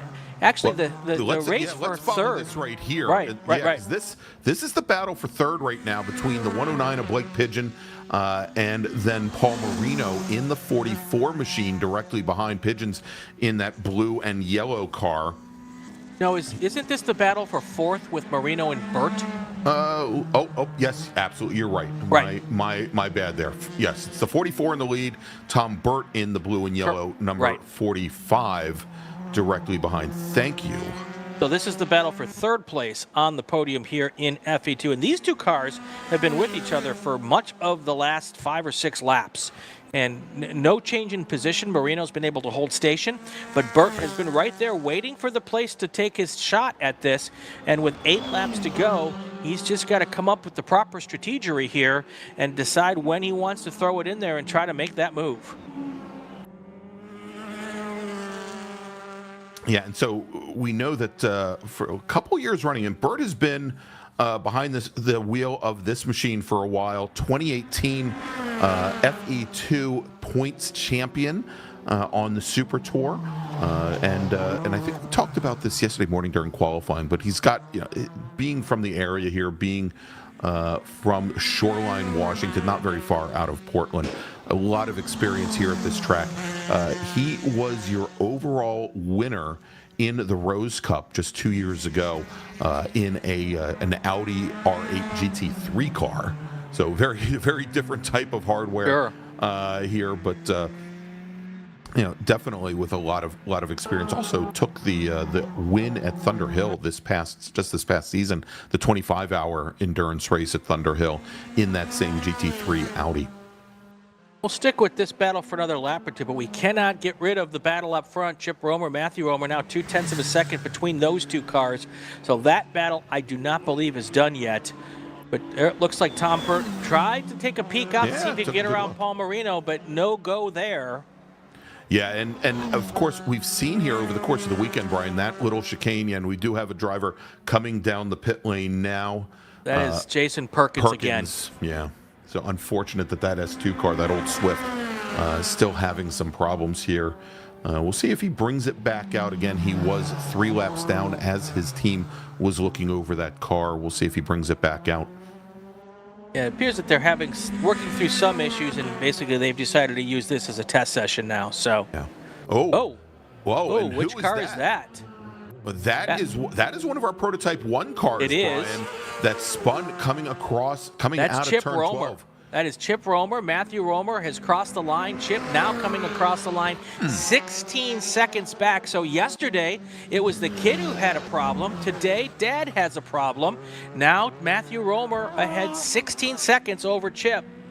Yeah, and he is now dropped back, and you can see Tim Day Jr., there, our P2 leader, actually pretty close. Almost got himself unlapped there by one of them.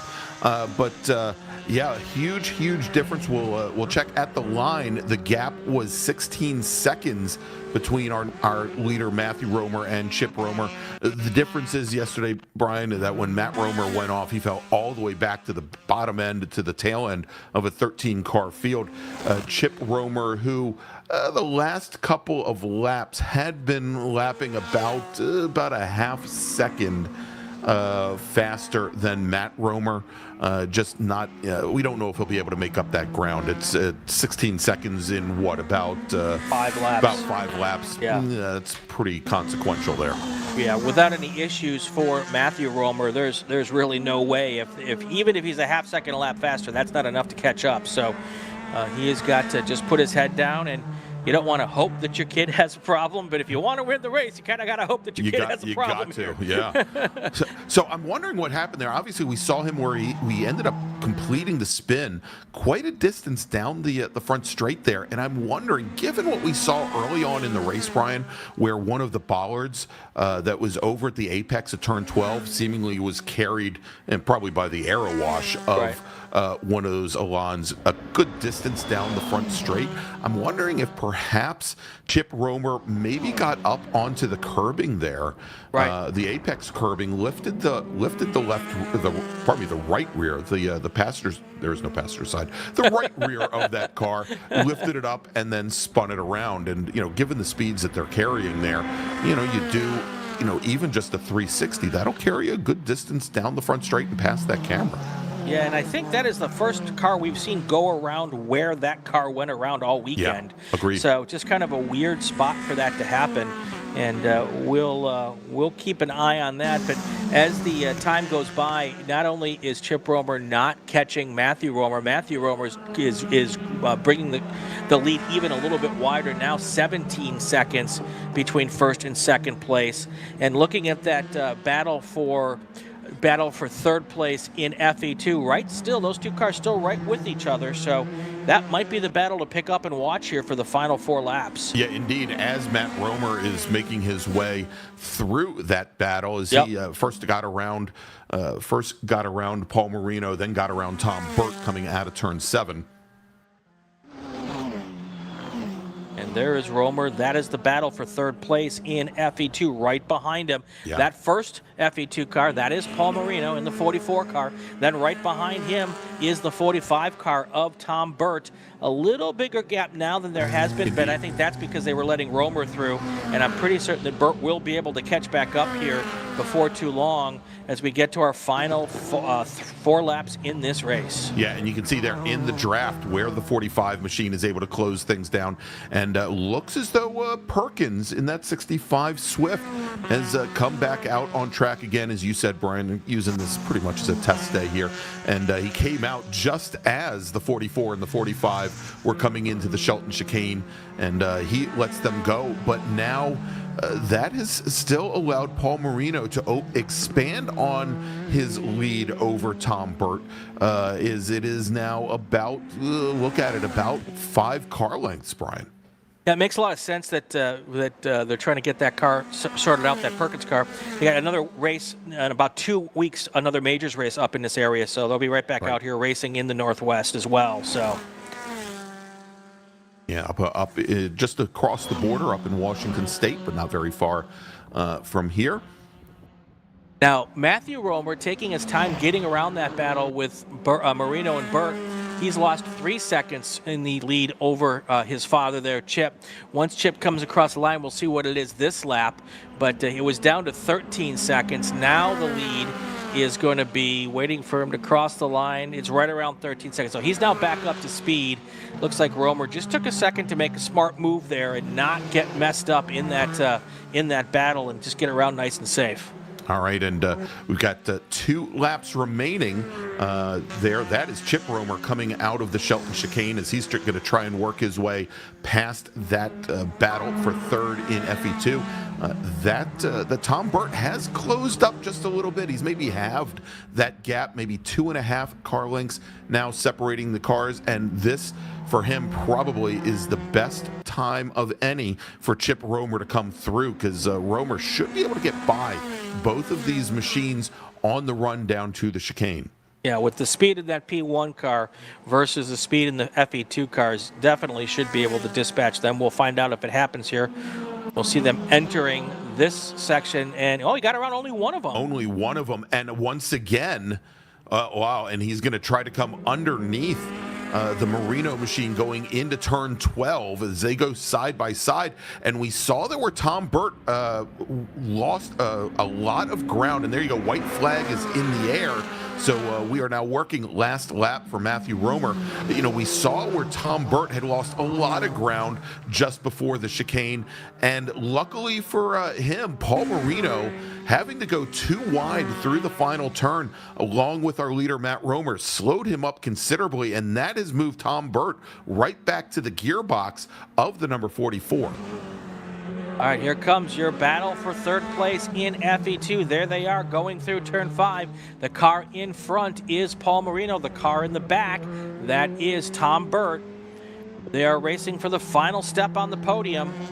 Just a few corners to go, about a mile left in this race for these two cars as they come out of turn 8. Now they've got that long backstretch down to the turn 10-11 segment.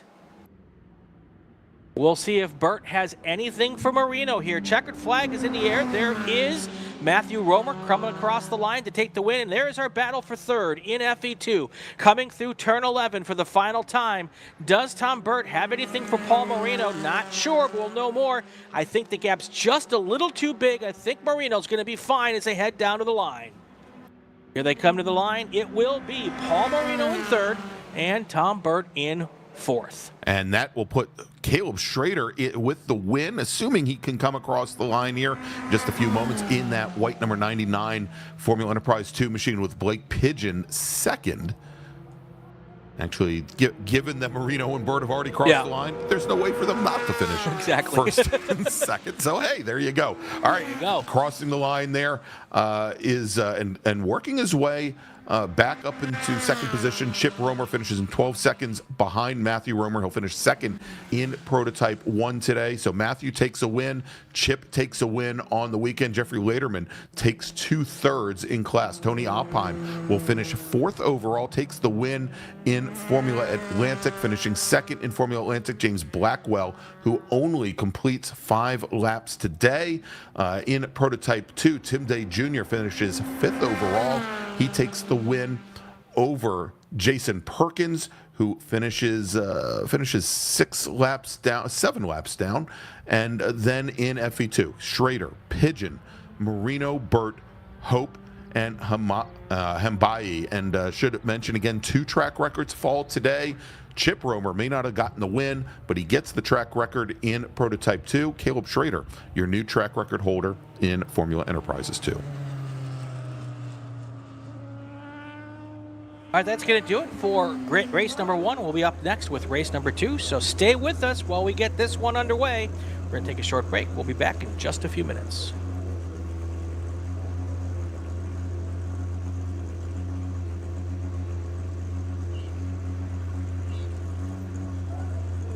For over 25 years, championship-winning drivers and teams have demanded Hawk Performance Motorsports brake pads. Now you can have their advanced technology on your daily car, truck, or SUV with Hawk Performance Street products.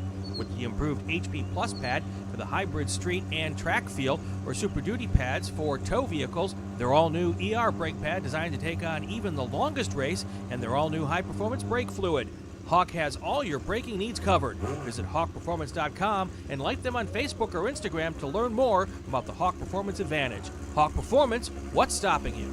As the official fuel partner, Sunoco has been helping the SCCA and their drivers perform at their peak since 2001. Mile after mile, race after race, Sunoco's trusted the fuel over 50 racing bodies, including the SCCA, SCCA Pro Racing, Trans Am, NHRA, and NASCAR.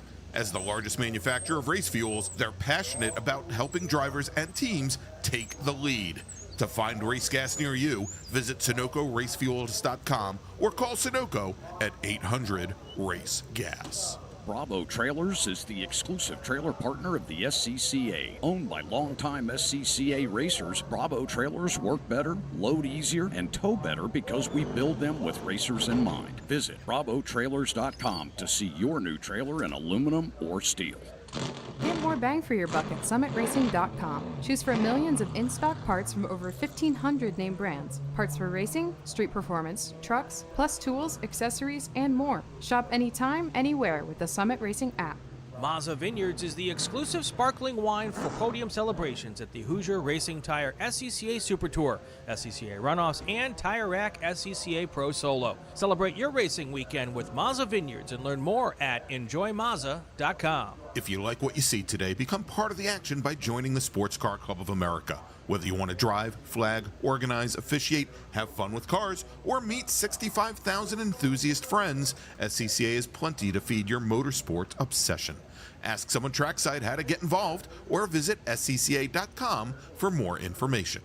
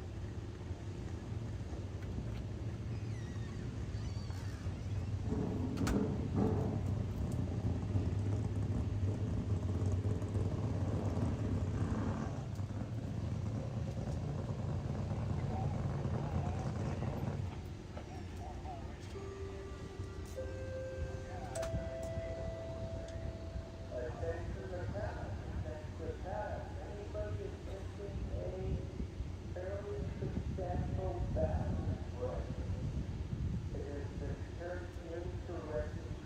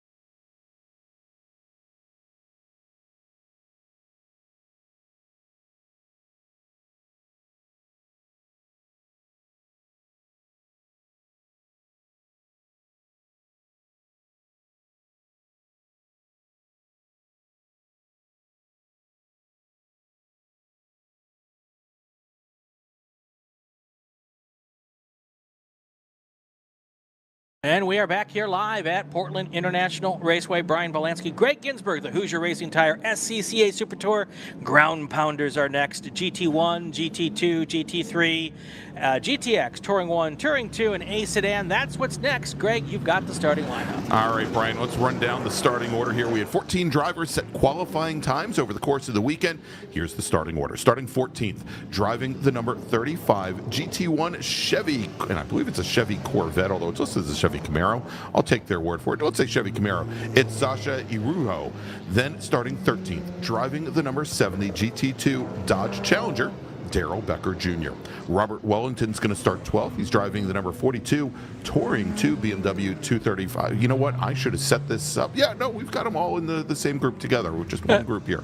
So starting 12th, driving the number 42 T2 BMW M235 IR. It's Robert Wellington. Starting 11th, driving the number 28 GT3 Mazda RX-7, Bruce Reichert. Scotty B. White starting 10th. He's driving the number 0 Touring 2 Dodge Viper, while Devin Becker will start 9th. He's in the number 75 GT1 Chevy Camaro. Jim Valdez is going to start 8th. He's in the number 27 GT2 BMW E46, with Sean Coiteau starting 7th. He's in the number 87 GT1 Ford Fusion. Ernie Spada starts 6th today. He is driving the number 44 Porsche GT3 Cup Car, while Aaron Young drives the number 3 machine. That is the GT1 Chevy Camaro, starting 5th. Starting 4th, driving the number 88 GT1 Chevy Camaro from Gig Harbor, Washington, Tim Adolfson, with Tim Millsap, your GT1 pole sitter today. He starts 3rd overall. He's driving the number 8 Dodge Challenger. And your front row today, 2 Ford Mustangs. Starting 2nd, driving the number 40 Ford Mustang from Mooresville, North Carolina. It is Sean Hingarani, and your pole sitter today, driving the number 24 Mustang from Sherwood, Oregon, with a qualifying time of 1:14.615, Brad McAllister. All right, so this was the group that had the start waved off yesterday. Yes. I know this was discussed heavily during the drivers' meeting, and I suspect that won't be an issue today. Let's just say that. They'll be better formed up. And they're still not, Brian, coming out of turn 12. Well, let's see whether or not the starter likes it, and we will know in a minute if that is the case. And I hear the cars warming up their motors and hitting the gas, and the green flag is in the air. Yeah, and here we go, and we see almost immediately, Brian, that the Challenger of Millsap comes all the way down the inside, and he's side by side with the 2 Mustangs going into the Shelton chicane, gets pushed a little bit to the side and drops back. But he is going to stay in 3rd, and with a great start, Ernie Spada in that number 44 Porsche. He gets around Aaron Young and Tim Adolfson to move up to the lead, up in the 4th place overall. All I know is if Dale Jr. was in the broadcast booth with us, he'd be yelling, "Slide job!" When that Dodge went through. It was all full-on drift, and he was able to pull it together and keep going straight on the racetrack. But that doesn't change anything for the 2 cars up front. Those Mustangs are starting to pull away here early. All right, and Spada, who had that great start, he gives up a position now, and I think that might have been the Ford Fusion of Sean Coiteau that gets around him. We'll take a look here as they come around. Or maybe it's the Ford Fusion. We'll find out here in just a second as they come through 12. But that Porsche, a little bit overmatched in straight line speed compared to some of these much lighter tube frame cars on the back straight. Very cool as the cars come past me on the front straight with the flames coming out the headers. And that is the 2 Mustangs of Hingarani and McAllister. They are 1 and 2, 0.6 of a second apart, and then already a 5-second gap back to Sean Coiteau in that Ford Fusion. Yeah, and so obviously that was Coiteau who got around Ernie Spada. Spada's now got Tim Adolfson and Aaron Young behind him. Should mention that when Coiteau got around Ernie Spada, that was 4th position in class. Coiteau now your leader in GT1. Spada running 2nd. Adolfson running in 3rd, and then Aaron Young. Talk about slide jobs. Wow, as Young got on the throttle coming through turn 5, Brian, the rear end really stepped out on him. That makes it very difficult to get set up for turn 6. Yeah, I was walking through the paddock during lunch and checking out that Porsche GT3 Cup car. That is a fantastically gorgeous race car. It is just very, very pretty. Here we come, going through 8 and heading now towards that back straight is the entire field here. A little bit of a traffic jam there through the turn 10-11 complex. Those two Mustangs sound fantastic going down the front straight here as they head into their third lap of this race. Here comes the main portion of the field past the start-finish line. There's a pass for 4th place. That's good. I believe that is Aaron Young trying to get underneath Ernie Zapata there going through the Shelton chicane. And Zapata, I think, was able to hold him off. Or Spada, I should say. Yeah, he indeed he was, Brian, and he's got him. He's got both of those guys sitting right back on his bumper for the 2nd lap in a row. And again, that is the battle now for 3rd in GT1 as Tim Adolfson gets his Camaro around the Porsche. And I think that Porsche is a sitting duck almost every single time he gets out of the chicane here. You know, coming out of turn 7, that car should be in pretty good shape as it hunkers down with the engine in the rear, puts a lot of weight over the rear axle to dig out of there. But you just can't, you can't overcome the horsepower in some cases here. As we have a new leader in GT1, Brian, as Tim Adolfson has gotten around Sean Couteau at that turn 10 and 11 complex. That's right. Now it's Adelson, Couteau, Spada, and Young should be the order there when they come across the line the next time. And here they come now, and that is exactly the way it is. It is Adelson, Couteau, Spada, and Young. Hingorani and McAllister still way out front, although Hingorani now has a 3-second lead over the other Mustang of Brad McAllister. So that's how it plays out there. Looking back at T2 right now, Scotty B. White has the lead in the Viper over Robert Wellington in the BMW, and that gap between those two cars, 11 seconds. That is the gap between 1st and 2nd place in Touring 2. This is still a fairly tight battle here. The cars you just saw come through your view there, the one way out front, or way out front compared to the other ones, yes. That is Tim Adelson. Then you've got Sean Couteau, Aaron Spada, Aaron Young, and Daryl Becker. That's that 5-6 car train right there as they come out of 8 heading down the backstretch. Yeah, and should mention that we've got the BMW, that orange and black BMW, right behind that train. That is Jim Valdez in the number 27 GT2 machine. Currently, he is running 3rd in GT2, a very distant 3rd to the 2 Mustangs ahead. That is the case. Here they come out of 11 onto the main straight. We've got a lot of these classic NASCAR cars here, these Corvettes and Camaros and the Ford Fusions. They all have very interesting paint schemes. One of them's like the mellow yellow car from Days of Thunder. Yes. And I walked past and said, go hit the pace car. No, just kidding. We don't want anybody hitting the pace car today. No. Look at this, Spada there with all those cars trying to get around and behind him. He's faster in the corners, but those other cars got a lot of horsepower down the straights, and they must be frustrated. They feel like they should be able to get around him, but Spada's doing a really good job of getting a little bit of a gap and trying to hold it here as they come through this twisty section of the racetrack. All right, so sitting right behind Ernie Spada in that 44 Porsche, that is, did I say Porsche? Porsche. Pardon me, all of you aficionados. I'm a Japanese car driver.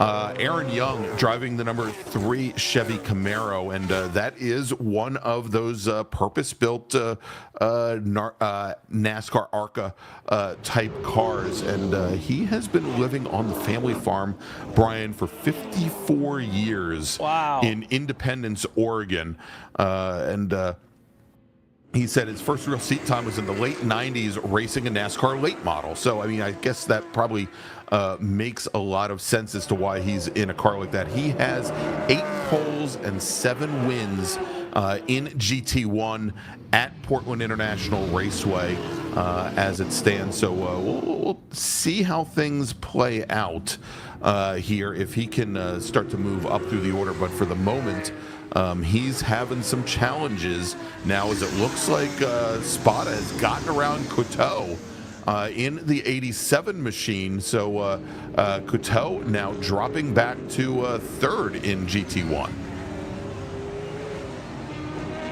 Yeah, it looks like he also got past Aaron Young as well. So, or Aaron Young has gotten around Couteau. That is what's happened, I think, as well. So, a little bit of shakeup here in the top 5 cars, top 5 positions here as we get into the middle portion of this race. Here's your top 10 as they stand right now after 5 laps. Brad McAllister is in first. Tim Adelson is in second. Where'd the other Mustang go, Greg? That is a very good question. It's showing it as still being there on lap number 4. They're both working lap number 4. And as long as you're talking about Hingorani and McAllister, there's one right now. And I think the other is a little bit further ahead. Yeah, the last time I looked, there was almost 5 seconds separating those two machines, Brian. Right, it was Hingorani in first. Now Hingorani is coming up as 11th place on the timing. Oh yes, indeed. Here. So he must have had some sort of an issue, and while we were paying attention to the Adelson Spada Young battle, that must have happened. And I have not heard anything on the radios that is to explain to what the deal was.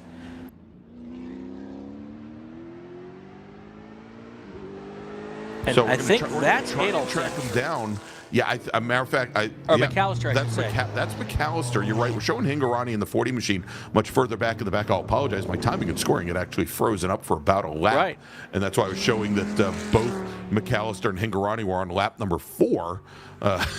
When in actuality they're working lap number 7 currently. Right, and Hingorani has only completed 4 laps, so I'm wondering if he is parked somewhere. I don't see him on the front straight, but I don't think he is on the racetrack right now. And Brian, I'm taking a look at our Flagtronic system, and we haven't talked much about Flagtronics here. I'm showing, well, our Flagtronic system is showing a full course caution. Obviously, our timing is not, right, and our starter stand certainly is not. So maybe there's a good reason why we haven't talked about our Flagtronic system all weekend long. Yeah, because I was trying to track down where the number 40 machine might be, and I don't know if it is carrying one of our Flagtronics transponders. I don't see it on our system currently. All right, so while the 40 car of Hingorani is showing 4 laps down, I just saw it change to put down a purple lap. So maybe he's back out. I have to keep track on this because hard to tell. But our leader right now, Brad McAllister, he's got 7 laps. Let's go through the top 10 while we sort out the Hingorani issue. And no, he's actually not on the racetrack. He is dropping further down through the field. So McAllister's your leader. Tim Adelson's in second. Ernie Spada's in third. Aaron Young is in fourth. Then you've got 5th place is Darren Becker, followed by Sean Couteau, Jim Valdez, Scotty B. White, your T2 leader, in 8th place. Bud Reichert is in 9th, and Robert Wellington is in 11th place or 10th place. And Brian, next time the white Mustang comes by you, if you could, and I know it goes by awfully quickly, coming down the pit lane right now, coming off track is one of our GT1 machines, and I think it's possibly Daryl Becker. I believe that's the case as well. Yeah, in the 73 machine, the Ford Fusion, just now coming down. Looks like his race is now done. I was going to say, if we can get a verification on which white Mustang is actually circulating, because our timing and scoring team has been trying to get a transponder board or warning displayed to one. They're showing as the 24, which would be the other Mustang, and would be the Mustang of Brad McAllister. And so I'm wondering, I'm just wondering if perhaps, and here he comes through 10 and 11 right now, if perhaps one of the cars that is not showing is possibly having a transponder issue or not on course. And I think that is the 24. I just saw the number coming out of turn 12. So that is McAllister coming onto the front straight. Yeah. Yep. I have also put eyes on that and have confirmed that. I'm just hearing some chatter about a mechanical that they're going to have to go get after the end of the race. My guess is that is Hingorani somewhere out there. Yeah, especially since all the other drivers, I mean, we know about at this point. We are showing Darrell Becker Jr. in his Dodge Challenger a lap down currently, but I also believe that was that the machine that was smoking very heavily yesterday? Could have been. Could have no, been. Yeah, I'm just trying to check and see. Yeah, I think that was the Becker machine. No, no. It was Mick Millsap that was smoking very bad. Okay. Millsap was scheduled to be our GT1 pole sitter today. Did not take the green flag, did not bring his car out. That was the camouflage green Dodge Challenger that did not make the grid. Devin Becker in his Chevrolet did not make the grid, nor did Sasha Iroho. We did not see Sasha out for yesterday's race or this morning's qualifying as well. So it looks like her Chevy Camaro with some terminal issues this weekend.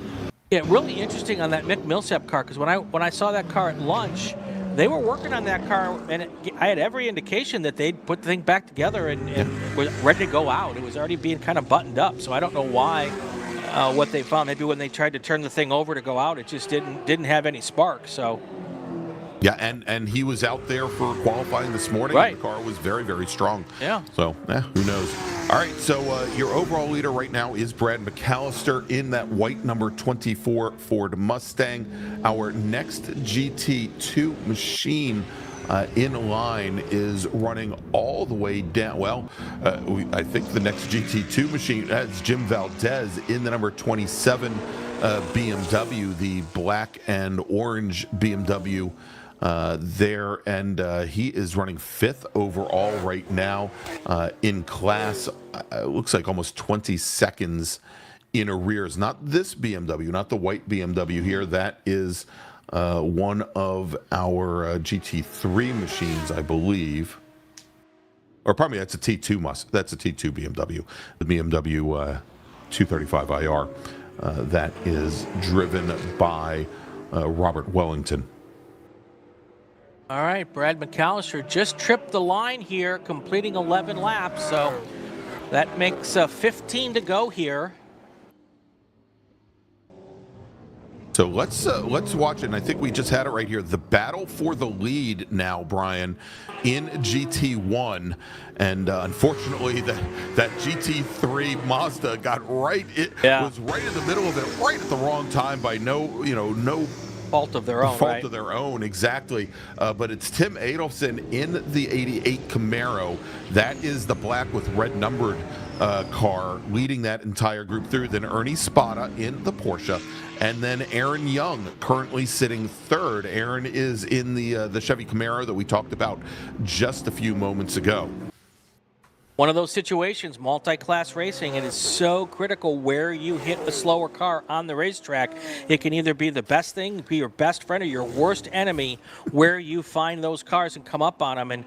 And Tim Edelson got around at just the right spot. Ernie Spada, Aaron Young, not so much. And now they have a 6 or 7 or even 8 car length gap that they have to make up. But going into that, those 3 cars were out clearly the best battle on the racetrack. Indeed, and is this the point where I tell you, Brian, that hitting slower traffic ahead of you is never a good thing? That is very true. That is very true. Now we have a move for 3rd place here. Aaron Young trying to get around Ernie Zapata. And it looks like he may have gotten it done there.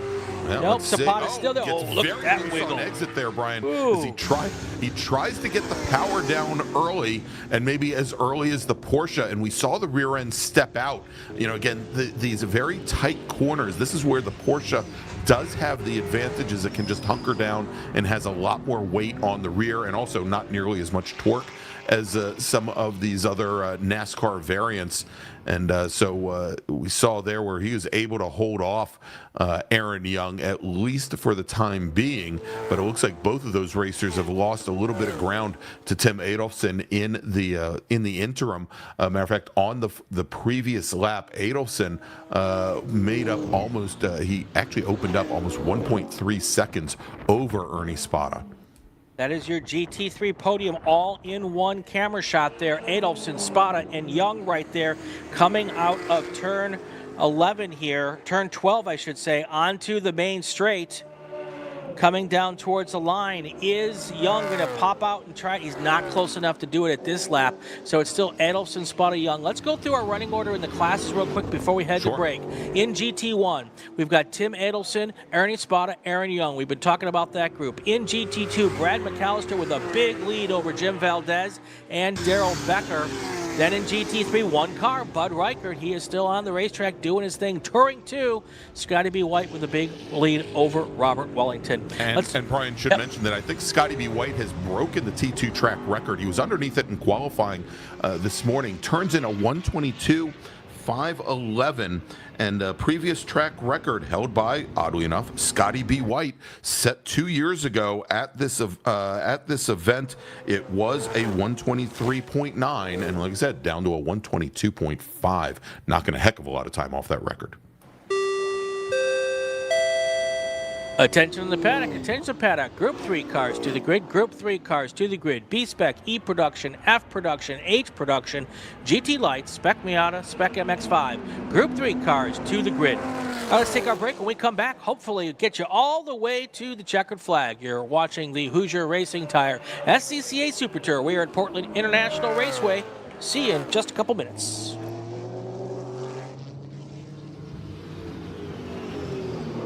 Hoosier Racing Tire is proud to be the presenting sponsor of SCCA Super Tour.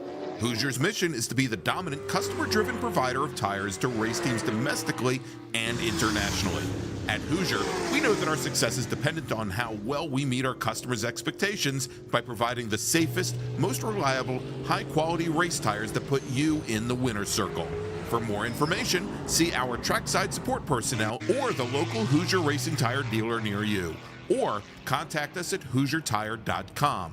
Hoosier Racing Tires, truly tires designed for champions. Tire Rack was established over 40 years ago by an SCCA member with a passion to find the right tires, wheels, and now brakes and suspension products for racers and enthusiasts on both street and track.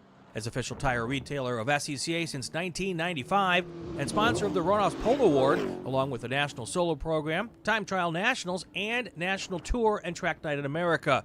Tire Rack is proud to support the SCCA and its members as they go have fun with cars. As the official fuel partner, Sunoco has been helping the SCCA and their drivers perform at their peak since 2001.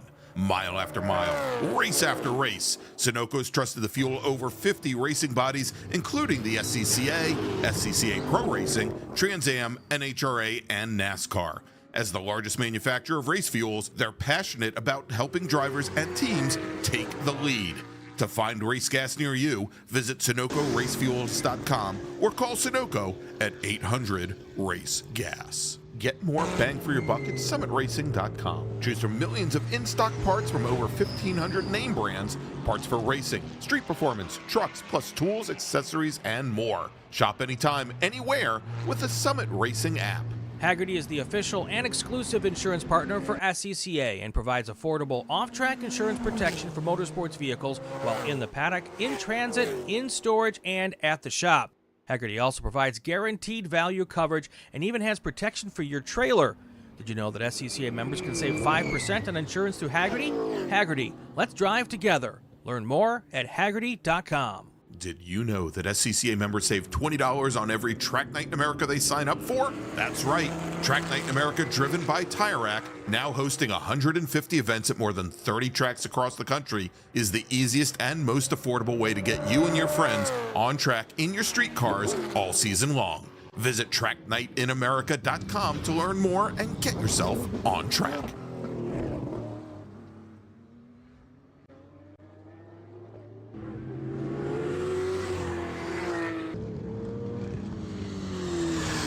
Welcome back to Portland International Raceway for the Hoosier Racing Tire SCCA Super Tour. We are watching a hot and heavy battle for first, second, and third place in GT1. There they are on the track right now.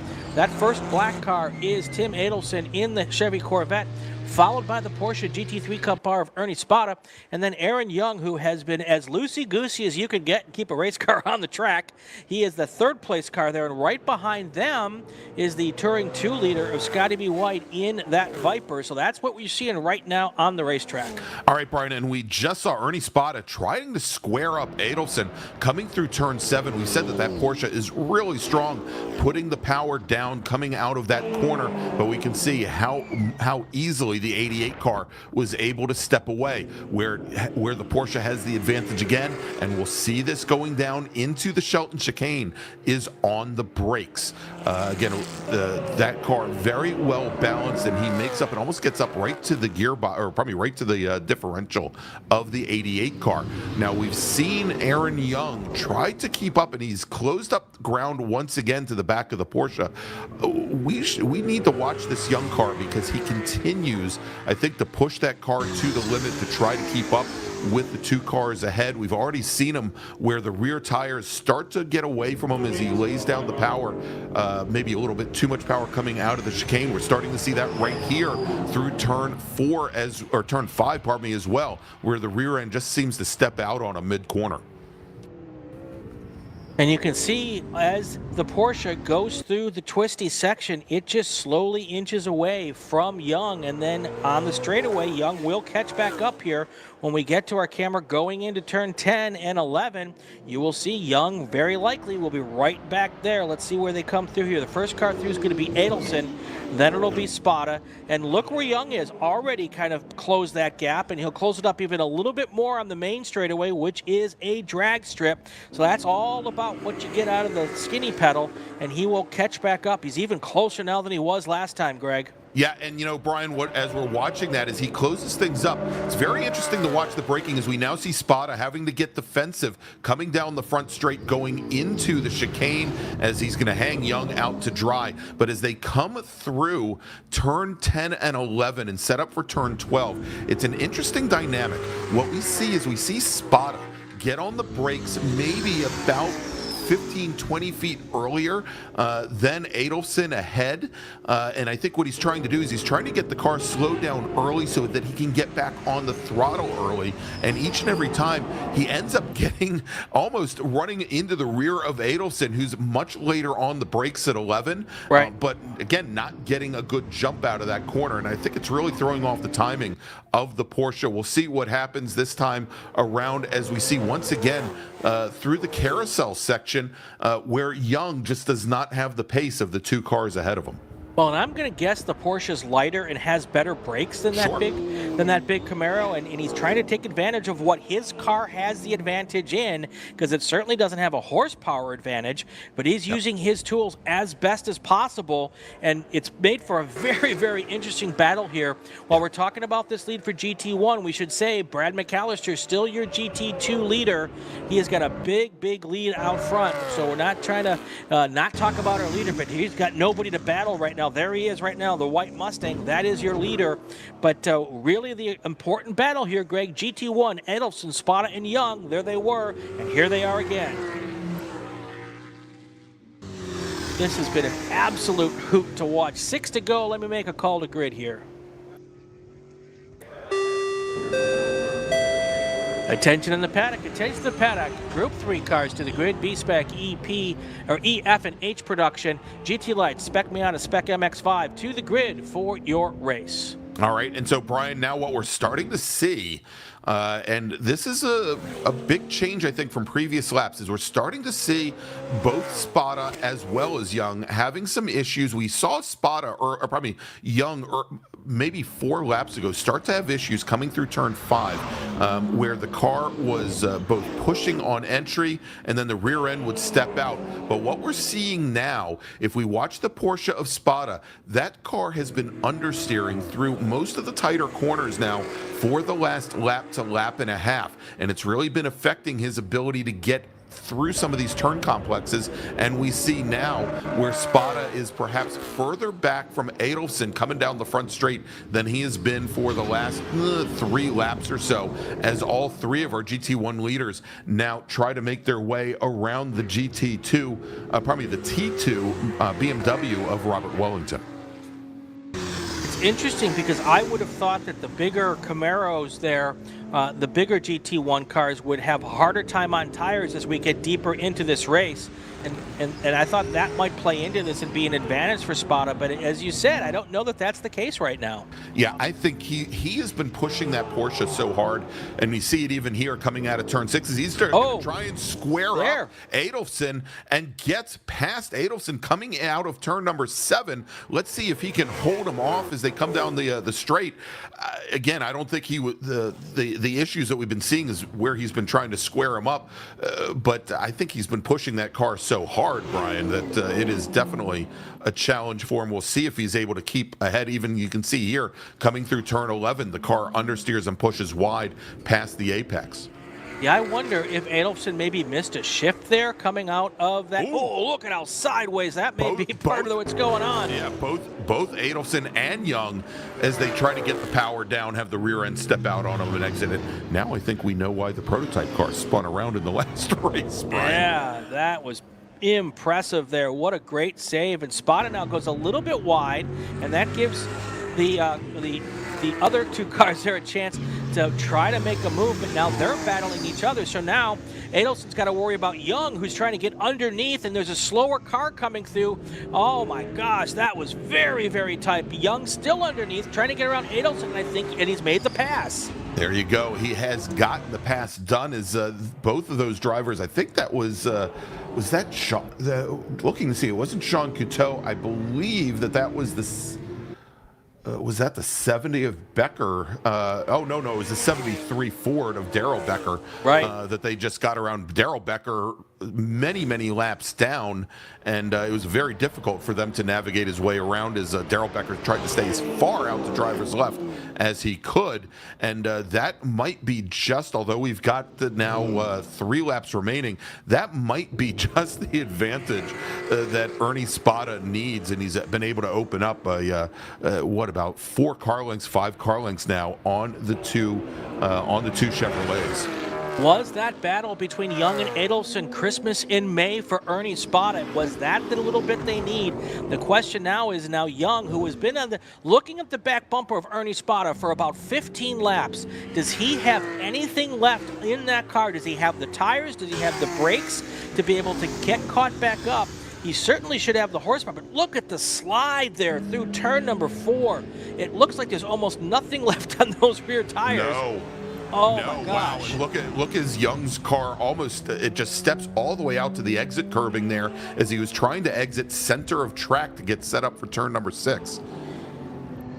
You know, we thought that perhaps the Porsche had run things off, but he's probably in the best position of the 3 at this point, as all 3 of these drivers have just been working their tires incredibly hard, Brian, over the course of this race. You know, I say that, you know, there isn't that much of a difference between a 25-minute race and a 35-minute race. Yesterday's race was 19 laps only, and we're only now working lap number 23, but you can see how the strategy is very different here today than it was yesterday. You can still see both of those cars hanging it out there as they exit turn 12, and Young's trying to make up the gap on the straightaway to Spada, but just can't get close enough. And if Spada can keep doing, now we've got this Mazda in front of these cars. Hopefully that car can get out of the way and let the leaders through. Looks like he's doing a very nice job hugging the inside there to let those cars through. Both the Spada and Young car got through. Oh, look at another big slide by Young as he comes through 4. And I'll be honest, Adolfson, Greg, looks very slidey as well when they go through 4. Yeah, he has. Ever since the Porsche got around him, I think that was kind of the tipping point for Adolfson's number 88 machine here. And yeah, we should mention that Bud Reichert in that GT3 Mazda RX-7, he has been caught in some very awkward places, and he has done such a great job of heads-up driving. We saw there where he stuck to the inside a couple laps earlier. He stayed all the way to the outside. He has had an eye on the mirror, but hasn't been driving the mirrors, which is good, as Brad McAllister gets the white flag. 1 lap to go here at Portland. That is what's going on here. Also, give a shout out to Scotty B. White, your leader in T2. Robert Wellington, 2nd place in T2. Oh, another big slide there as they came out of 12. Holy cow. This is going to be the last shot for Young. Will he be able to throw it in there? Not close enough going into the chicane. And the Porsche is just able to go. Now the Porsche goes a little bit wide, and Young tries to get past, but the Porsche is able to get the power down a lot better coming out and through there. Yeah, Brian, and that was the difference in how they entered the corner there. For a moment, Young probably saw the doors just open wide for him as Spada took a very shallow entry and had to push very wide through the second half of the chicane. But Young, again, just could not get the power down, and the Porsche had just enough as he was stuck to the inside to ride that curbing and be able to hold him off through the carousel, which again has not been the strong point for the Chevy Camaro. And so now we've got that Porsche with about 5 car lengths coming down the back straight. That may be all he needs. Yeah, it looked like Young was really good coming through forward that time. There's our checkered flag for our race winner, Brad McAllister. Now we go back to this battle for first place in GT1. It looks like Spada's got enough of a gap now, and I do not think Aaron Young's going to be able to get close enough now as they come out of 12 for the final time. Heading down to the checkered flag, your GT1 winner is going to be the Porsche GT3R Cup car. That's Ernie Spada across the line. Aaron Young will come across the line third. Tim Adelson will come, hopefully, probably. Here he comes. Maybe. And there he is, your third place car. Tim Adelson, followed right behind by Jim Valdez. Well, we're still waiting for Jim, but that was Bud Reichard in the Mazda RX-7, our sole racer in GT3 today. He will finish 8th overall. Okay. Oof. There we go. That was a great battle. Here we go. I think this is the Valdez car. Well, nope, that is not the Valdez car. That is, I think, Coito coming across the line. Here comes one of our BMWs. This is the T2 machine coming across. Well, both BMWs, almost like in a. It was almost like it was the 24 Hours of Le Mans. We had the orange and black number 27 of Valdez. He finishes 5th overall. He was side by side with Robert Wellington in that white M235 IR, who finished 9th overall. But great runs there. So in GT2, it's Brad McAllister taking the win. Our only other GT2 machines, Daryl Becker, I believe will come home in second, 5 laps down in his Dodge Challenger. Sean Hingarani, who was our pole sitter, probably not pole sitter, he started on the front row today. He will finish 3rd in class, only completes 4 laps. You saw that GT1 battle. What a great fight today, Brian. One of the best I've seen in GT1 in many years on the Super Tour. Spada, Young, Adelson, with Sean Coito finishing in 4th, pardon me. And then, as you mentioned in T2, Scotty B. White taking the win over Robert Wellington in that BMW. And again, we've got Scotty B. White taking home another, or resetting the track record that he set 2 years ago. All right, that's going to do it for race number 2. Race 3 is up next. That race will start at 1:35 Pacific time, so you got a little bit of a chance to take a breather here. Grab yourself an adult beverage or a non-adult beverage, I don't care, and then come on back and watch race number 3 with us. You're watching the Hoosier Racing Tire SCCA Super Tour Portland International Raceway. We'll be back in a little bit.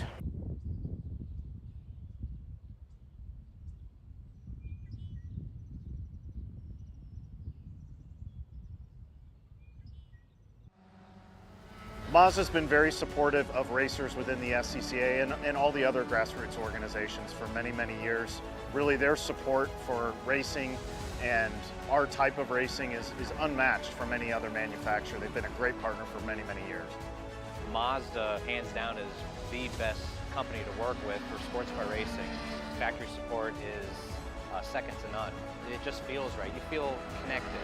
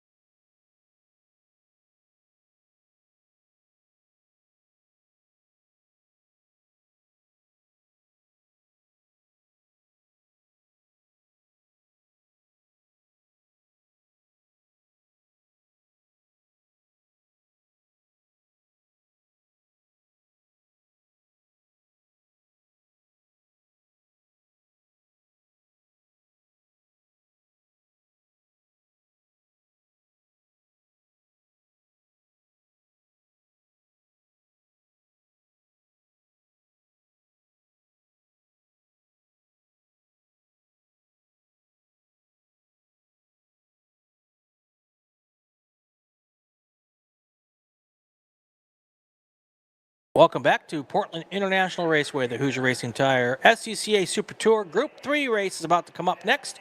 All of our production cars, GT Lights, Spec Miata, Spec MX-5, and B-Spec. Greg, you have got our starting lineups. Absolutely, I do, Brian. But first, let's recognize what we're looking at right now. We've got our camera on the back of the pace car, so we're going to be able to follow them all the way around all 2 miles here of Portland as our cars get ready to get underway. And so, well, this is the first of 2 pace cars, because in this group, Brian, much like we did yesterday, we're going to split this field up into 2 separate groups.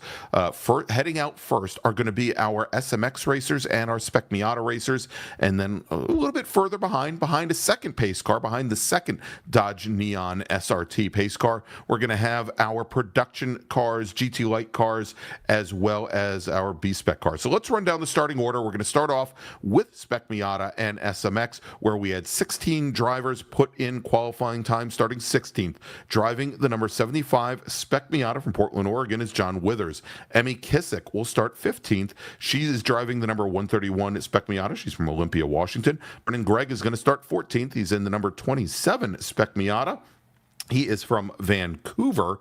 Starting 13th is Nick Leveroni. He's going to start second in Spec Miata. He's in the number 143 machine. He's from Mendon, Massachusetts. And your pole sitter in Spec Miata, driving the number 44 machine. He's your former B-Spec national champion. And I should mention, don't want to leave it out, Nick Leveroni, your former T4 national champion. But your pole sitter today in Spec Miata, driving the number 44 machine from Vancouver, Washington, Kyle Keenan. Let's move over now to SMX, where we've got a big changes in the field from yesterday. Starting 11th, driving the number 61 Mazda MX-5 from San Jose, California, it's Patrick Drinkwine. Starting 10th, driving the number 72 SMX from San Mateo, it's Michael Newmeyer. Dave Tooker's going to start 9th. He's in the 25 machine. He's from Concord, California, while we've got Glendora, California's Wes Malno starting in 8th position. He drives the 11 car. Ryan Gutierrez will start 7th. Ryan's driving the number 116 machine. He's from Madera, California, while John Davies is holding up the honor of Hood River, Oregon. He starts 6th in the number 67 machine. Cooper Hicks, great qualifying session for him after getting lots of repairs done on his car overnight. The number 86 SMX driver hails from Simi Valley, starting 5th. Starting 4th, driving the number 5 SMX machine from Beverly Hills, California, Adrian Comstock, with Will Robinson starting 3rd. Will is in the number 98 Mazda MX-5. He's from Wilson, Wyoming. Rafe Abdullahi started 2nd today. He's going to start 2nd on the field this afternoon in the number 12 SMX machine. He's from South Salem, New York. And your pole sitter today, your winner in yesterday's SMX race, driving the number 16 Mazda with a qualifying time of 127.115 from Aurora, Ontario, Canada, Marcelo Penicia. Now let's move over to our production and GT fields. Starting 9th, driving the number 42 B-Spec Mini Cooper from Austin, Texas, Tom Tuttle. Paul Bunbury is going to start 8th. Paul's driving the number 135 GT Light Acura Integra. He's from Whistler, British Columbia. Lance Stout will start 7th. He's in the number 6 F Production Datsun 510, while Bill O'Kell will start 6th. He's driving the number 7 H Production MG Midget. He's from Victoria, British Columbia. Joe Carr will start 5th. Joe's driving the number 2 E Production Mazda Miata, while Chris Dudson will start 4th. He is your GT Light pole sitter. He will drive the number 73 Honda CRX. He is from Chilliwack, British Columbia.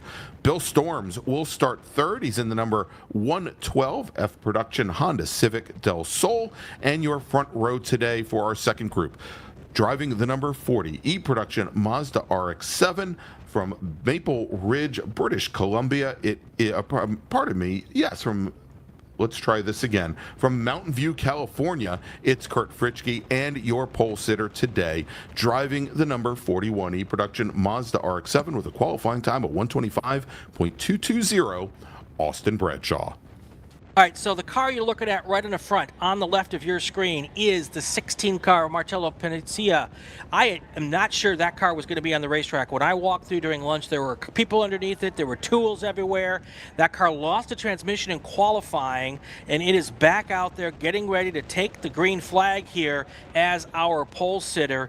And wow, what a shot we've got looking back here from the pace car. You'll see the pace car duck into pit lane, and then it will be Marcello Panizia's grid to take all the way down to the green flag. We'll see if the starter likes what he sees or she sees. I'm not sure who our starter is, but here they come going down. We'll see if the green flag comes out.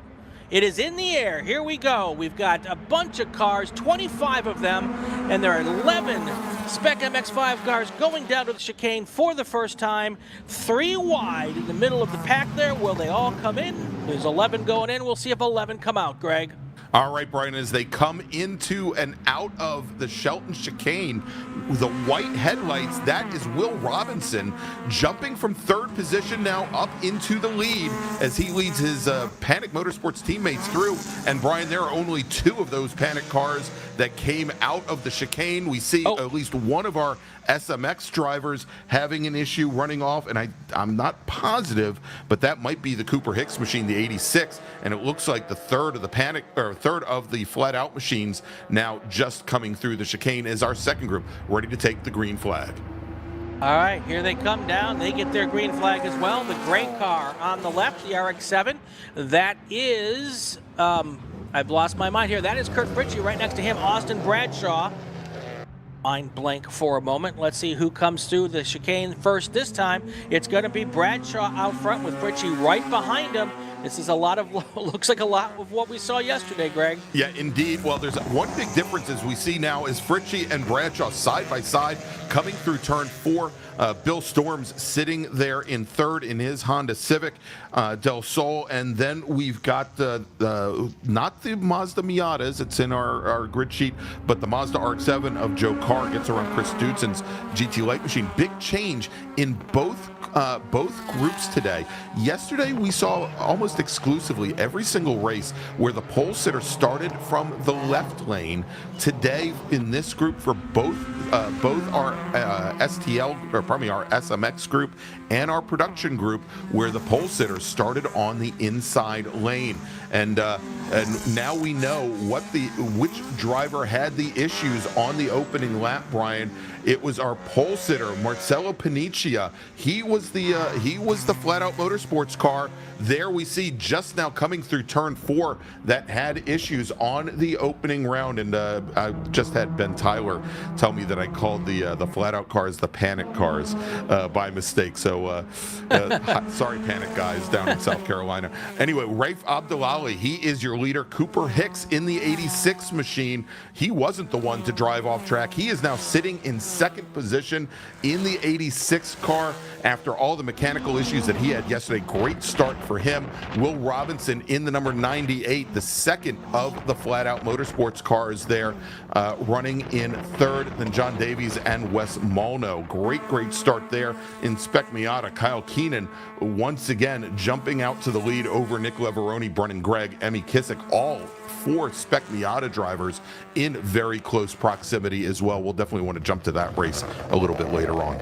All right, there's those 3 cars. It is Abdullahi, Hicks, and Robinson. Pretty close proximity as they come through the chicane for the first time. There's a slower car out in front there that they're going to have to work their way around. That's Joe Carr's slow car, the Mazda RX-7 open top machine that had some pace issues yesterday, and he is trying to let as many drivers as he can through. Seems like everyone is negotiating Joe Carr's car pretty clearly here without any real problems. But Abdullahi, Hicks, and Robinson, they are your 3 leaders keeping together in the pack here as we get into our second full lap. Here they come, coming out of turn 8. And Brian, a word here, 2 drivers not completing their first lap, and I think we now know who that orange and black car was that ran off driver's left coming out of the chicane on the first lap. That was Adrian Comstock in the number 5 machine out of Beverly Hills, and so he does not complete lap number 1 as he pulled his car off the driver's left before turn 4. Lance Stout F Production Datsun Nissan 510 driver did not take the green flag. Yeah, it definitely looks like some sort of a mechanical issue for Comstock. I think that I think given how Abdullahi fell all the way back, I think he and Abdullahi might have possibly gotten together, or at least some of those cars might have gotten together in the chicane on that opening lap.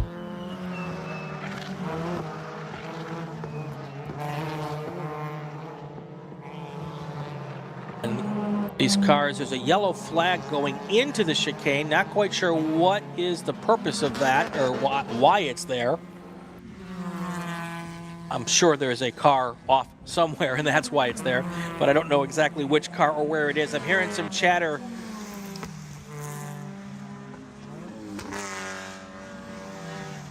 Not sure if that car is in a safe enough spot to leave it there, but I will keep listening to the radio. All right, but as we are still appear to be green flag racing, except possibly coming out of the chicane there, Brian, as things are starting to stretch out a little bit here at the front of the SMX field. Raif Abdullahi, both he and our pole sitter the past 2 days have had really, I guess, they've had a lot of pace here. And a matter of fact, they qualified both Panicia and Abdullahi almost 0.3 of a second faster than the rest of the SMX field. But as it stands, our second place runner, Cooper Hicks, in that red number 86 car, he has been holding pretty, red and black 86. He's been holding very tough there, although he and Will Robinson starting to fall off the back of Abdullahi just a little bit of a gap back now to John Davies and Wes Molno. Molno sets his fastest lap of the race there with a 129.3, currently running fifth in the group. And it looks like Dave Tooker making a good move down to the inside on Michael Newmeyer going into the chicane. We'll see how these things play out. I'm wondering if we can pick up that Spec Miata race here between Keenan and let's see, Keenan, I believe, is in the purple car, and he's now opened up a bit of a gap there. Keenan in the purple 44 with Nick Leveroni in the 143 in the flat-out machine. Panicia starting to make his way back through the field, splitting those two machines right now, and opening up probably about four or five car lengths now back to Leveroni. So that's starting to open up in Spec Miata. They were nose to tail on the previous lap, but Brian? Yeah, a lot of action going on. Yeah. I can tell you that whatever happened in the chicane area, the driver got out, took a look at the car, got back in, and either drove off or was able to get the car into a slightly safer spot. There's no more yellow flag going into the chicane, so we're back to full course green here all the way around the racetrack. Taking a look right there, there's your E-Production battle right now. That's Kurt Fritchie up front. Right behind him, Austin Bradshaw. Austin Bradshaw had problems yesterday. Here's the deal on that car. The rotor gear inside the motor is rounded off, and it's been rounding off the rotor gear on the rotor and also causing problems on the rotor itself. So they put a whole new rotor gear in on the rotor side, and they're hoping to get to 13 laps so they can call it a complete race. So are we talking, because every time you say rotor and we have a rotary engine, I thought we were talking about the distributor cap and rotor. Correct. Okay. So it's the distributor gear. Yes. Sorry. Okay. Yeah. So, as opposed to one of the two rotors that actually makes power in that car. Okay. Correct. So no, this is the distributor gear that goes from the distributor into the motor. Right. And the one in the motor is rounded off, and it's rounding off the ones attached to the distributor and damaging the rotor inside the distributor.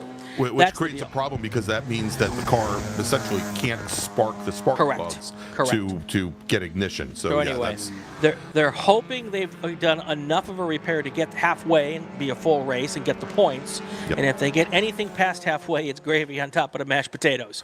So that's the goal here. And and I'm so used to looking at caps and rotors for piston engine cars, where you've got 4 or 6 or 8 contact points.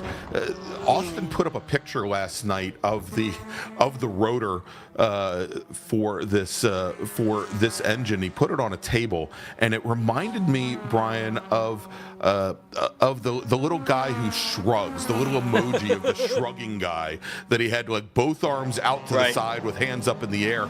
And my guess is that's exactly what his crew did, probably. Exactly. I don't know what to do with that. When they pulled that thing out of the motor, exactly. So, yeah, but they can't fix the gear inside the motor without pulling the motor out, and they're not going to do that till they get home. So that's what's going on there. And we just had one of our SMX machines come out of the chicane, Brian.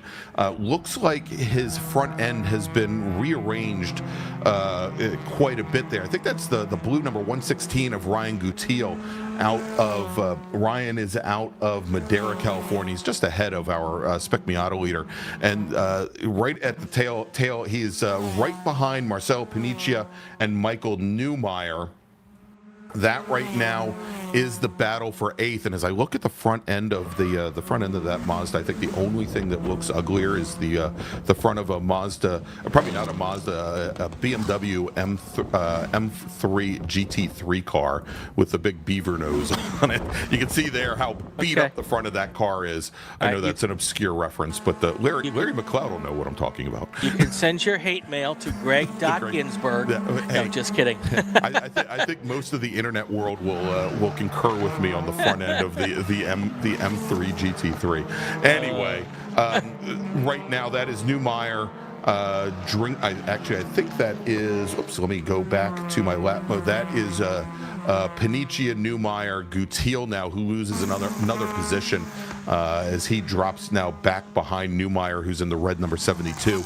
I mean, the big thing, other than it looking absolutely horrendous, is that with all that damage to the nose, it definitely does not do as well in a straight line as the red number 16 or the machines ahead.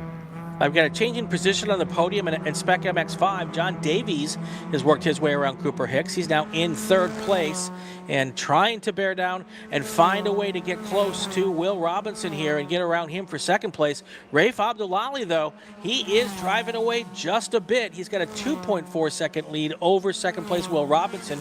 So he is having a great drive today as we get down to 18 laps to go in this feature race here for this race group number 3. All right, and in Spec Miata, Kyle Keenan has now opened up almost 4 seconds on Nick Leveroni's Spec Miata machine.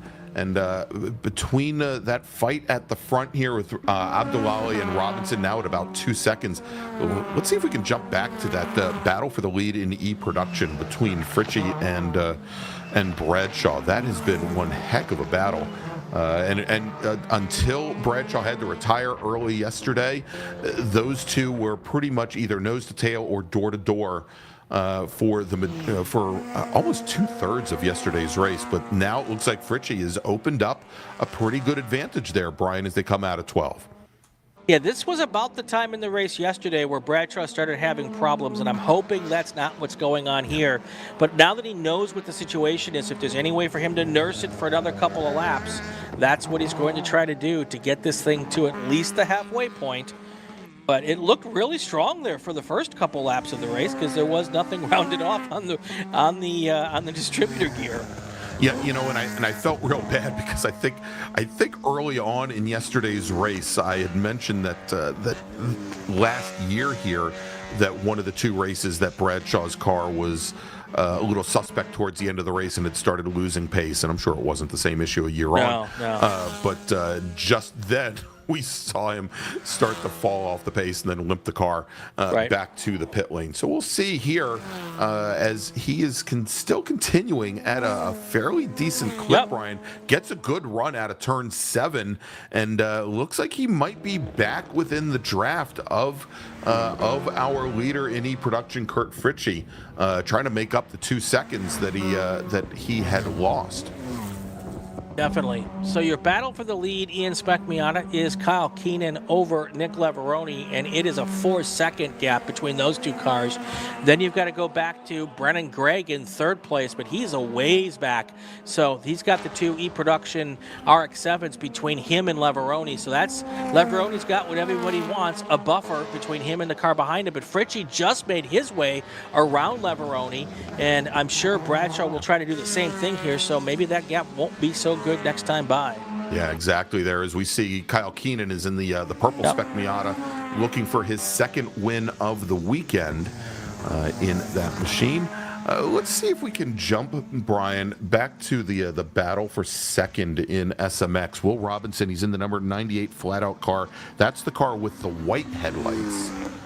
He had jumped out to an early lead here in today's race, and then obviously ends up giving up the lead to teammate Rafe Abdullahi, who has the blue headlights.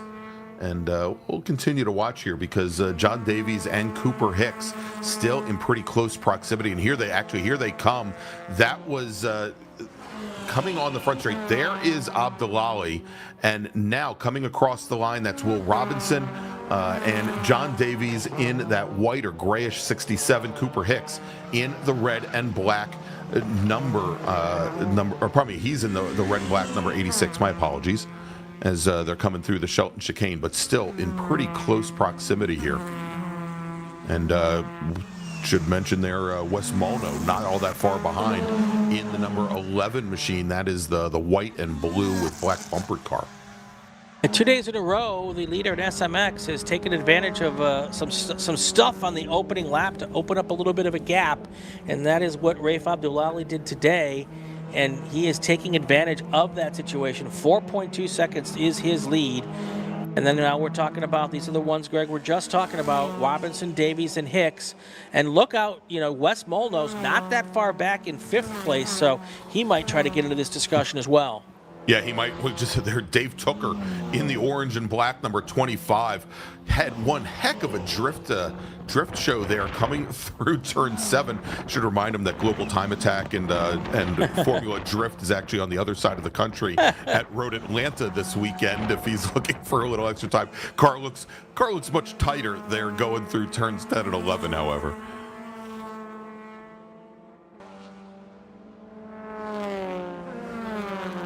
All right, Abdullahi continuing with the lead. Robinson, let's go through the top 10. Rafe Abdullahi, Will Robinson, John Davies, Cooper Hicks.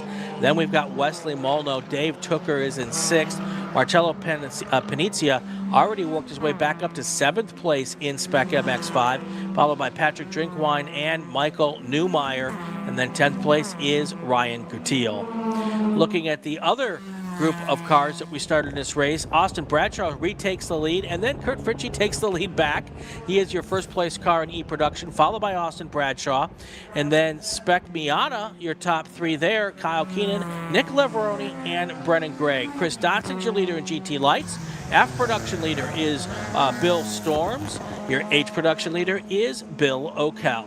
And go ahead. I was going to say, Brian, we had a good shot early on as we watch now that E-Production battle coming up on Ryan Gutierrez. Good shot coming out of the chicane of the Panizia machine, the number 16 flat-out motorsports car. Quite a bit of damage to the left rear of the car. Okay. The bumper cap was definitely askew there in the rear, and of course I think that goes back to early on. Wow, and is that the door opening? Yeah. On? And I think that's Panizia's car as well. We'll take a look here coming through. Yeah, I'm fairly certain that's Panizia's car. It looked like the passenger side door opened up. Don't know how much longer, if any of our flaggers see that, how much longer that's going to be allowed to happen. Yeah, that's the orange headlight car. That's Panizia. This would be a good shot coming out of the chicane to see if that door opens up again. Yeah, it's hard to tell there. But there's the rear bumper cap hanging out. Yep. As he just got around the B-Spec car of Tom Tuttle. Let's take a look here. Well, where it would open, Brian, is when he comes out of turn 5 and makes the left-hander at turn 6. Right. And I think that camera is going to be we're having some issues, and this camera, I don't think we're going to be able to see it too easily. It looks like it popped open again. Yeah. Well, the good news is having the right door open isn't as big a deal as having the left door open. So I don't think he's got a passenger in that car. So hopefully he's still buckled in. So. Right, exactly. So if it stays, we'll see it again here. Yeah. Although we are starting to see some smoke coming out of the back of that's Cooper Hicks's machine. Yeah, definitely saw it there. Cooper Hicks in the red and black number 86 machine. A lot of smoke coming out of the center of that car. Now again, we know that they had issues with the diff carrier yesterday, and certainly would have had to refill it. Hopefully there aren't some lingering issues, maybe a leak there in the diff housing, that maybe it is burning up some diff fluid. But we'll have to continue to watch that car. Again, we've seen where Hicks, after that really strong start, he's fallen back in the 4th place, and definitely falling off the pace of John Davies, running in 3rd in SMX, as we see them all having to work their way through that Spec Miata traffic now. There we go. And coming into our view right now is the 1 B-Spec car of Tom Tuttle. So he is still out there circulating as well, in 22nd place overall. All right, so Brian, we've got about 12 laps remaining here in this race. We're about halfway through. Why don't we make a call to the grid for our next group, and we'll take a little break. We can do that, absolutely. And we should also note, as we go to the call to the grid, being at halfway, that's the good news time for Mr. Bradshaw. He will get points in this race. Attention in the paddock, attention to the paddock. Group 4 cars to the grid. Group 4 cars. Spec Racer 4 to the grid. All right, let's take our break. We'll be back in about 2 minutes. Stay with us, everyone.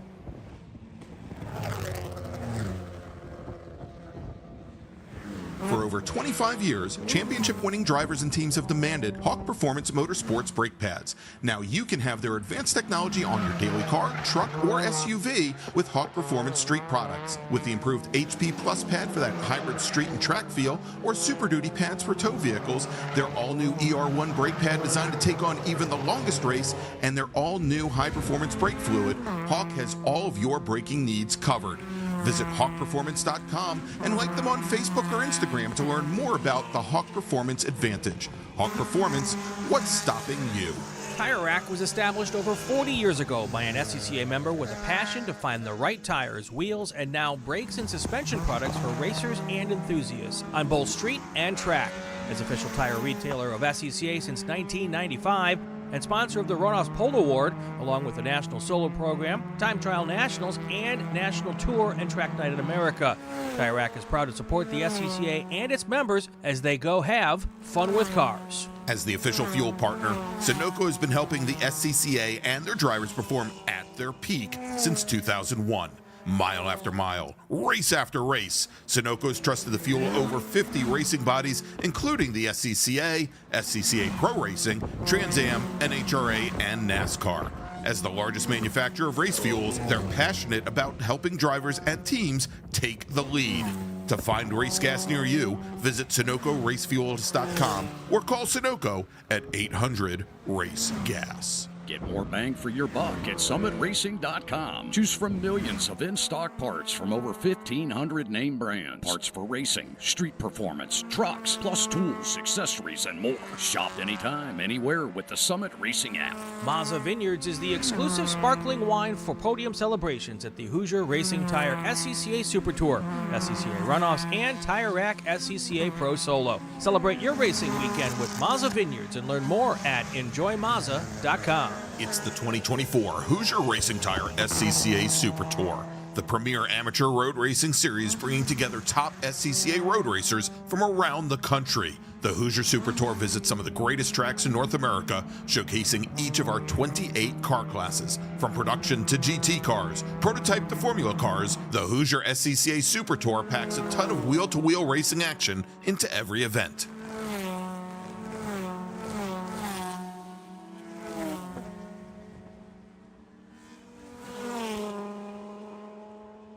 We are back from our union break here for our race group number 3 here. I'm Mike Collins. Glad you're watching.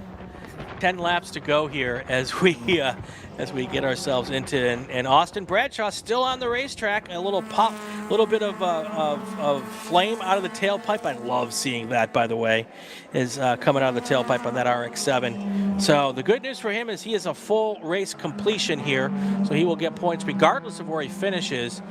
Joe Carr is the car in 3rd place, so he is 5 laps down. So if Austin Bradshaw can get to 5 to go, he could actually pull in and retain 2nd place. And Brian, I think that was a lot of brake lockup. We just saw going into the Shelton chicane between Cooper Hicks and making a very, very aggressive move. Wes Molno in the number 11 machine, getting around Cooper Hicks. When we went to break, we were watching Molno, Tooker, and Panicia just sitting behind Cooper Hicks all in a row as they seem to be getting bottled up behind the 4th place SMX car. Panicia, as he came up on the 3 cars ahead, he had been lapping a second faster than Tooker, Molno, and Hicks. And that's with the passenger door flopping open every time. We just saw that happen again going through turns 10 and 11 here. But I think we're going to have a new 4th place runner as Hicks got on the binders really hard to try and defend into the chicane. Yeah, when you say that Wesley Molno threw it in, those of us who watched him at Buttonwillow for Cal Club races, not surprised that he would throw the car in there to make a pass. He is not afraid to mix it up, and that's good if you want 5th place in the SMX5 race. Yeah, indeed. And so it looks like Hicks has now lost positions to Molno, Tooker, and Panicia. And, I said it before we went to break that I thought maybe I had been seeing some smoke come out of the Hicks machine and maybe some issues with the diff. And there you go. You can see it there, even as he takes a normal entry into the Shelton chicane. A lot of white smoke in the rear. Right. And he may be finding that car slowing down as there is a lot more friction in the differential of that machine. Yeah, it's bad when there's smoke coming out, but it's worse when the smoke stops coming out. Yeah, exactly. And and so we mentioned yesterday that the Hicks had a broken diff mount that had created a lot of issues for that car. Created issues with one of the drive axles, also for one of the braces for the drivetrain as well. That there were 4 or 5 people that were just laboring all night long to get that car fixed, and there may be another issue that they did not anticipate when they were getting that thing fixed up that's affecting the straight line speed for Cooper Hicks now. Right. And up front, Rafe Abdullali, he has got a 7.6 second lead. He is having about as good of a Sunday drive as you can have in Spec MX5. Will Robinson still in 2nd. John Davies is in 3rd. All of them have pretty decent gaps, so that's good news for them. Abdullali now gapped out to 8.2 seconds over Will Robinson, who's got almost a 4-second lead over John Davies. Looking at E-Production, Austin Bradshaw is now in 1st place in E-Production. Kurt Fritchie is starting to fall back. Not quite sure what the situation is with that Fritchie car, but he was solidly in the lead for several laps, and now he's falling back a little bit through the field. Yeah, so Brian, it looks like Scott Brown in the chat mentioned that the MG Midget that's in the field that Bill O'Kell is driving is one of the Joe Huffaker builds, and O'Kell has been running and renting, I think, both midgets and Austin Healey sprites from Huffaker for many years before this car was built up. Bill, of course, finished, he had the Hard Charger Award at Indianapolis in 2021 and took that car to 6th place. So very, very strong car there from Bill O'Kell. And he has been racing now, I believe, actually I don't have the number of years, but Bill, we'll just say, is one of the senior drivers here in the field this year, and a good run for him. Again, the only machine in class, and I think, if I remember correctly, he took one of the wins on the Super Tour at Buttonwillow here earlier in the season. All right, so Bill Fritchie's on pit lane right now. They're looking at the car. And with 7 laps to go, if he does not get back out on the racetrack, there's a good shot that Joe Carr will be able to, who is 6 laps down. Oh, Fritchie being pushed behind the wall right now by his team, not even under its own power. So he is done for the day. Wow. Joe Carr, if he can keep the car on the racetrack, there's a possibility that he'll be able to make up some of those laps and actually take over second place in E-production here. Yeah, so Joe Carr, who's been just limping that open-top Mazda RX-7 around, he is showing currently as 3 laps down. Right. Probably not 6 3 laps down. Yeah, 6 laps down. So, I mean, theoretically, and knowing that he has had issues with the car, Austin Bradshaw, who's currently your E-production leader, Brian, and he has now worked himself up to 5th overall after having started in that second group. He could conceivably run, I think, this lap that he's on, Correct. complete this lap, bring the car around and pit in, still take the win in E-production. That could be what he does, but knowing Austin, if the car's holding up, he's going to try to drive this thing to the finish line. So we will keep an eye on that. Rafe Abdullali now almost 10 seconds the lead over Will Robinson. Will Robinson has a 3-second lead over John Davies in 3rd place, but Wesley Molno is starting to creep up on John Davies, and if he can get there, it is pretty certain that he will try to get that pass made and get up on the podium here in this race. Yeah, and a matter of fact, I think what we saw, Brian, is we actually saw Bradshaw back out a little bit and allow a number of those SMX machines to go by. Here comes Bradshaw coming into the Shelton chicane.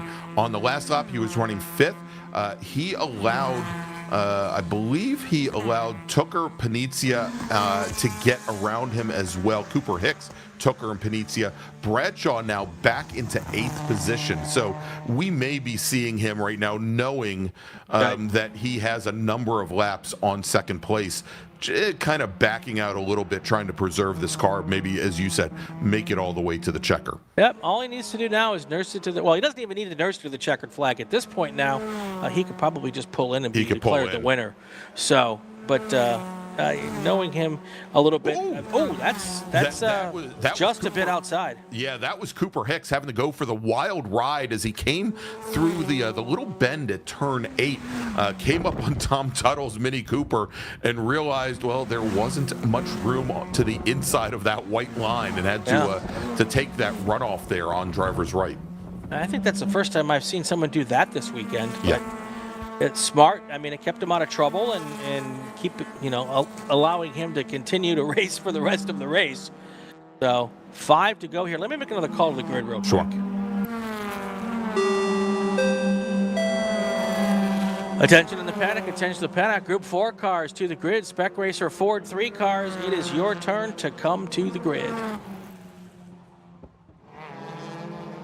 Up front, Rafe Abdullali, 9.7 second lead over Will Robinson. Then you've got John Davies. That's your top 3 in Spec MX-5. Going through the field, E-production, it's Bradshaw, Fritchie, and Carr. But Carr's trying to make up time to get to second place, even though he's many laps down. F-production, Bill Storms and Lance Stout. Well, Bill Storms is actually out there by himself right now. GT Lights, your 2 cars there. It is Chris Dodson and Paul Bunbury. In H production, we have 1 car, Bill O'Kell. In Spec Miata, your top 3, Kyle Keenan, Nick Leveroni, Brennan Gregg, and in Spec MX-5, your top 5, Rafe Abdullali, Will Robinson, John Davies, and Wesley Molno and Cooper Hicks. Coming up on 3 laps to go here. Next time by, Rafe Abdullali's got to be listening to the car, making sure nothing is weird, hearing sounds that aren't there. Little engine noises in his head. That's right. That's right. Vroom, vroom. Yeah.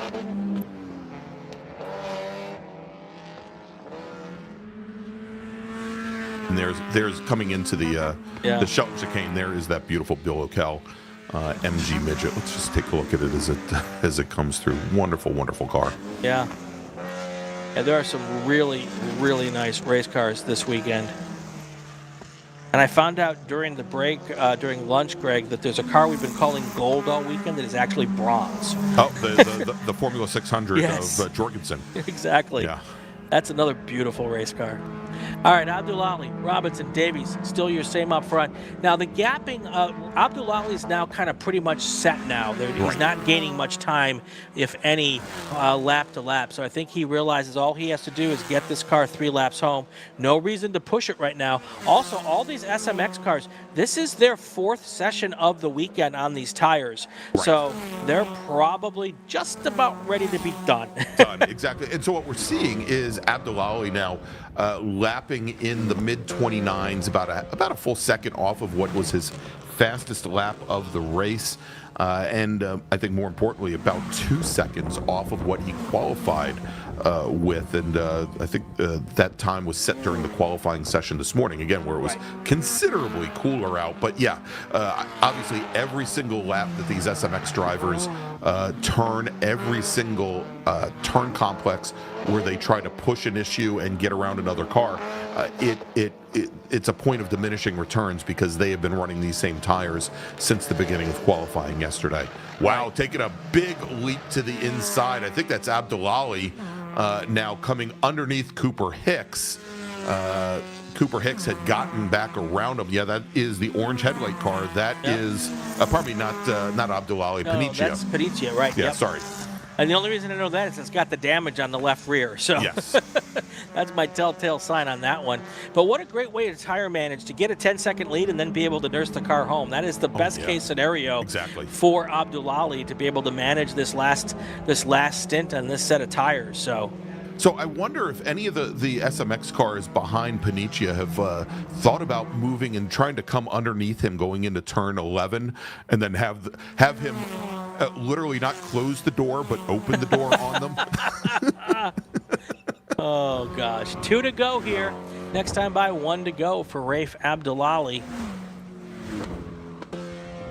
Looking to see not much changing anywhere else in the order, and looking at the times here, it is Joe Carr now is slowly creeping up on Kurt Fritchie. And when you say slowly, Brian, Carr has been lapping. He actually just turned his fastest lap of the race at a 1:57.1. Right. And again, Fritchie, well, he's not turning laps right now, but Fritchie, when he had been lapping, was turning in the well, I think they may have been hand timing Fritchie actually. Yeah. But he was running in the 26s. So almost a half minute a lap faster than the Joe Carr machine. Fritchie and Carr both completed 17 laps now. Here we go. So if he can get to the finish line here, I'm pretty certain that Joe Carr is going to take second place. What a great fun to watch. Never had more fun watching the battle for almost last place on the grid. Yeah. Except for my trip to the Solo Nationals last year. But we won't talk about that right now. We won't talk about that. Just be glad there are no Panther-bodied Fords out there. Exactly. Today. No Crown Vics in this group. Yeah, exactly. If you know, you know. Final lap. The white flag is in the air. Rafe Abdullahi just needs to make about a little less than 2 miles now, a little less than 14 corners to get himself to the finish line. Oh, and here he is. There you go. Blue a headlights. lot less than 2 miles. That's right. Blue headlights across the line. Rafe Abdullahi taking the win in SMX, finishing second. His teammate, Will Robinson, John Davies, will finish in third in the 67 car. And as I was talking earlier, the most unlikely second place finish here this weekend at Portland, it's going to be Joe Carr will take second place in E-Production. Kurt Fritchie will take third. Wow. All right, let's take a look at some of our other classes here in Spec Miata. And we should see him coming out of turn 12 here in just a moment. Matter of fact, this may be him now. No, that's a couple more of our MX-5 cars, but we should see Kyle Keenan in the number 44 1990 Mazda Miata coming across the line here in just a moment. He should be taking the win in Spec Miata, with Nick Leveroni finishing in second. I think this is the Keenan car right here. So Kyle Keenan, he is your winner in Spec Miata, with Leveroni coming out of turn 12 now, about the length of half the straight there. Tom Tuttle is going to cross the line. Tuttle is our sole driver in B-Spec in his Mini Cooper. Bill O'Kell, we saw across the line in that beautiful MG Midget. He'll take the win in H production. In F production, Bill Storms in his Honda Civic Del Sol, the only driver to take the green today, so he takes the win there. And in GT Light, didn't mention this one, for the second day in a row, Paul Bunbury retires early in his Acura Integra, giving Chris Dudson the win, the Chilliwack, British Columbia driver, in his Honda CRX, the 73 car. And there you go, Brian, crossing the line. Yep. And taking second place in E production. That is Joe Carr, finishing, it looks like, 2 laps up on Kurt Fritchie. But I believe that will break down our entire Group 3 field. That's right. I'd have to. The battle for the Perseverance Award today, Austin Bradshaw and Joe Carr, both of them persevered through the weekend. Yes. And I'd have to be a toss-up on that. I have to split the award in half. All right. All right, let's take ourselves a break. When we come back, the next race is supposed to start around 2:25 Pacific time, 2:25 p.m. Pacific time. We'll be doing that next. It'll be Spec Racer Ford. Let me do a call to grid, and then we will take our break. Attention the paddock, attention the paddock. Spec Racer Ford to the grid. Group 4 cars to the grid for your race. Spec Racer Ford to the grid.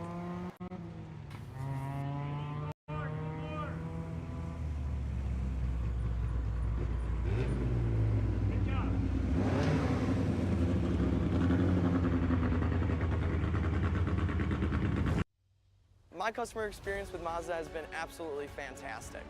I'm probably not the richest person out here, and they're extremely reasonably priced, and you can buy parts easily, and it's a class that fits both what I want from a racing standpoint and what I can afford. We got into Mazdas largely just because it's a fantastic platform, and Mazda Motorsports has some of the best support for the grassroots racer in parts and technical advice and everything else, so they make it easy for us to run these cars.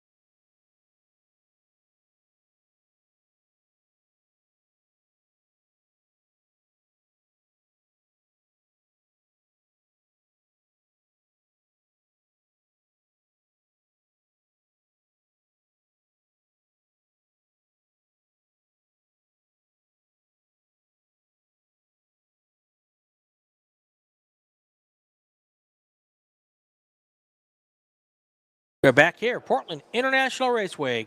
Spec Racer Ford 3 is about to roll off the grid, and we were going to get to this big race. 25 laps ahead of us.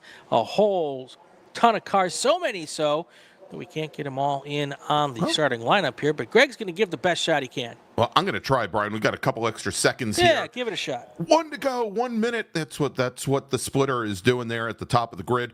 Let's run down the starting order. We had 29 drivers set qualifying times this weekend. Let's run down the order. Starting 29th, driving the number 49, Spec Racer Ford Gen 3 from Morongo, California. Let's try that again. Morongo Valley, California, Chris Strand. Brandon Lewis starts 28th. He's in the number 66 car. He's from San Francisco.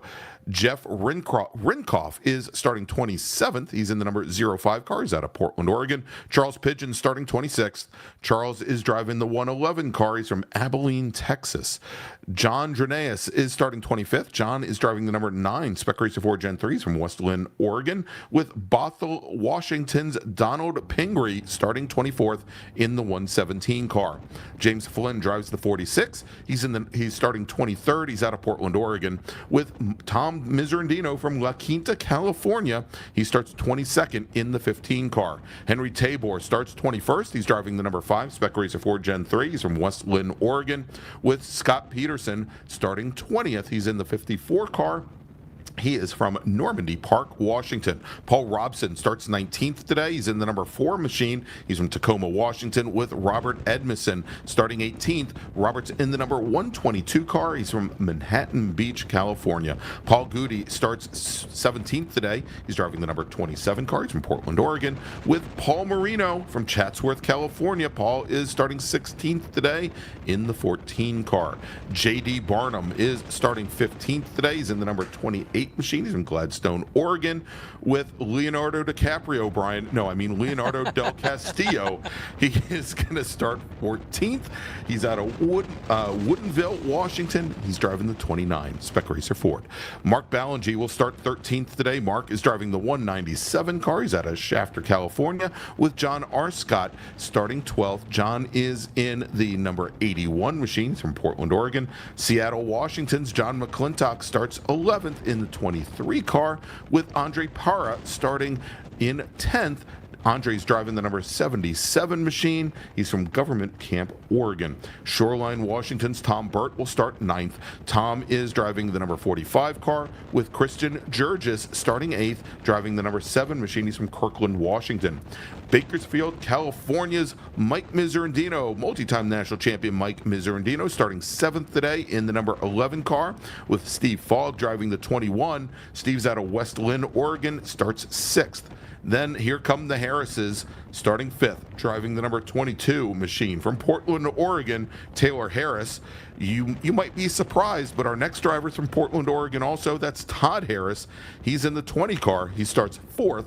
Then we've got Calvin Harris. He is driving the number 42 machine. He's from, surprise, surprise, Portland, Oregon. He starts 3rd. And your front row today, right behind us here, John Black. He's in that blue and red number 17 machine from Olympic Valley, California. And your pole sitter, driving the number 99 machine from Tigard, Oregon. It's Caleb Schrader. All right, we're getting ready to go here as they come down towards the start stand. We'll see if we got a green flag, and we do. Here they come, 20-plus cars all going down towards the Shelton chicane. 4 wide in the back of the field, 3 wide up front as they all put on the binders and try to make it through the first corner. Let's see how many come through unscathed. Right there they are, side by side, going through the chicane. So far, so good, it looks to me at this point, as they head back now down towards turn number 4. Well, with the exception of the one car who decided to go hopping over the curbing there at the chicane, but Caleb Schrader comes out in the lead in the number 99 machine. Calvin Harris, he's in that white and light blue number 42 machine. He moves up to 2nd, shuffling John Black back into 3rd as they come through turn number 6. But all of our drivers all in a line, and then we've got, it looks like Mike Miserandino still back in 6th position. Steve Fogg making a great jump. Todd Harris sitting right behind John Black. He is in 4th. coming out, moving a little bit wide. I think that was actually the Jurgis machine in the 7, like we saw yesterday, trying to make up some early ground here early on in that green and silver, number 7. But it looks like we had a pass for the lead there. It looks like Caleb Schrader may have been sliding back to second place here as they come out of turn 12. I'll know for certain here when they come across the line is definitely Schrader in second place. In first place across the line, Calvin Harris. He has got the lead now going into the chicane for the second time across the line. It was Harris, Schrader, John Black, Taylor Harris, Todd Harris, Steve Fogg, Mike Mizzardino, Andre Pera. That was the top 8 after the first lap. And Brian, that is how our race ended yesterday. Calvin Harris taking the win, Caleb Schrader second, John Black. Steve Fogg had managed to finish 4th just off the podium yesterday as he made it around both Taylor and Todd Harris there, with Mike Mizzardino finishing back behind them. Mizzardino finishing in 7th and Jurgis in 8th. Burt Pera rounding out the top 10. So we're seeing things very similar here this afternoon, early on in this race as we saw yesterday. But so far, we've got looks like almost 10 deep, still all lined up in the draft. Yesterday, it only took a lap before our top 3 of Schrader, Black, and Harris moved away from the rest of the field. Well, that is not the case right now. We've got about a 10-car train from 1st down to 10th, all still pretty much in that lead draft. Again, we're only a lap and a half into this thing, but we'll see if anybody can pull away today like yesterday. But a 10-car train deep into this race would not be a surprise to me at all. Now you've got 2nd and 3rd place, Schrader and Black. They work together a lot. They are right hooked up as they head towards the chicane now for the 3rd time. And look at that, 7 cars right there, nose to tail, going through the chicane. Yeah, indeed. And Brian, as we look through the 77 of Pera, the 45 of Burt, the 23 of McClintock, they are all right there as well. Couple car lengths off of the back of Mizzardino. If we remember yesterday, Mizzardino had a pretty strong start, but he ended up being almost onto an island by himself without any drafting partners until about 2/3 of the way through the race. And right now, he is sitting at the tail end of that main group once again. He definitely wants to be able to hold on to the back of the red and white number 21 of Steve Fogg. Who is currently running in 6th place, but we're starting to see, little kind of some cracks in the group here as Pera, Burt, and McClintock starting to drop off, and might have also add Jurgis, who's fallen back into 11th position, Edmondson and Marino. That 2nd pack now starting to fall off our leaders. You're right, though. Mizzardino trying to hold on just a tiny bit off the back of the lead pack, and there he is trying to get by. Again, no changes in positions here. Harris, Schrader, Black, Harris, Harris. That's your top 5. Here they are heading through the chicane, and that's that white and red car just a tiny bit off the back there, trying to hold on to the lead draft. All right, as we just now saw Caleb Schrader duck to the inside, coming down to the final portions of the front straight. He is able to edge ahead of Calvin Harris, so moves Schrader back up into the lead. Should mention that we had a number of drivers in qualifying this morning, Brian, underneath the track record, and the track record at 122.736 right now.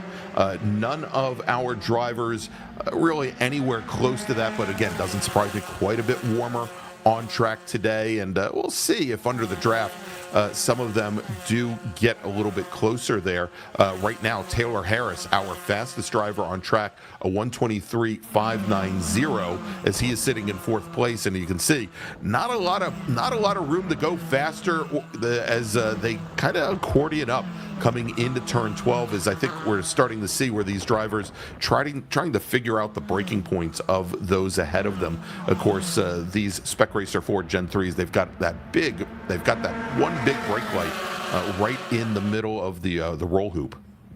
And there we go. We see Harris ducking out to make the move again, going into the chicane, and he makes it stick. And it looks like the second place car, John Black, is also, no, not quite. Schrader was able to close the door on John Black, so he stays in second place. John Black stays in third.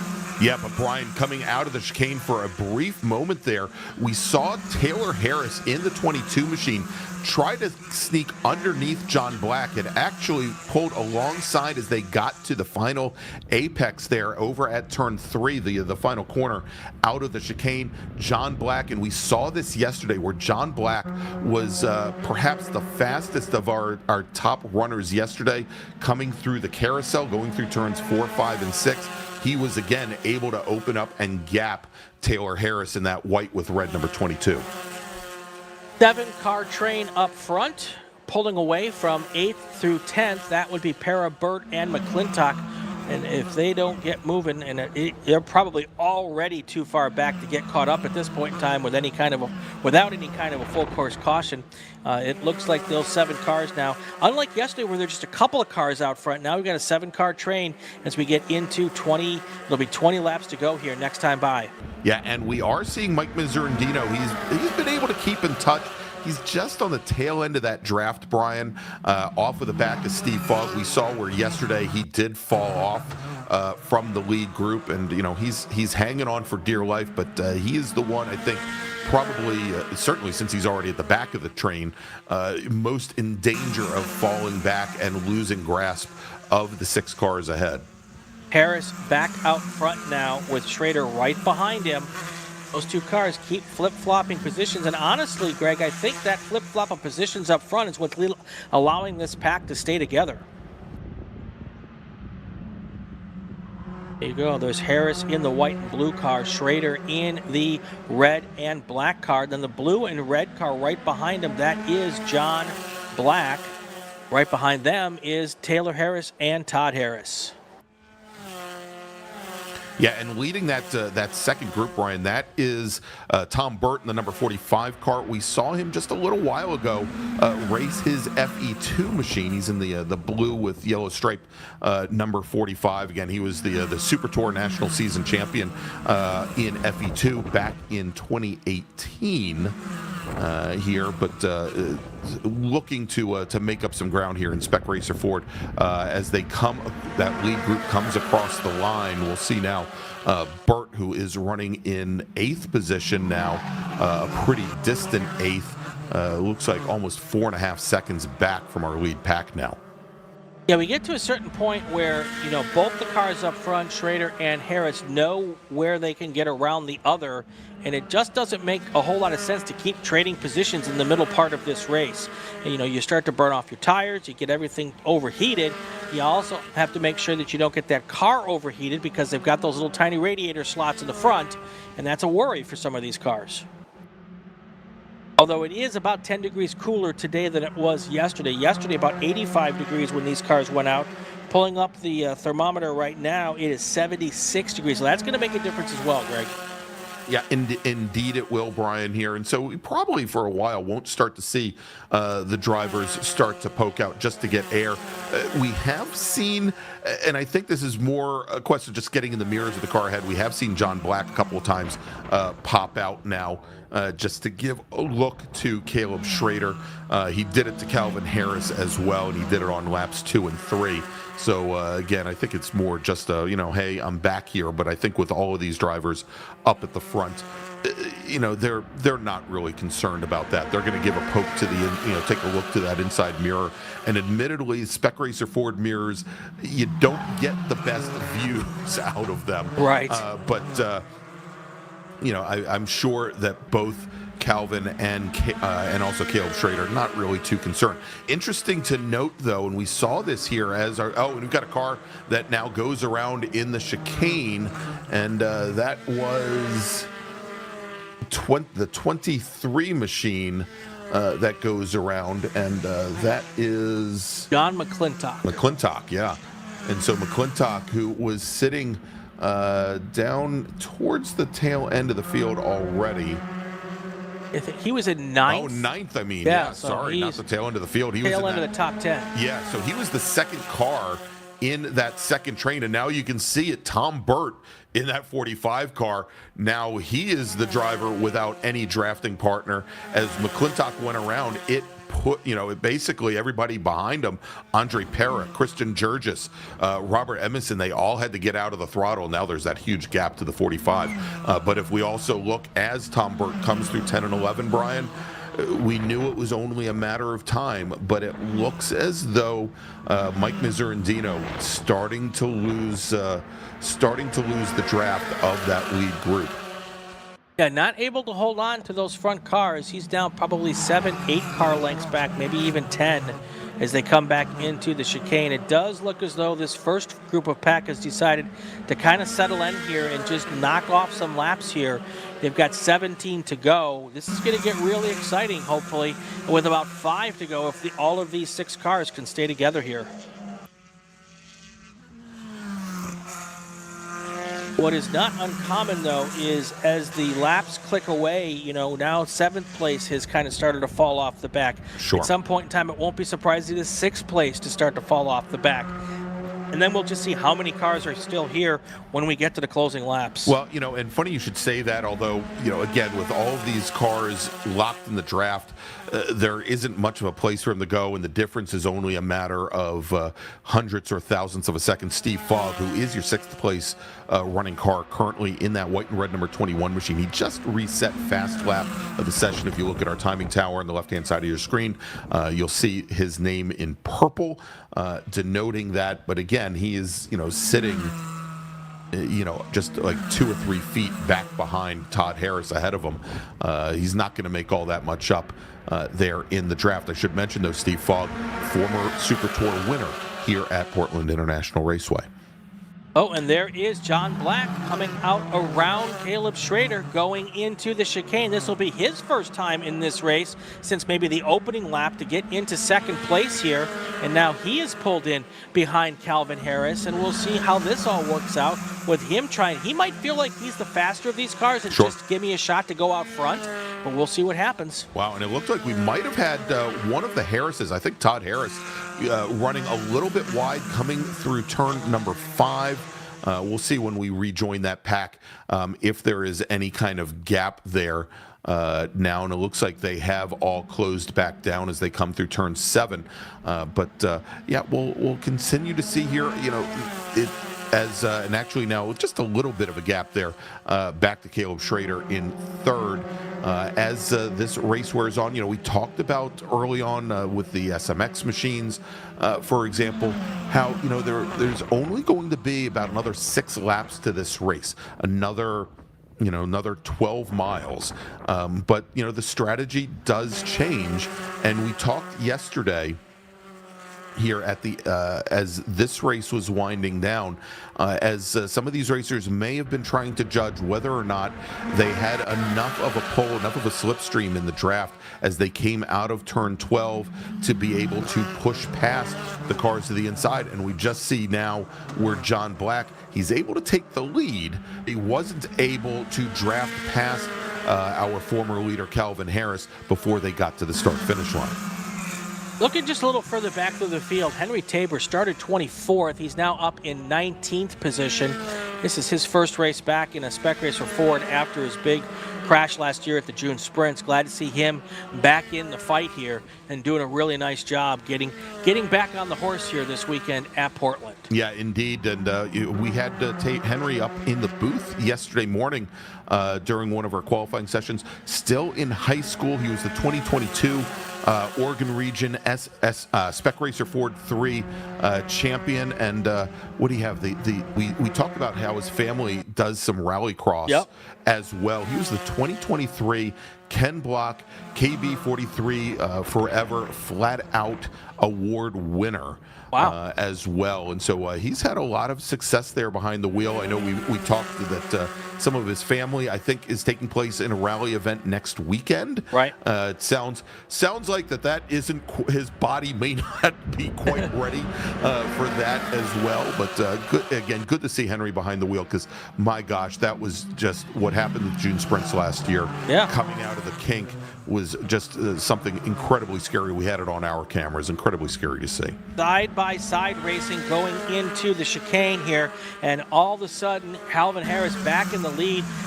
Taylor Harris tried to make a move to get into second place, and it looks like that Caleb Schrader was able to hold him off.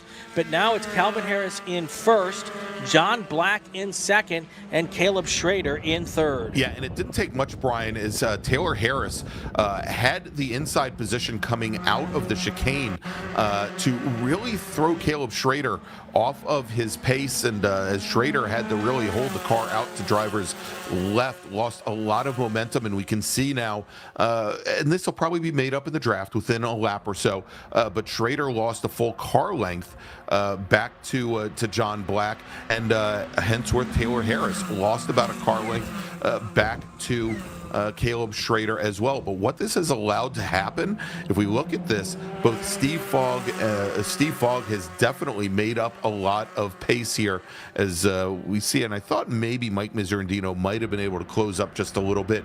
He was, but only maybe a tenth or so. As he now falls completely off that front pack. And look at that, Schrader taking a look to the inside once again here, and I think that may be just more his normal line. He turns in maybe a little bit more shallow going into the opening portions of that Shelton chicane than the rest of our leaders.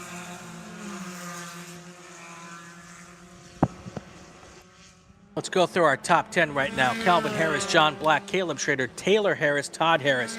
Then 6 through 10, Steve Fogg, Mike Miserandino, Tom Burt, Andre Pera, and Robert Edmondson as we get to lap 13 here. Let's do a call to grid, take our break here as we work our way through this Spec Racer Ford race. Attention the paddock, attention the paddock. Group 5 cars to the grid, Group 5 cars to the grid. That's STL, STU, T3, and T4. Group 5 cars to the grid. Let's take our break. We'll be back in just a few minutes with the remainder of Spec Racer 4.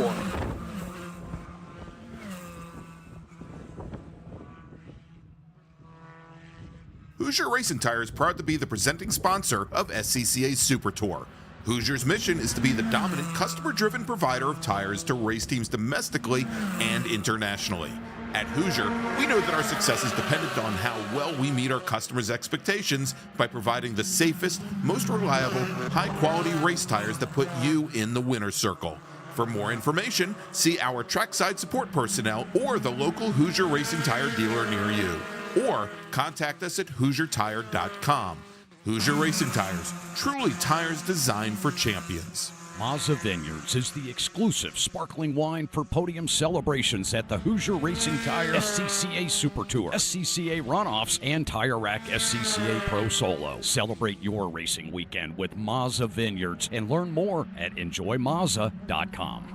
Tire Rack was established over 40 years ago by an SCCA member with a passion to find the right tires, wheels, and now brakes and suspension products for racers and enthusiasts on both street and track. As official tire retailer of SCCA since 1995 and sponsor of the Runoffs Polo Award, along with the National Solo Program, Time Trial Nationals, and National Tour and Track Night in America. Tire Rack is proud to support the SCCA and its members as they go have fun with cars. As the official fuel partner, Sunoco has been helping the SCCA and their drivers perform at their peak since 2001.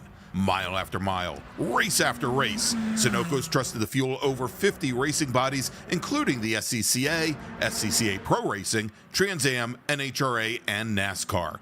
As the largest manufacturer of race fuels, they're passionate about helping drivers and teams take the lead.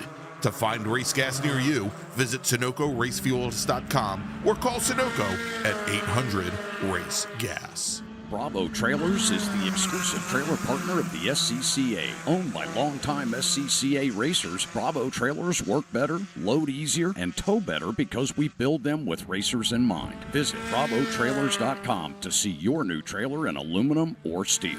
If you like what you see today, become part of the action by joining the Sports Car Club of America. Whether you want to drive, flag, organize, officiate, have fun with cars, or meet 65,000 enthusiast friends, SCCA offers plenty to feed your motorsports obsession. Ask someone trackside about how to get involved or visit SCCA.com for more information.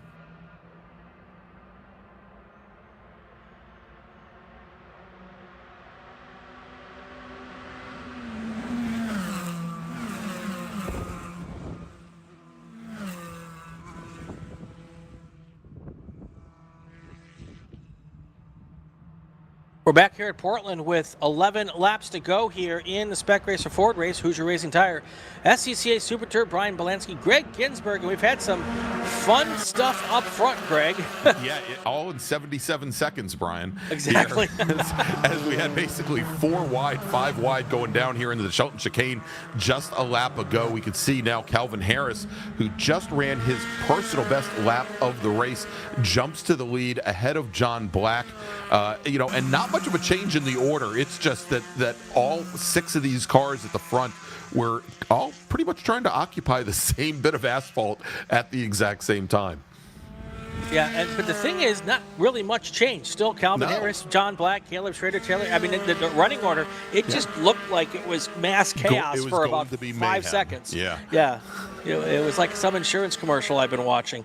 But it all sorted out, and all the cars are in the same order, and they're all pretty much all still nose to tail. So 10 laps to go here.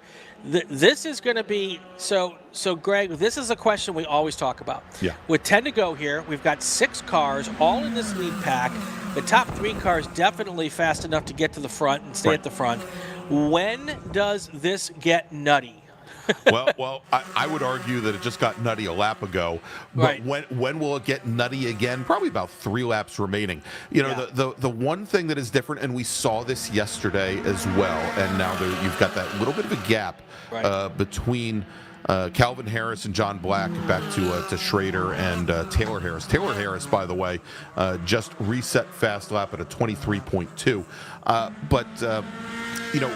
We talked about this a little bit yesterday. Although these Spec Racer Fords, Spec Racer Ford Gen 3, draft incredibly well, the one thing that you're not going to see primarily, because you need to be able to protect that little mail slot of an air intake at the nose, is you're not going to see a lot of bump drafting. You may see the nose of the car come up to that cage that supports and surrounds the differential at the rear of the car, but you're not going to see a big push because you run the risk of closing down that air intake, as opposed to the Spec Miatas and the SMX cars that would have no qualms about pushing somebody to the lead, whether it be on the back straight or even coming out of 12 to the lead. We've seen where John Black has tested, and we saw the test yesterday, whether or not a car can use enough of a slipstream, pull out to the inside, and try and draft past before the start-finish line. We saw at the end of yesterday's race, it just did not work. So, this is one of those things where the move is going to have to be made, probably either going into the chicane or maybe at turn 7 with a lap to go. Right. I will tell you, here comes a move for the lead. That is John Black getting around Calvin Harris going into the chicane for the first time in this race. John Black's going to take the point here and see if he can pull away a little bit. He has looked like he thought he was faster than these cars for the entire race. Now we are going to get to find out whether that is exactly the case or not. Yeah, and we'll see here because, again, this section of the course down in the carousel area through turns 4, 5, and 6 is where John Black has been stronger, both in qualifying and during yesterday's race. But there's still the draft, and there's still the ability for Calvin Harris to keep the entire rest of the train right on the back of that number 17 machine that they just have not been able to pull away, and. We'll see here as the laps go on, as the tires go down, as we know which drivers, we'll find out which drivers have probably been trying to push a little hard. And look at that, going into turns 10 and 11, Calvin Harris jumps back to the lead around John Black. You're talking about not wanting to push these cars because of the inlet and not getting a lot of air to the radiator. I think, in my experience, you can do that for 2 laps. You can literally get under there, and for 2 laps, you could really, really push. With 8 laps to go now, that might be something you think about with 2 laps to go in this race. Now you see Caleb Schrader taking a peek for just a second. Then he pulls right back in behind John Black. as they now go through and follow Calvin Harris through the chicane as we come up with 7 laps to go here in this race. Yeah, and Brian, it's starting to turn into a 4-car Correct. battle as Fogg is now, you called it a number of laps ago, Steve Fogg starting to fall off the pace of our top 4 drivers. So it is 2 Harrises as Todd Harris in the number 20 machine has fallen back behind Steve Fogg. Todd Harris, your new 6th place runner. And we see there with the 2 white-ish cars, or actually that's the white and silver machine of Todd Harris, the number 20, and then Mike Miserandino in the white with red, number 11. But it's starting to look like a 4-car battle here up at the front. And now the wild card. These cars Traffic. are starting to come up on the back part of the field. The last 2 drivers in the field right now in the sights of our leaders and kind of coming into the worst place that they could possibly be, coming out of turn 12. But hopefully they can make it past here on the straightaway and it won't be an issue. Let's see if these cars kind of pull aside and let them all by. And that's exactly what's happening. All 4 of those front cars are going to get by without any problems, and they're going to be able to motor on here as they get into the final 7 laps of this, or final 6 laps of this race. Yeah, as I think they were coming up on Pingree and Jeff Rinkoff, the 117 and the 05 there, towards the back of the field. And those drivers just held on, kept the cars drivers left, allowed all of our leaders to come underneath them. And in doing so, Brian, the one driver that may have gotten caught out is Taylor Harris in the 22 machine, as there is now a pretty good gap. We'll see here. It's closing back up again, coming through turn 7. It looks like Taylor Harris a little bit later on the brakes is able to get back up to the back of the 99 machine, but he started to fall off the pace as well. And now, to add insult to injury, it looks like Todd Harris and Mike Miserandino are going to have to deal with those 2 lapped cars as well. Right. So as we come into the closing laps here, I like John Black's position in 2nd place with his friend and teammate Caleb Schrader right behind him. If he can stay in that spot here until we get to 1 lap to go, my money would be on the 17 car at this point in time. He is in the catbird seat. A lot of racing, though. 6 laps in this car right now is an eternity for these cars. All right, well, we'll have to see again now. Moving down to the inside of Caleb Schrader is Taylor Harris. Move Taylor up in the 2nd, but Taylor ends up, and we've seen this so many times here this weekend, Brian, where you get a good run down the front straight, you beat a car, you take a real shallow entry into the chicane, and then it is very tough to carry the speed out. And Schrader had to get out of the throttle as Harris just could not put the power back down. And so both Taylor Harris and Caleb Schrader have dropped back from our 2 leaders, Calvin Harris and John Black. You can see they're about a car length now, maybe a little bit more than a car length separating them. But even as they came down the front straight just a half a lap ago, Brian, it looked like Schrader and Harris were not able to make up ground on our 2 leaders. Remember all that stuff I said about Schrader being right behind Black and forget all that. Yeah, forget all that. It's all been screwed up. Taylor Harris like, I don't care about this teammate stuff. I want 3rd place. He took the position, and now Harris and Black are starting to pull away a little bit. Sitting up, he's got, I think, Dad sitting up in the front. That's right. He's helping out his dad by being there. Yeah, exactly. If he can separate Black and Schrader, that is a big, big advantage for Calvin Harris as we get into the final moments of this race. But I bet you, but I bet you the kid wants 1st place. He doesn't want Dad to win this race. No. And again, we see a bit of a gap there as they come in. And yeah, Brian, I'm starting to think that Schrader, he just has a very shallow entry. He turns in much earlier for the chicane than almost every other racer there in the top 10. And and he makes it work. He carries good speed out of there. Sure. 4 laps to go here. 8 miles, a little less than 8 miles left in this race, and it is still very, very much uncertain who's going to be the winner. I see definitely a defensive line there by Calvin Harris going into that turn 8 area, and he was able to hold on. But that defensive line has allowed the Taylor Harris and Caleb Schrader, the 22 and the 99, to come right back up to their bumpers.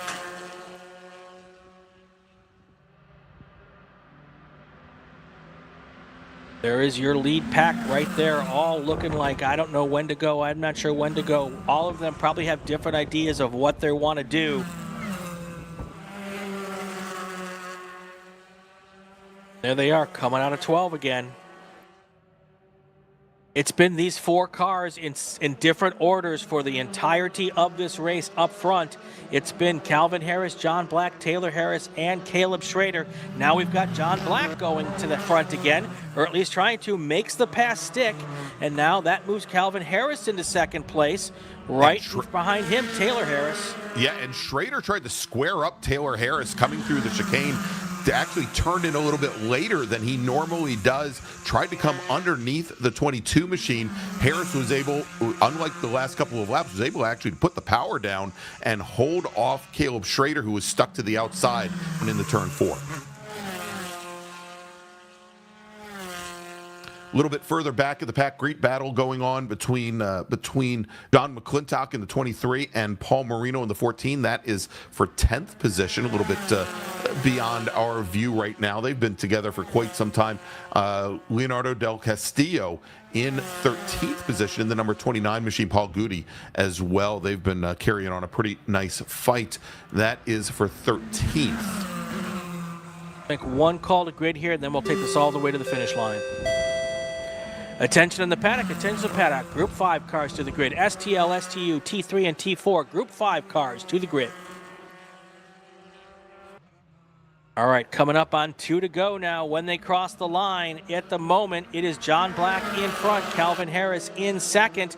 Now, Calvin Harris goes onto the inside around John Black one more time, trading positions up front.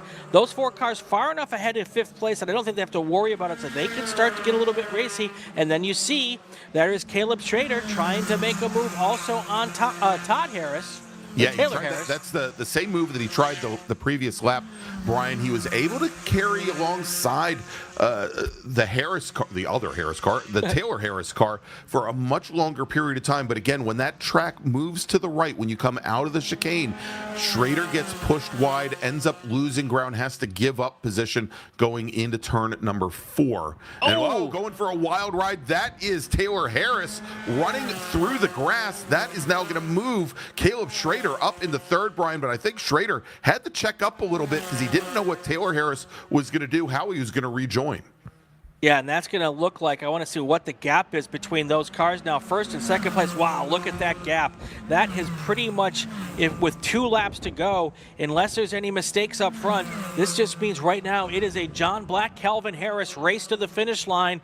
3rd and 4th place, I don't think are going to be able to make up that gap in this final lap. White flag is in the air. Coming across the line first is going to be John Black. Calvin Harris is in 2nd, and there is a 3-second gap all the way back to 3rd place. It's a 2-car battle now, right to the finish line, Greg. Yeah, Brian, and I have a feeling that when we saw the Harris car, when we saw Taylor Harris run wide, there may have possibly been contact between he and the 99 cars. I don't know if you noticed it, but we had Caleb Schrader get out of the throttle on the back straight and actually let Taylor Harris back around before they ever got to the chicane, just slotted in behind them, and they went through and when I say chicane, I mean over at turns 10 and 11, and he followed the number 22 machine all the way around turn 12, then gets the pass done here, coming out of turn 5, going into turn number 6. But that has also allowed now Steve Fogg to get back into this battle for what could be the last step on the podium. All right, we've got 3 corners to go until we find out who wins this race. Coming down to the final 2 corners, John Black pulls out on the side of Calvin Harris in an interesting place to try to make the move. Can he get around? This is the last shot. Let's see who comes out of the turn first here. Who is it going to be? Is it going to be Harris or Black? It's Calvin Harris out front. John Black is not close enough. I don't think he's going to be able to make it ahead. It's going to be Calvin Harris for the win. John Black is 2nd, and Caleb Schrader is going to come across the line 3rd. followed by Taylor Harris. As long as there's no issues in impound or afterwards with that possible side-to-side contact that Gregg was talking about, that will be interesting to see what they say, but that's how they finish. Harris, Black, and Schrader. That's right. And so Schrader and Taylor Harris, just as our leaders were pulling out side by side, Taylor Harris tried to move down to the inside and come underneath Caleb Schrader, going into turns 10 and 11, could not get it done. And so Caleb Schrader, as you mentioned, takes that last step on the podium. They're a great run as we look at the rest of the field. So Taylor Harris, fourth just off the podium. Steve Fogg was only 0.3 of a second back behind. Taylor Harris finishes in fifth. Todd Harris finishes sixth. Mike Miserandino, seventh. Tom Burt, eighth. Robert Edmondson, ninth. John McClintock will round out the top 10, and he only managed to beat Paul Marino across the line by about I'd say 5 or 6 feet. Marino finishing just outside the top 10. All right, that's going to do it for race group number 4. We've got 2 more left to go. Next race is STL, STU, and T3 and T4. They come up in about 15, about quarter after 3 Pacific time, so about 9 minutes. So we're going to do a call to grid, take a break, and we'll come back for our final 2 races. Attention the paddock, attention the paddock. Group 5 to the grid. STL, STU, T3, and T4. Group 5 to the grid.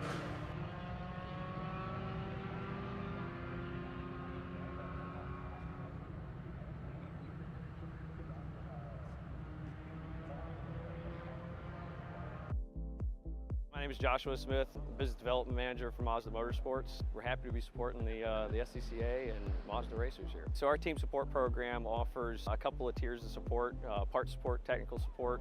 All of this is done through our MazdaMotorsports.com parts store website. It's basically like signing up for an Amazon account. Simple information, prove that you're a racer. It gets you access to our 800 hotline that you can call and speak to one of our parts representatives 5 days a week.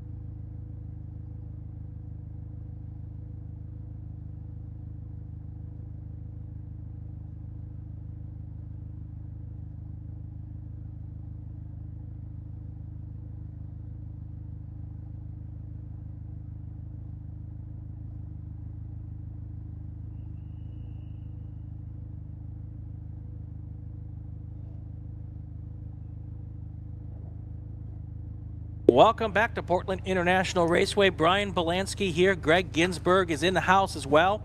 2 races to go. The next one up is STU T3 and T4.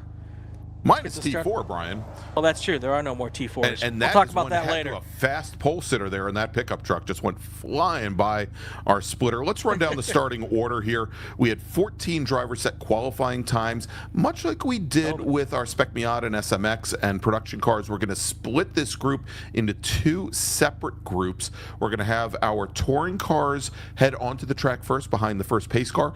Only touring 3 here today. And then our second group, STU and STL, they'll be behind our second pace car. So let's run down the order. We'll look at our touring 3 cars first. Scheduled to start 6th, but I think, Brian, you may know where he is, and he's not on track. Driver of the number 0 T3 Ford Mustang from Auburn, Washington, Scotty B. White. Starting 5th, driving the number 73 touring 3 BMW 330, Bill Ecker. Mark Sundberg, scheduled to start 4th in touring 3 in the number 47 BMW 330i. He's out of Sarasota, Florida. Then we got Lansing Stout. He is in his bright red Nissan 350Z, the number 54 car. He starts 3rd in your front row in touring 3. Starting 2nd, driving the number 31 BMW 330i from Snohomish, Washington, Jason Frazier.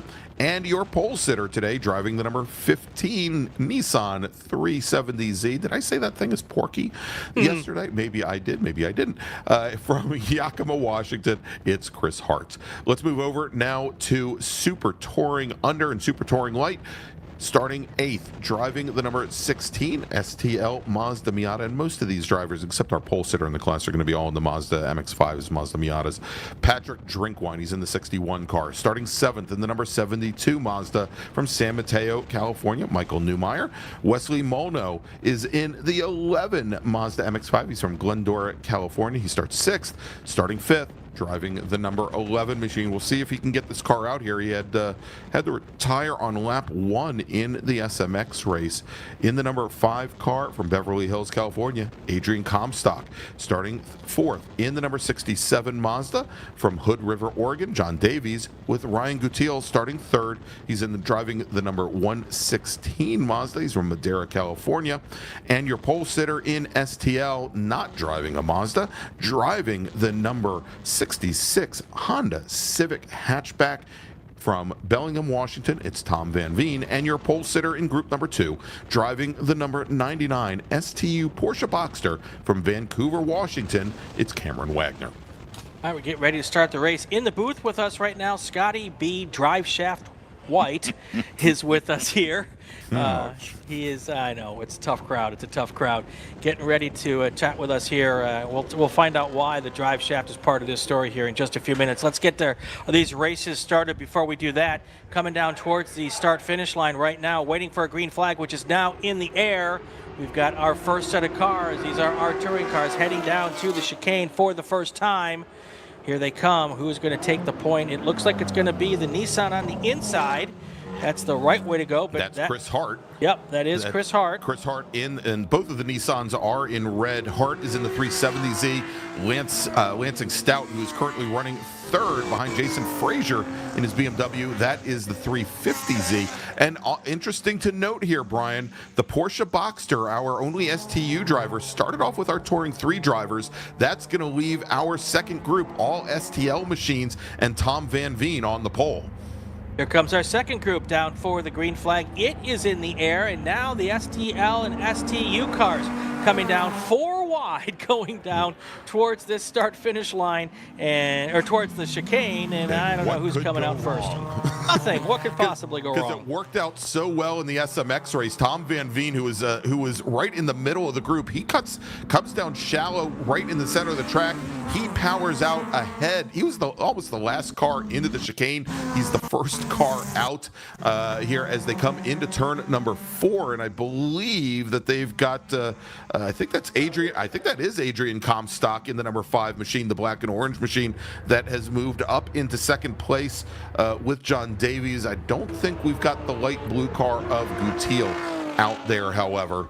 I don't think they got the nose, the misformed nose of that number 116 machine fixed up before the race. All right, Chris Hart's already opened up a 1.7 seconds lead. Scotty B. White's here with us. Scotty, so why are you sitting here next to me and not out there? I just figured it'd be way more fun to hang out with you. It's air conditioned up here. What would you do?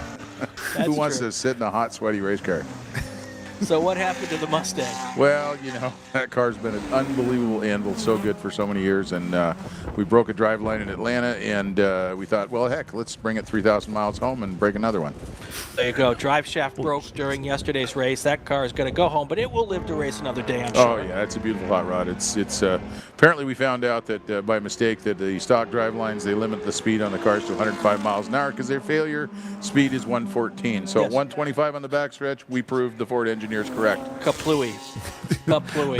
That'll teach you to do an extra 10 miles an hour. So Scotty, I saw in the fast track, I think just a couple of weeks ago for the recent fast track, that there were some changes made as far as I think weight allowances for running for aftermarket carbon fiber drive shafts versus the steel ones. Does that affect what you do with that Mustang as well? Would you guys like me to get that wound opened up a little wider so you can get maybe a bucket of salt poured in it instead of just a teaspoon at a time?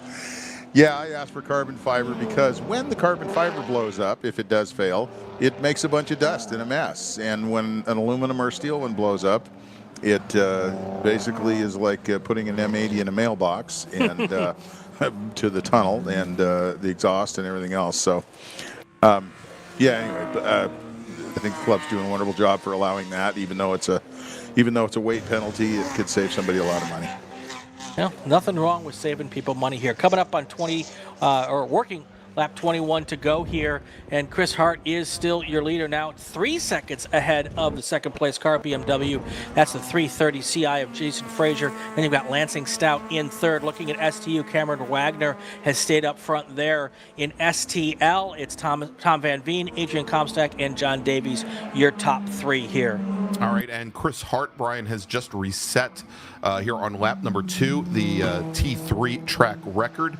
Chris had previous set it back in 2022 at a 124.767, and Chris now down to a 124.450. Scotty, you said about 0.3 off. You said it was good to be up here with us in the air conditioning. About 10 degrees cooler today. How much of a difference is that for you guys? I don't know. It seemed like a lot in the Viper. It really did. The Mustang doesn't bother me too much. It's not, it's hot. But the Viper was a 10-minute longer race and was comfortable, and we went even faster. We went another half second faster, I think, today. Reset the track record again. So definitely quicker. And I think Chris Hart's proven that as well. Yeah, Chris Hart has definitely got the measure of the field at the moment. Now opened up to a 4-second lead. And what we're seeing there, those are the two BMWs of Jason Frazier and Mark Sundberg with Lansing Stout. They're right behind him. Yeah, I got to think that something's a little bit off for Jason because he is lightning quick, and he's been, had the measure of Chris back and forth, and he's a full second off on lap time, and I know Jason's generally faster than that, so maybe having something not quite right. And he's from Snohomish, Washington, which is one of my favorite places to say. Yeah. Yeah, Jason has a couple of car dealerships. He's got a Chevrolet dealership in North Bend Chevy, and got a Ford dealership in Ellensburg, I think. And anyway. So it begs the question: why is he not driving a Chevrolet or a Ford? Wouldn't that be good for his marketing plan? Well, I don't know. Interestingly enough, both Chris and Jason and Mark, all three of them came from circle track racing, and that's where they all got to know each other. And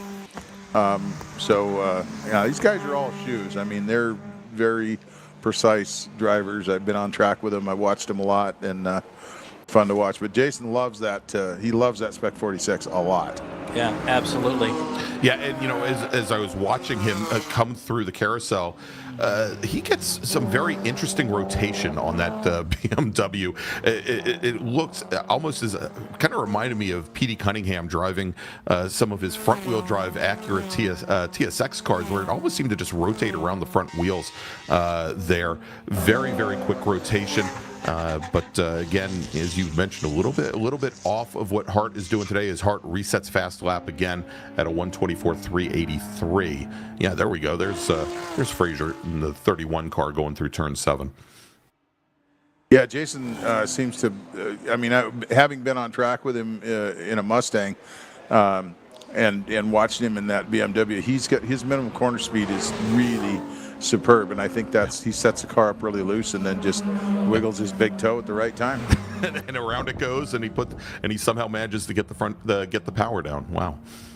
Taking a look at the STL field right now, looking at their times and everything. You've got Tom Van Veen is your leader in STL. He's opened up a 4.4 second lead over Michael Newmeyer and Adrian Comstack. So he, at the moment, also having a fairly easy go of it in STL. And STU, we only have one car in STU today, and that is Cameron Wagner in that Porsche Boxster. Yeah, and he's up running with our Touring 3 cars. Should mention that Van Veen reset the track record yesterday in STL, dropped it down to a 127.6. He's still a couple. He's about 1.4 seconds off of that right now. But as you can see, much like yesterday, not under a lot of pressure from these SMX Mazdas behind. This turned out to be a really great race yesterday, Brian. It was, pretty much a redux of what we had seen earlier in the day yesterday in the SMX race with the battle for second between 4 or 5 of these Mazdas. And we're seeing it once again as we've got Jason Frazier, we've got John Davies and Michael Newmeyer. Davies, who finished in the top 5 in SMX just a little while ago. Well, the STL guys are mostly double dippers from SMX, aren't they? Correct. Yeah. Right, except for Tom Van Veen and that Honda Civic, and I stopped by being a Honda guy to take a look at that car during lunch, and it is absolutely perfection. Everything is put where it's supposed to be, and it is just a really, really well prepared race car, and he's showing it here yesterday and once again today. Yeah, Tom is also here. I don't know if you've met Tom or chatted with him. He's just one of the nicest guys in the paddock. He's I think he's from Canada. Big surprise there. Shocking. Yeah, definitely. Bellingham, Washington is where he lives now, but those Canadians, they're way too nice to be race car drivers. I know. I don't know what's wrong. You need to go down there and slap all those Formula V guys around. Must be the poutine, right? Must be the poutine. Chris Hart now 6.8 seconds ahead of John Frazier, opening up a little bit lap after lap. About a second a lap is what he's got as an advantage right now, and trying to make it look easy. Yeah, and I was going to say, should mention that Van Veen came to us from the solo world. Okay. He got third at Solo Nats in SMF in Brian, a car chassis that you know well, in an EF Honda Civic hatchback. Yes. With a B20 machine, so I think still a double overhead cam, but a non-VTEC version of the B series as opposed to the B18, the VTEC motor that he runs in this car. Yeah, all of those Hondas, the newer ones obviously handle better than the older ones, but those older ones, if you put the right bits and pieces on them, you could make those things handle really well as well. Not too many changes here in any of our running orders. Bill Ecker is the man left out here in T3. He's between Cameron Wagner and Tom Van Veen. So he is in a BMW 330 out of Olympia, Washington.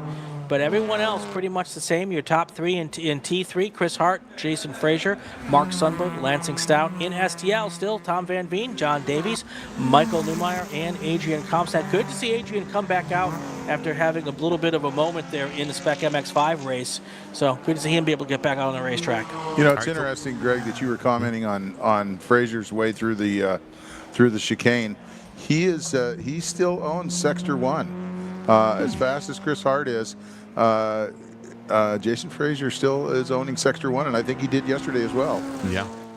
Yeah, very, very quick. That a lot of straight line speed there. And of course, I think the especially as the race wears on, I think the BMW is probably going to be much better on the brakes than the Nissan is. But I guess I'm trying to remember if the 370Z got the larger tires. I know the 370Zs can run, I think, 19-inch wheels, while the 350s can run 18-inch wheels, and I think both of them were allowed to get a little bit wider rubber about midway through last season.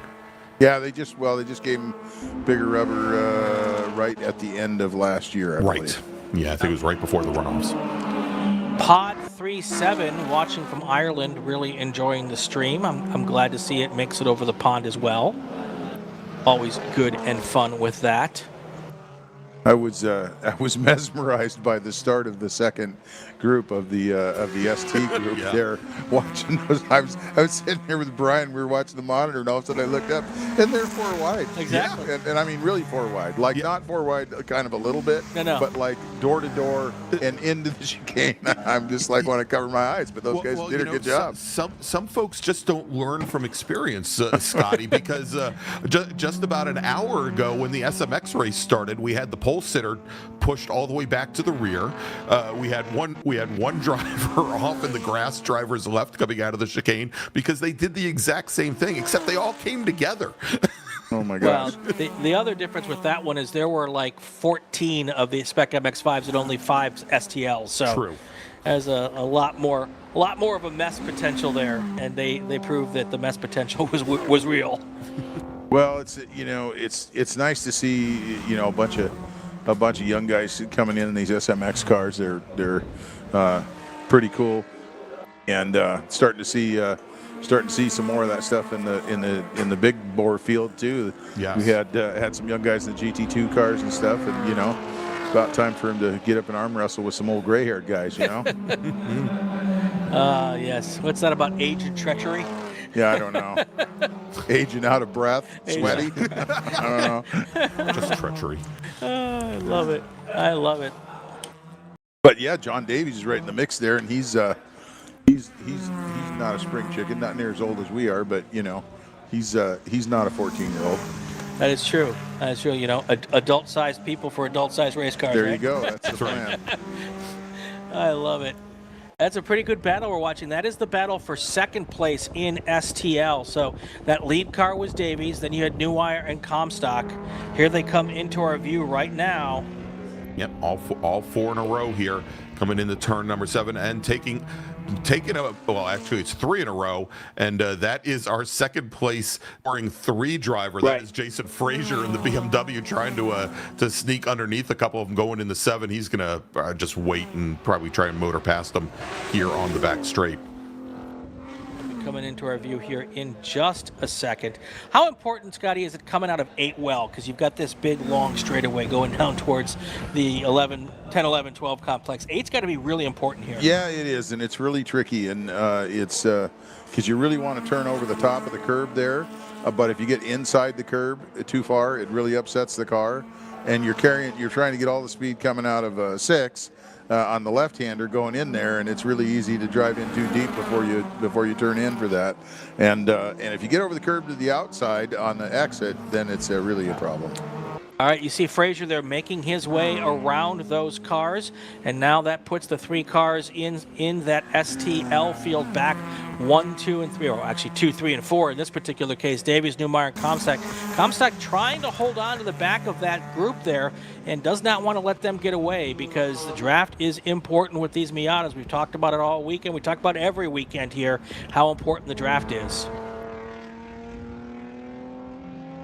How far back is Sundberg? How is he hanging on to Jason? Sundberg, let's pull up the T3 running order here by itself. Yep. Sundberg, he's in the blue BMW, if I remember correctly. Yeah. Yeah, he is 15 seconds back, give or take.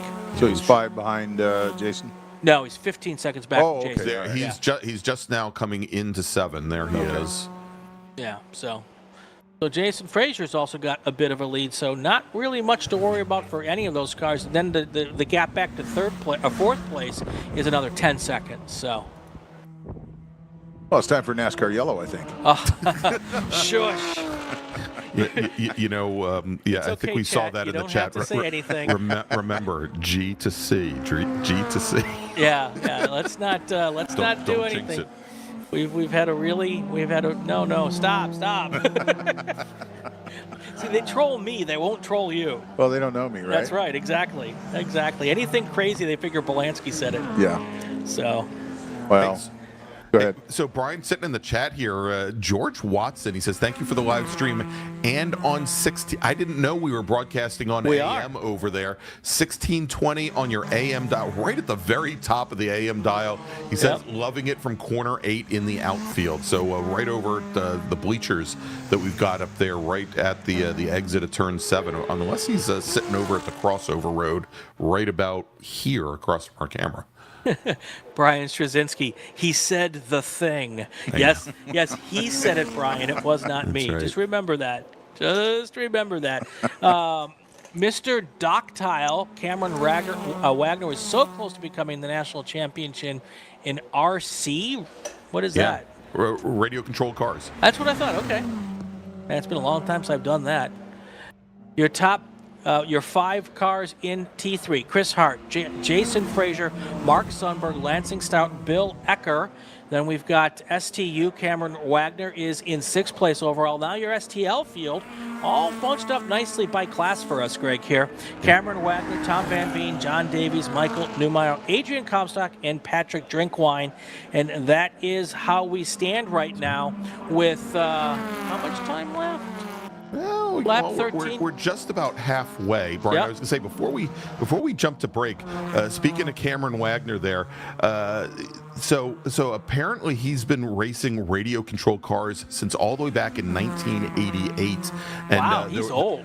Well, yeah, you say he's old, but he stepped away from auto racing, from car racing, for a couple of years when money was a little tight. Says he always raced on a shoestring budget until recently. He says ate nothing but macaroni and cheese and ramen for months when he was younger to be able to get on track with his old F500. And he said he made more money racing and designing radio controlled cars around the world than he ever will doing big car racing. Interesting. Did they control those cars with a string and a can on each end in 1988? Exactly. Exactly. Quite possible. All right, let's do a call to grid and take our break in this grid. Skeletrix slot cars, yeah. Exactly.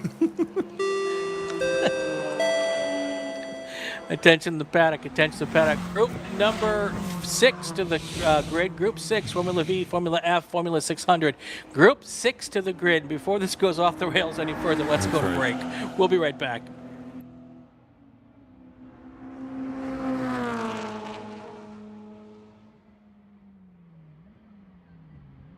For over 25 years, championship-winning drivers and teams have demanded Hawk Performance Motorsports brake pads. Now you can have their advanced technology on your daily car, truck, or SUV with Hawk Performance Street products. With the improved HP Plus pad for the hybrid street and track feel, or Super Duty pads for tow vehicles, their all-new ER brake pad designed to take on even the longest race, and their all-new high-performance brake fluid. Hawk has all your braking needs covered. Visit hawkperformance.com and like them on Facebook or Instagram to learn more about the Hawk Performance Advantage. Hawk Performance, what's stopping you? Tire Rack was established over 40 years ago by an SCCA member with a passion to find the right tires, wheels, and now brakes and suspension products for racers and enthusiasts on both street and track. As official tire retailer of SCCA since 1995 and sponsor the Runoffs Pole Award along with the National Solo Program, Time Trials Nationals and National Tour, and Track Night in America, Tire Rack is proud to support the SCCA and its members as they go have fun with cars. Mazza Vineyards is the exclusive sparkling wine for podium celebrations at the Hoosier Racing Tire SCCA Super Tour, SCCA Runoffs, and Tire Rack SCCA Pro Solo. Celebrate your racing weekend with Mazza Vineyards and learn more at enjoymazza.com. Get more bang for your buck at summitracing.com. Choose from millions of in-stock parts from over 1,500 name brands. Parts for racing, street performance, trucks, plus tools, accessories, and more. Shop anytime, anywhere with the Summit Racing app. Hoosier Racing Tire is proud to be the presenting sponsor of SCCA Super Tour. Hoosier's mission is to be the dominant customer-driven provider of tires to race teams domestically and internationally. At Hoosier, we know that our success is dependent on how well we meet our customers' expectations by providing the safest, most reliable, high-quality race tires that put you in the winner's circle. For more information, see our trackside support personnel or the local Hoosier Racing Tire dealer near you, or contact us at HoosierTire.com. Hoosier Racing Tires, truly tires designed for champions.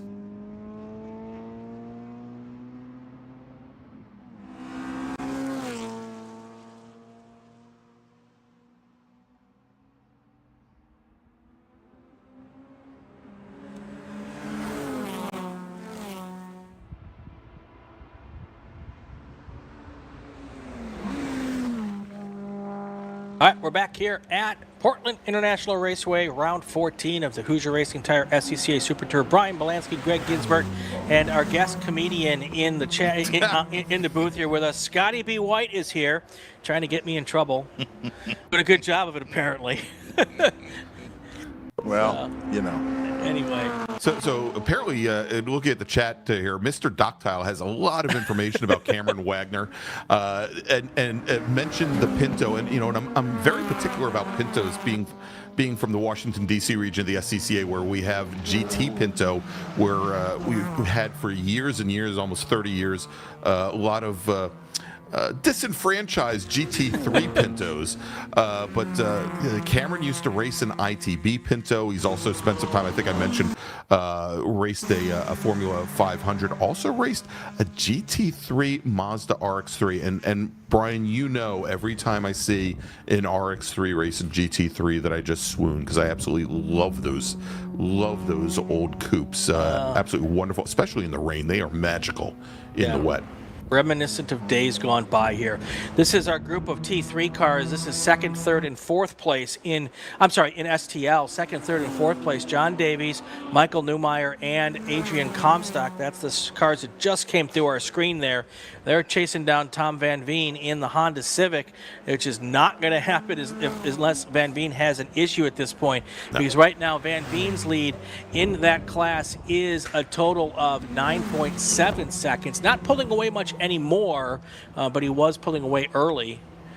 And then, of course, we've got the big lead in T3. Chris Hart up to 11 seconds here. Also, that gap's not getting much wider now, but he's got a nice, easy ride here as long as nothing happens to the finish line.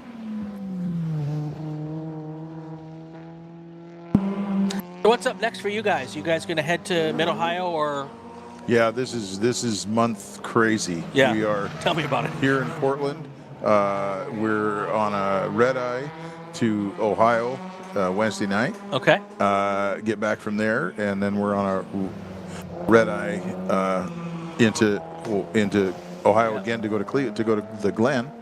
Then back here for Seattle. Then back to Sprints. All right, so sorry to interrupt. Patrick Drinkwine in the 61 car just parked it in the chicane.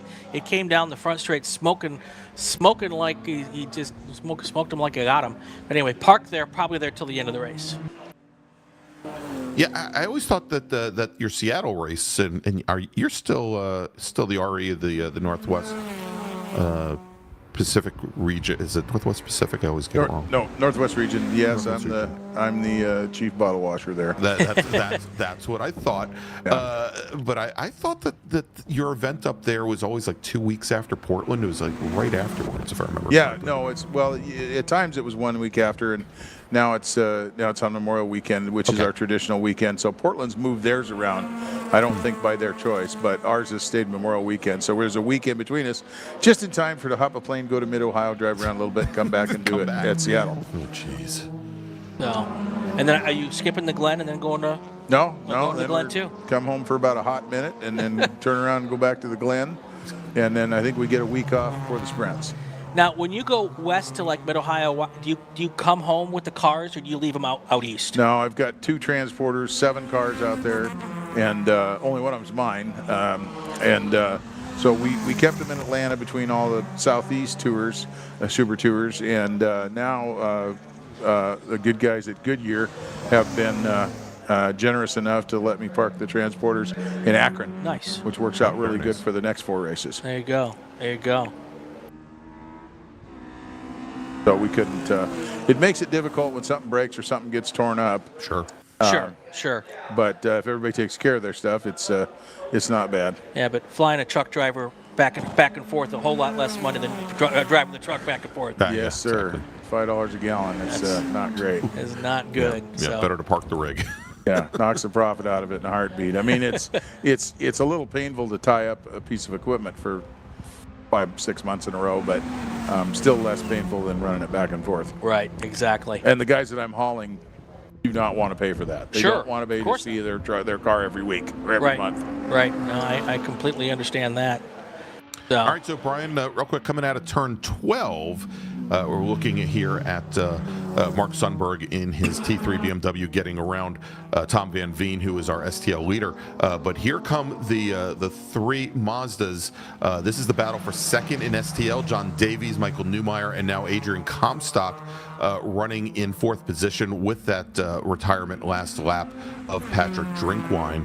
And Comstock might still be maybe the toe got knocked out a little bit. He's had some challenges keeping up with these drivers ahead after a very strong run yesterday. Yesterday in STL, where did he finish? I believe he finished back in fourth position yesterday. So. I guess he's doing about the same. He's in fourth position today, so that's a good place for him to be at the moment. I'm sure he'd rather get around Newmeyer and Davies and try to take over a spot on the podium. That's what his goal is there. Yeah, big difference. Newmeyer yesterday finished 7th in class, so a good jump for him today as he finds himself here in 3rd position. Should also mention that there were 2 cars out here yesterday, Grant Coutil and Wesley Molno, not racing today in this class. I know Ryan had problems with the car. I don't think he raced earlier either, but Wes was out in the Spec MX-5 race. Right. Yeah, Molno was there. Coutil was in the SMX race as well. Of course, had a coming together on that opening lap through the chicane. As we've got a local caution now at the chicane, and I don't know if this is still for Patrick Drinkwine. I didn't notice the yellow flag the last time through. It shouldn't be. Let me see if I can hear something on the radio here. It's interesting, Greg, and maybe you can talk to this as well, Scotty. A lot of these STL cars are coming over from Spec MX-5, and when Spec MX-5 is earlier, they tend to not do the last race in STL.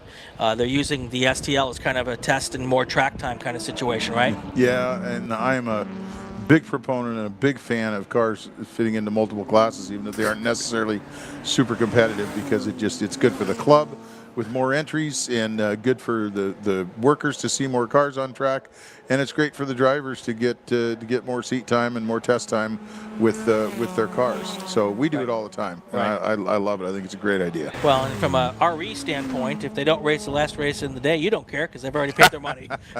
Well, yeah, sort of. From when I put on my my CFO hat, yes. Exactly. Adrian Comstock trying to make a move here, going down that back straightaway, getting just a little bit racy here. Let's see if he can make it stick coming out of turn 12. We'll find out. And he does not. It looked really good there for a minute. I had something exciting to yell about. They were split right back up after they came out of there. There you go. Yeah, but I'm a racer. I love to race, and I understand from talking with the workers, they're here because they got the best seat in the house. Right. So I'm always trying to make groups that are full. Right. So they don't have to stand out there in the sun and the rain and everything and watch 2 cars trundle around. Absolutely. And you know what? I was going to say, Brian, real quick, Ben Tyler jumped into the chat to ask a question. Oh, his Comstock gets very loose coming through turn 4. Wow.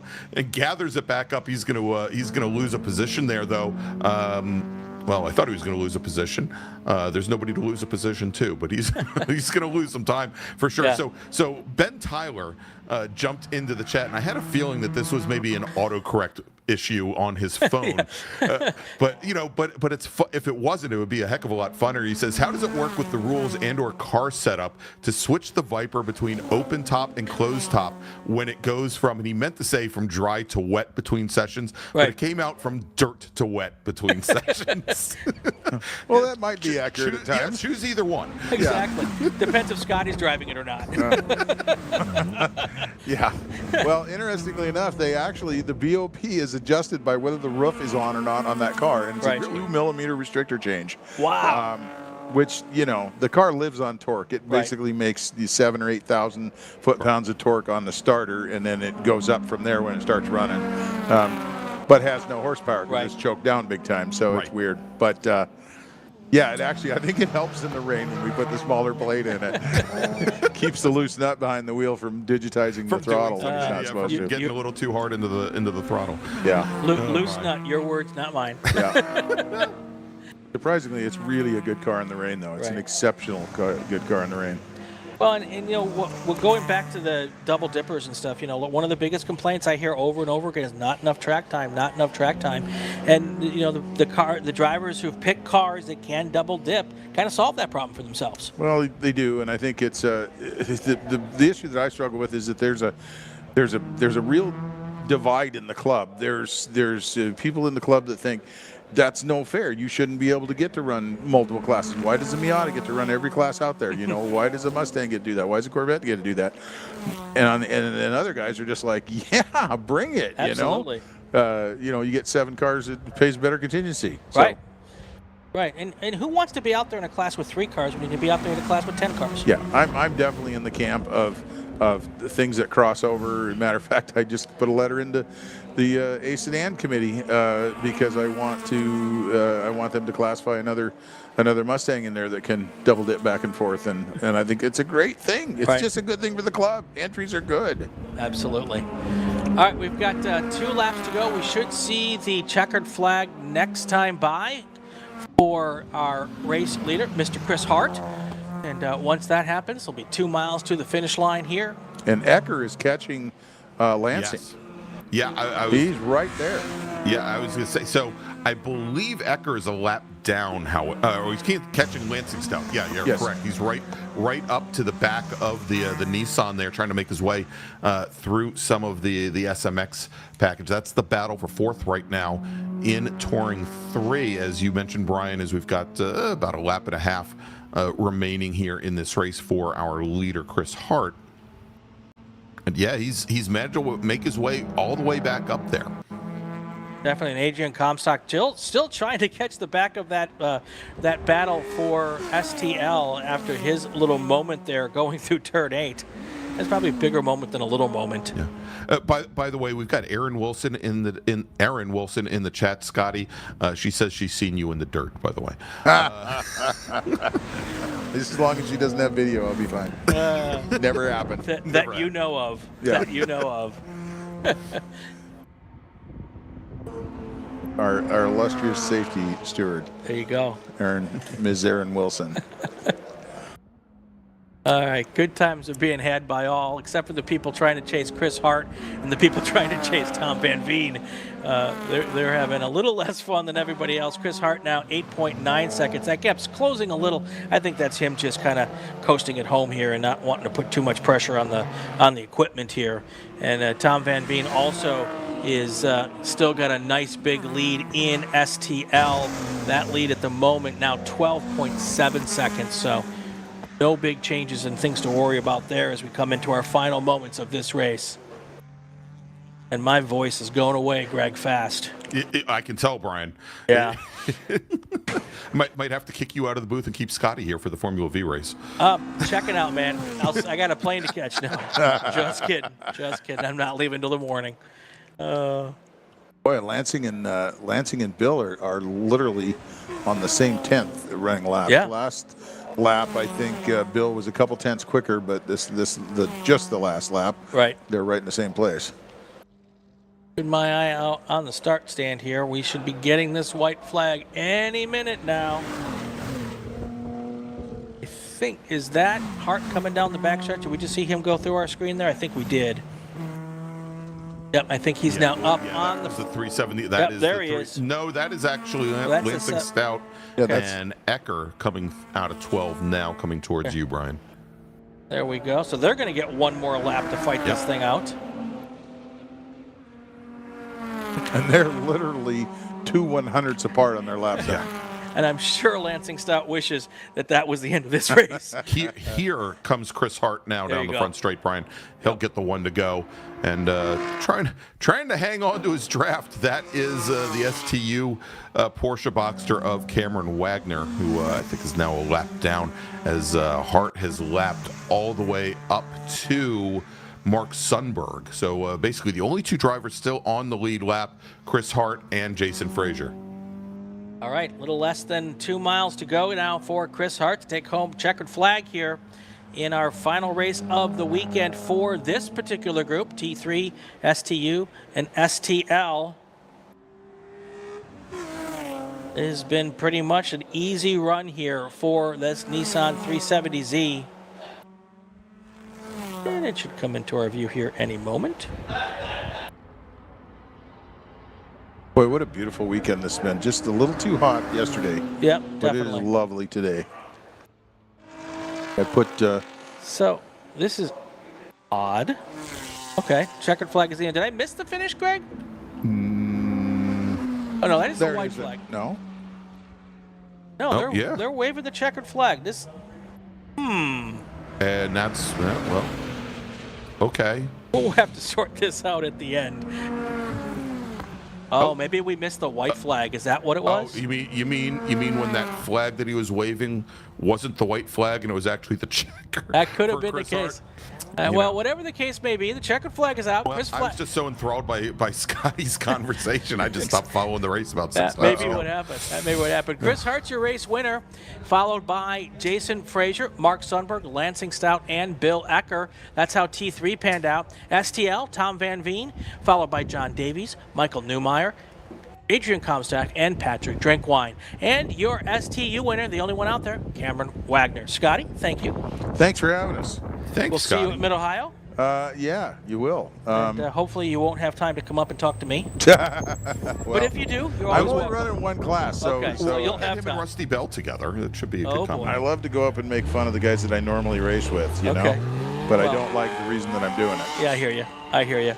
All right, good times. We're going to take a break here. Let me do a call to grid for our last. Oh, wait a second. They're all here. I don't have to make a call to grid. I can see that they're all here. We're going to take a break. When we come back, we'll have our final race of the day. This is the Hoosier Racing Tire SCCA Super Tour. We're at Portland International Raceway. We'll be back in just a few minutes.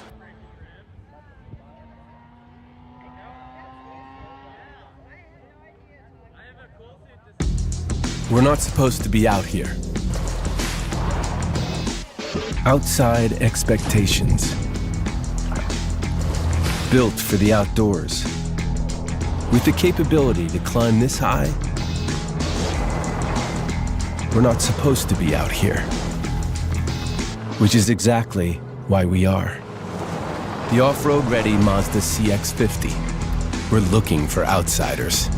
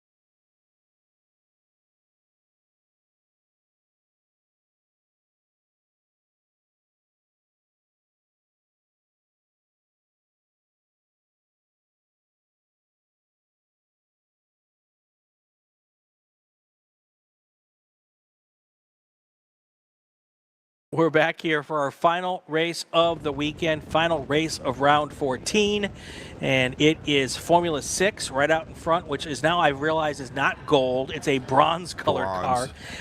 You took away my thunder when I was going to run down the grid. Sorry, Formula F and Formula V. That's what's up next. The starting lineup is coming from my man, 5G, Gregg Ginsberg. There we go. And actually, it's just going to be Formula 6 and Formula V, Brian. That's right. I don't think Patrick Tretico has made the grid. He hasn't been out since yesterday morning's qualifying session. So starting 8th today, driving the number 78 Formula V Crusader from Surrey, British Columbia, it's Aaron Robbins.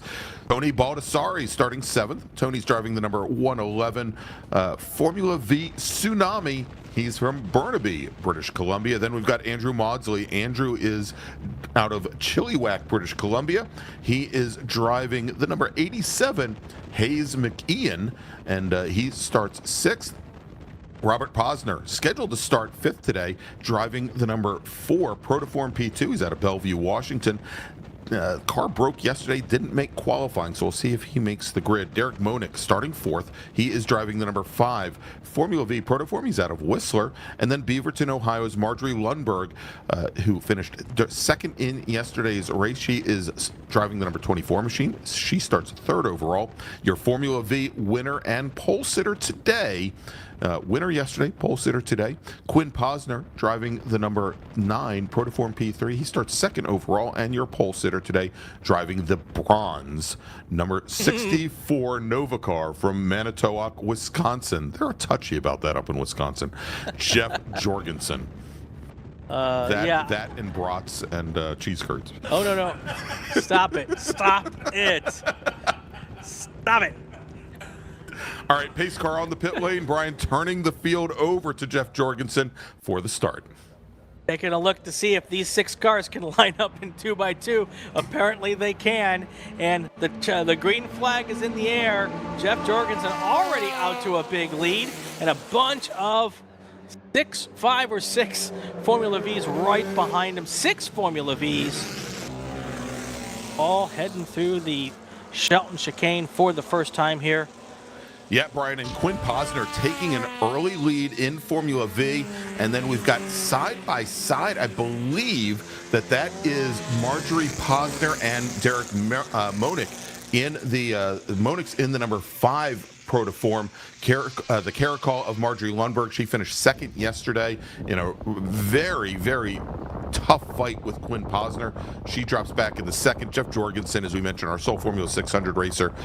Not a big surprise that he walks away from the Formula V field. We'll probably see him lap the Formula Vs at least twice here in this race.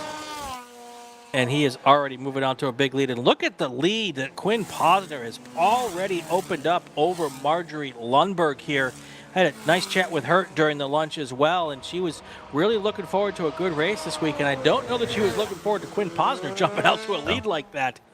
And so, Brian, I know we've both been wondering, and maybe we should find out. We've got RGL Motorsports in the chat. That's Russ Lundberg. Russ, are you related to Marjorie Lundberg by any chance? You can answer us in the chat. There we go. There we go. There is our Formula Vs coming out of turn 12. Yep, and Marjorie Lundberg has managed to take back over 2nd position as Quinn Posner is going to be your leader. I'm going to cross the line to finish lap number 1, then Lundberg, then Monick, then Maudsley, then Baldassari, then Aaron Robbins. Turns out Robert Posner, I was correct. Robert Posner in the number 4 machine did not, and that's Quinn Posner's father, did not make the grid for our final race of the day.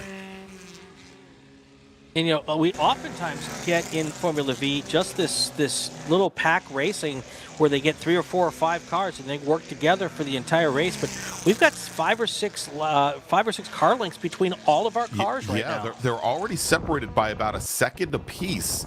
And, you know, we saw this during qualifying. Marjorie Lundberg was, I believe, one of only two or three Formula Vs that went out for qualifying this morning. She was almost 2 seconds off of her pace from yesterday simply because she did not have the benefit of the draft. Now, we do see already Derek Monick, who early on during yesterday's Formula V race, it was a 3-car fight for the lead. Monick was right there as well, about 6 laps in or so. He did manage to fall off the pace in what was a 17-lap, or probably not a 17-lap race. That was our tour. That was our touring race. It was it was a 16-lap race for our Formula Vs. He did manage to fall off the pace a little bit towards the end, but you know, he was there and awfully strong early on. But so far, once again, for the second day in a row, the top 3, Posner, Lundberg, and Monick, have started to separate themselves out from Tony Baldassarre, Andrew Maudsley. Those 2 drivers had a great race yesterday, by the way, the 111 and the 87 machine, and then also our final racer on track today, Aaron Robbins. So here's an interesting answer that I'm not sure I was expecting. Russ in the chats, when asked if he and Marjorie are related, his answer is, we may be. Both families from the same area in Minnesota, going back a few generations. And I went to school in Minnesota, spent a lot of time in Minnesota. Lundberg is definitely a name I'm familiar with coming out of Minnesota, so that wouldn't surprise me at all. Going to have to get our show, our thing here, sponsored by Ancestry, and have them be our have them take the test. Anyway, boy from New York, the Beavers are on the move. Not quite sure what exactly he's talking about there. Maybe he's talking about Formula V's. Anyway, Group 3 and Group 6 are half Canadians, both representing Chilliwack. Yeah, there are a total in this Formula V race. There are way more Canadians than Americans in this race. We've got Posner and Lundberg are from Camas, Washington, Beaverton, Oregon. And then you've got Derek Monick, Andrew Maudsley, Tony Baldassarre, and Aaron Robbins, all from British Columbia, Whistler, Chilliwack, Burnaby, and Surrey, British Columbia. So if you wonder why we played the Canadian National Anthem twice today here at the track, well, so, I can tell you why we played it once. so boy from New York has gone and clarified his statement about the Beavers being on the move. Oh, did I miss? Well, yeah, he's calling them the Canadian Beavers. Oh, I got you. Yeah. Yeah. Okay. I would say the Canucks. I was to say, you know, if he said lumberjacks, I would have been. I would have caught on much more quickly. There you go. There you go. There's nothing without a good stereotype here, Brian. Exactly. Exactly. All right, so now Quinn Posner has really started to open things up on Marjorie Lundberg. Both drivers have put in their fastest lap of the race so far on lap number 3. The problem is for Marjorie Lundberg, Quinn Posner was almost 0.7 of a second faster. Wow. And has now opened up almost a 2-second advantage on our second place runner. Lundberg still got Derek Monick sitting back probably just at the maybe not even the tail end of the draft. He should still be within the draft there. It might not be a bad idea for Marjorie to let Derek Monick get up closer and the two of them establish a really strong draft. Agreed. And try to reel in Quinn Posner up front, because at this point in time, if she doesn't get help, there's going to be very little chance that she's going to catch Quinn Posner here as this race goes on and we get deeper into the field. Still 20 laps to go, but look at the gap there. That is going to be really hard to come together without some help, and that's going to be the only way either of these two cars are going to chance to get to the front here. Going back to our Canadian friends, if they all get out of their cars wearing red and black plaid driver suits, that's when I'm going to check out.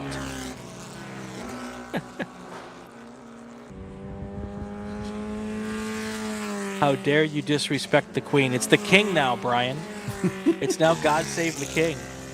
So Quinn Posner is our leader in Formula V, followed by Marjorie Lundberg, Derek Monick, Andrew Maudsley, Tony Baldassarre, and Aaron Rodgers. Looking to see how big of a lead. Aaron Robbins, Brian. I'm sorry, Aaron Robbins. I did this last time too, didn't I? I have already gone and insulted the Wisconsinites enough for this race. Oh, no, Wisconsinites are way done with Aaron Rodgers. You can say anything you want about him. Yeah, maybe you're right. Although boy from New York might take umbrage. Yeah, well, if that's the case, you can have him. Yeah, well, no, if you start insulting Jordan Love, then we've got some talking to do here. Oh, gosh, okay. Yeah, don't want to do that. Anyway, Jeff Jorgensen's opened up a lead of in excess of 30 seconds to this point. So with that being the case, in about 10 more laps, he'll start lapping the front of the Formula V field. So he should already be, he's probably about 5 laps away from catching the back of the Formula V field.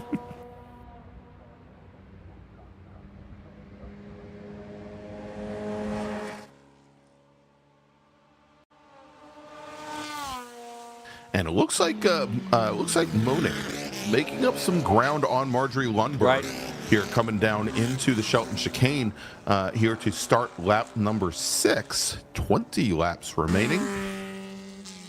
Actually, starting lap number 6. As that last time by, Marjorie Lundberg a little bit off of Monick's pace. Monick made up almost a half second, and look at that.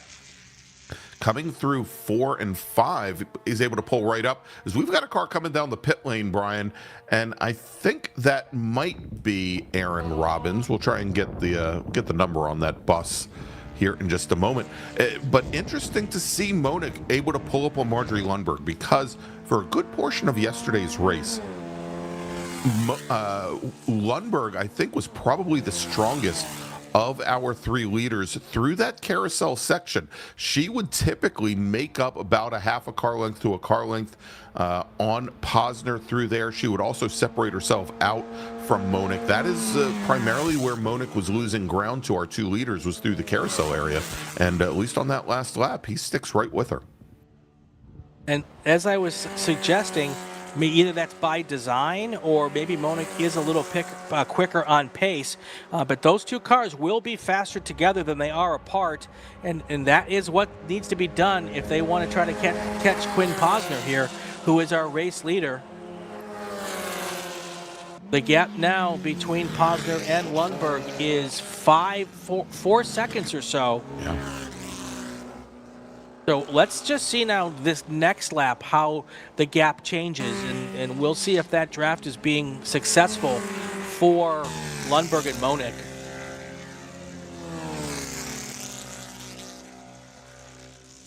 Yeah, the gap at the line last... Oh, go ahead. I was going to say, I can verify now, that was Aaron Robbins. Yes. Not Aaron Rodgers, who brought his car down the pit lane to end his day early, much like Aaron Rodgers ended his season early last season. That's right. Well, let's hope it's not an Achilles injury for Robbins. Well, I mean, we'll find out what was wrong with this car. It might be that chassis Achilles heel. Oh, anyway, ba-dum-bum. Well done. Well done. Tip your waiters. Try the veal. That's right. And lucky for you, I won't be here all week. Oh, very good. Very good. Yeah. Folks, you only got to put up with Greg and I for another 18 laps. Oh, gosh. Look at that, right up on the rear tailpipe there. Now there's definitely a draft for those 2 cars.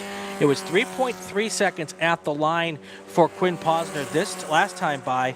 This time by, let's see if their draft is helping them at all, if they're able to bridge just a little bit with a lot of time left in this race. So let's see what the gap is this time. 3.2, so they took a 10th off.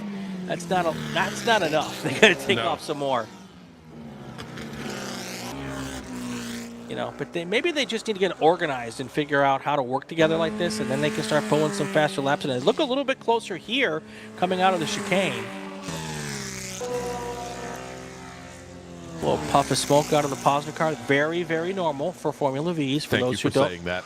Yeah, exactly. So for those who aren't familiar with the class, that little tailpipe puff of smoke is pretty much every lap. You're going to see that. Air-cooled engines. Yes. Using oil to keep them cool. That's right. So. We're using air to keep them cool. That would be an air-cooled motor, yeah. That's right. It's late on day 2. Yes. Very late on day 2. So. Let's take this opportunity to thank a whole bunch of folks here. We've got the corner workers, all of the volunteers for Oregon Region, but the corner workers. Yeah, I was going to say, please don't go through every specialty, because we will end up leaving one out. No, I always do, and I'm going to try.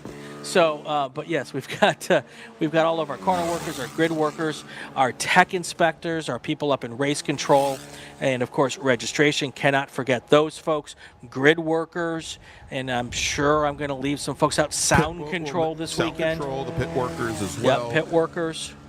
So our emergency services teams, yep, who are always wonderful, and and Brian, we would remiss if we don't forget to thank the stewards. Yes, we will thank the stewards as well. And there is Marjorie Lundberg trying to keep I've already lost my mind here. Derek Monick behind her as they go through the chicane. It's nobody's surprise that I've lost my mind. By the way, it takes a lot of people to put these races on every weekend, and many of us, we see each other week in and week out at our races. I was telling people as I was coming up this morning that I love being at the racetrack because I'm among my people, and they said, no, you're among your family, and they were so right. So we are all a big family here in the SCCA, and most of the time we like each other. Exactly. So Brian, of course, we were thanking all the volunteers. Of course, we want to thank our host region here this weekend. That is the Oregon region of the SCCA. And it's not just the Oregon region. We talked to Scotty B just a few moments ago, as he is the regional executive for the Northwest region. We have a number of regions here from the Pacific Northwest that have volunteers and members that come out to help put these events on. And again, without the volunteers of the Sports Car Club of America, we would not be able to race. And so, we want to thank all of you here for helping us put on this wonderful event here this weekend.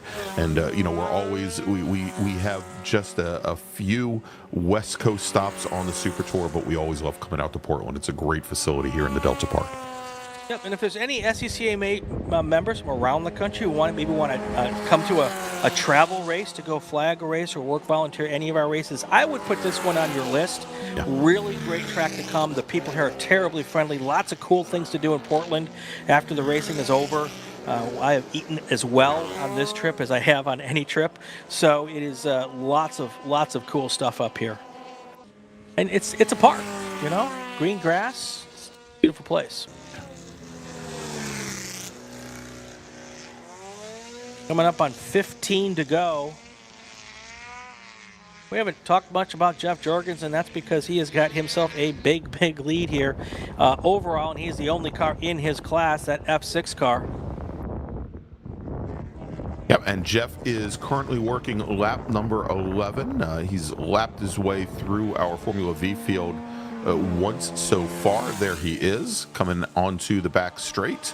And, so yesterday, Jeff did not make the finish of the race. Jeff had some, and we talked about this a little bit during qualifying this morning, Brian, that Jeff, brand new to this machine, just picked it up on the way out here on to the West Coast from Wisconsin.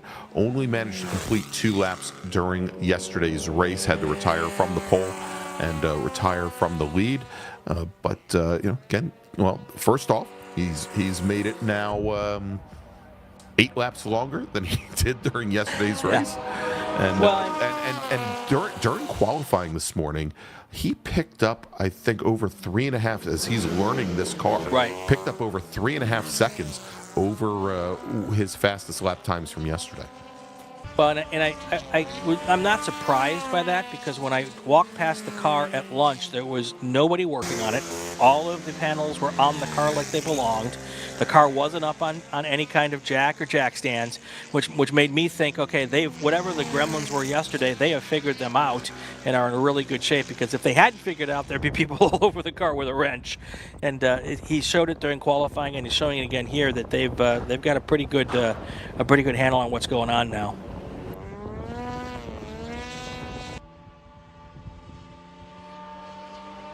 There he is, he's got that thing hooked up. I haven't seen that car slide loose. Nope. It's really well seated on the racetrack right now.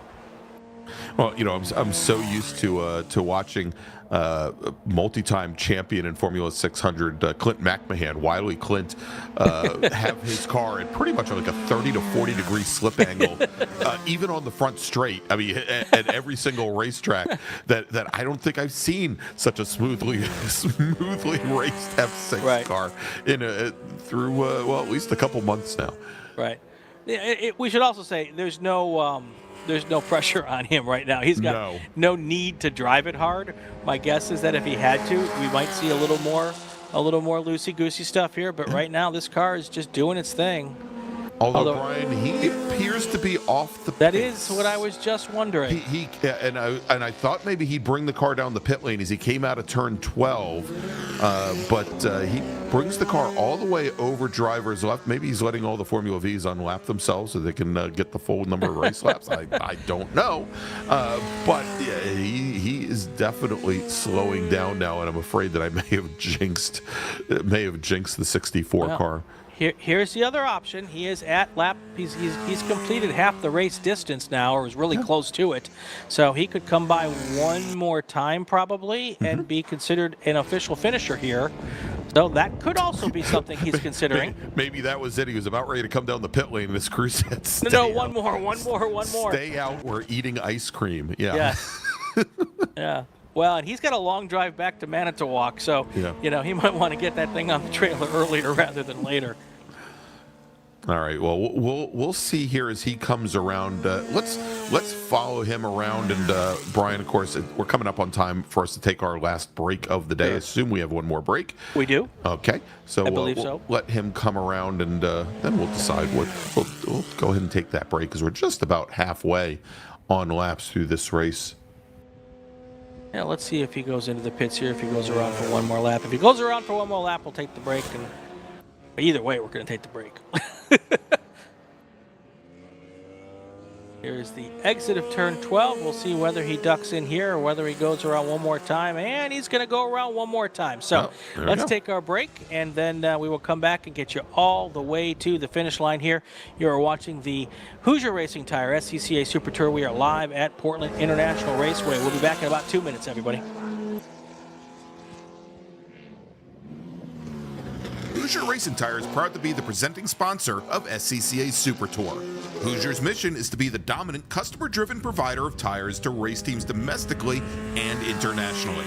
At Hoosier, we know that our success is dependent on how well we meet our customers' expectations by providing the safest, most reliable, high-quality race tires that put you in the winner's circle. For more information, see our trackside support personnel or the local Hoosier Racing Tire dealer near you. Or contact us at HoosierTire.com. Hoosier Racing Tires, truly tires designed for champions. Hagerty is the official and exclusive insurance partner for SCCA and provides affordable off-track insurance protection for motorsports vehicles while in the paddock, in transit, in storage, and at the shop. Hagerty also provides guaranteed value coverage and even has protection for your trailer. Did you know that SCCA members can save 5% on insurance through Hagerty? Hagerty, let's drive together. Learn more at Hagerty.com. Get more bang for your buck at SummitRacing.com. Choose from millions of in-stock parts from over 1,500 name brands. Parts for racing, street performance, trucks, plus tools, accessories, and more. Shop anytime, anywhere with the Summit Racing app. As the official fuel partner, Sunoco has been helping the SCCA and their drivers perform at their peak since 2001. Mile after mile, race after race, Sunoco's trusted the fuel over 50 racing bodies, including the SCCA, SCCA Pro Racing, Trans Am, NHRA, and NASCAR. As the largest manufacturer of race fuels, they're passionate about helping drivers and teams take the lead. To find race gas near you, visit SunocoRacefuels.com or call Sunoco at 800-RACE-GAS. For over 25 years, championship-winning drivers and teams have demanded Hawk Performance Motorsports brake pads. Now you can have their advanced technology on your daily car, truck, or SUV with Hawk Performance Street products.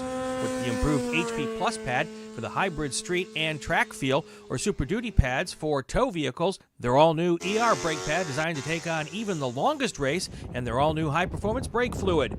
Hawk has all your braking needs covered. Visit HawkPerformance.com and like them on Facebook or Instagram to learn more about the Hawk Performance Advantage. Hawk Performance, what's stopping you? If you like what you see today, become part of the action by joining the Sports Car Club of America. Whether you want to drive, flag, organize, officiate, have fun with cars, or meet 65,000 enthusiast friends, SCCA has plenty to feed your motorsport obsession. Ask someone trackside how to get involved or visit SCCA.com for more information.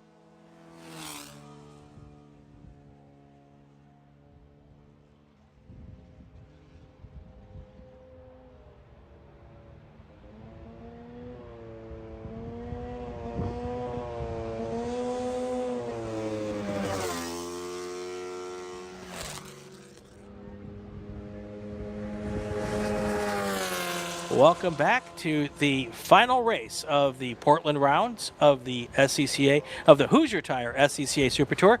This is Formula 6 and Formula V.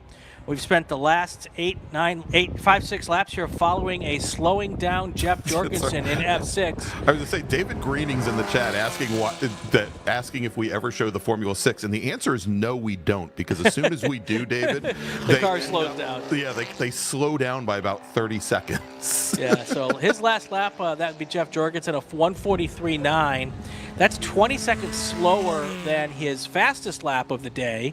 And at one point he was even 10 seconds slower than that. So not exactly sure what the situation is there, but he's had several opportunities to pull in pits. He's well past halfway. So Sure. If he stopped now, he'd be the race winner in F6. Yeah, it almost looks to me, Brian, as he comes out of turn 12, that he's bringing the car as close to the edge of the pit lane line there as he can, and he's waiting for word from his crew whether he should pull in or not, and then just rides the pit wall all the way down, leaving probably about 6 car widths for Formula V's to go by him, as we see Quinn Posner now, who is now our overall leader.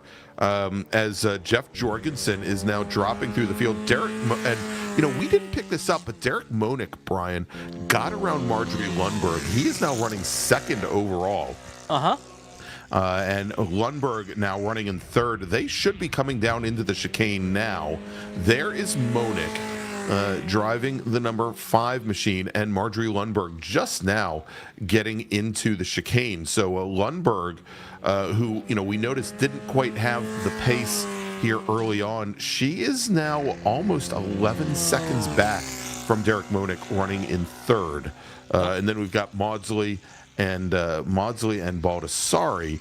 Jeff Jorgensen, again, continuing to drop through the field. Can we pick up where the Formula 6... I think he's in the pits. Or did he finally come down the pit lane? So there you go. I think when we were wrapping up our break, I lost track of him, and I'm pretty certain he has fallen into the pits now. So David Greening, the reason why we don't show the Formula 600s is because our paddock camera is now on the back of the pace car. Oh, boy. But he was on the entire pace lap. All right, well, 10 to go for Quinn Posner. He now has a 14-second lead over Derek Monick, who has a 10-second, 11-second lead over Marjorie Lundberg. So that has the situation is here. That is the situation we are in at the moment. There is Posner there, I believe. Yes, that is the white with the bottom car. That is Quinn Posner, who for the second day in a row, Brian, and it's not often that you say this or you see this, but Quinn Posner he's looking on board to be our overall winner in this race 2 days in a row. Yep, 2 days in a row, and he's walking away with this one. Now a 15.7 second lead, so his lead growing lap after lap by a little bit. 9 to go here. Next up for the SCCA, for the Hoosier Racing SCCA Super Tour Mid-Ohio next weekend. It is a 3-day event, so we'll have qualifying on Friday afternoon, and then some more qualifying on Saturday morning, and then we'll have all of our races on Sunday. I believe 9 races next weekend. That's right, nine race groups. We're going to have 3 open wheel race groups, Brian, as I believe we're going to have the FE2s and Formula Continentals and Formula X racers split out from our prototype cars and Formula Atlantic. So should be a great weekend of racing. Of course, I will not be there, but we're going to have one of the voices of Mid-Ohio, Rusty Bell, longtime announcer at Mid-Ohio, also GT light racer as well. And he just as he started to enjoy his retirement from JEGS, we pulled him back into service, stick him behind a microphone at Mid-Ohio. Also, after the Mid-Ohio Sports Car Course round, we'll have 2 more rounds on the Super Tour. The very end of May, beginning of June, May 31st, June 1st and 2nd. We're going to be at beautiful Watkins Glen International there in upstate New York in the Finger Lakes region, and beautiful, beautiful race course, and always have great racing there, Brian. And then, of course, we're going to wrap up the Super Tour third week of June. As it always is, it is the WeatherTech Chicago Region June Sprints at the National Park of Speed, Road America, which has a lot of importance and special significance this year because the runoffs, the National Championship runoffs, return to Road America. Yep, on my birthday weekend, I'm still up in the air as to whether or not I'm going to join you out there for that. Okay. Probably not, but I might. And so we'll make that decision here in a week or so. Well, But we will have Brat Eggers in your honor that weekend, Brian. Even if I'm not there, I'm going to have Brat Eggers, so don't worry about that. Also, just want to say Tom Michaels is going to join us as well in the booth at Mid-Ohio. Great. Okay. Rusty and Tom are going to split duties as our color commentators for the weekend. So that's going to be a ton of fun. Looking forward to working with those guys for Mid-Ohio. No one knows Mid-Ohio better than those guys. So I'm really happy to have them join the team for that race. Oh, apparently Brian Straczynski's birthday weekend is the sprint as well. So excellent. Awesome. Very well. I'm guessing he's a little younger than I am, but happy birthday with you as well. Mine is June 25th. His is June 20th.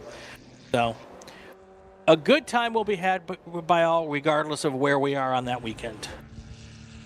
8 to go, now 7 to go. Quinn Posner just crossing the line and now coming through the chicane.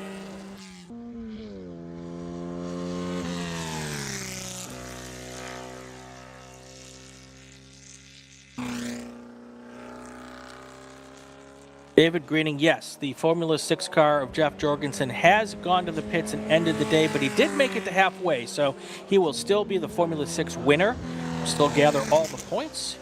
So that's all good news for him. He can get the car on the trailer 20 minutes earlier and start heading to Wisconsin. But I'm interested to find out what the problem was with the car, because he certainly slowed down over the last 4 or 5 laps out there, so we'll have to do a little sleuthery, a little investigative reporting here. My guess is that we'll see him, if not at Mid-Ohio, we'll probably definitely see him at the June Sprints. So.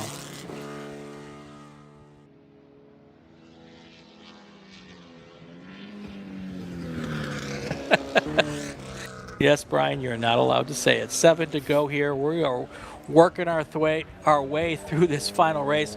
Posner now with a 17-second lead over Monick, and then Monick now has a 19-second lead. Yeah, all getting close to 20 seconds now over Marjorie Lundberg. And so we saw Lundberg's qualifying times this morning were in, I believe, the 134 range.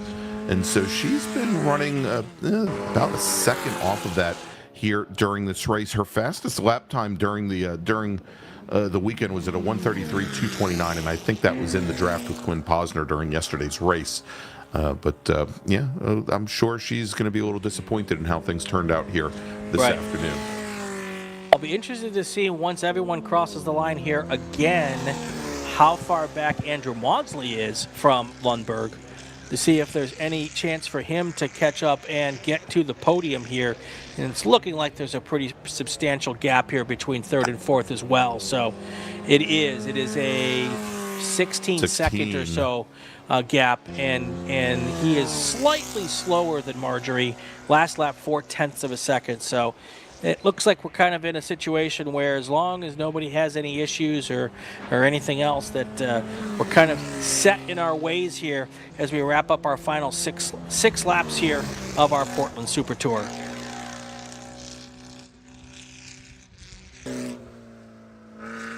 Tony Kart Racer joins us. First time I've seen Tony Kart in the chat this weekend. Well, he was here. He was here with us yesterday morning. Oh, was he? Okay. Yeah. Okay. And yes, y'all, we all are still racing. Not much longer though. We're almost done.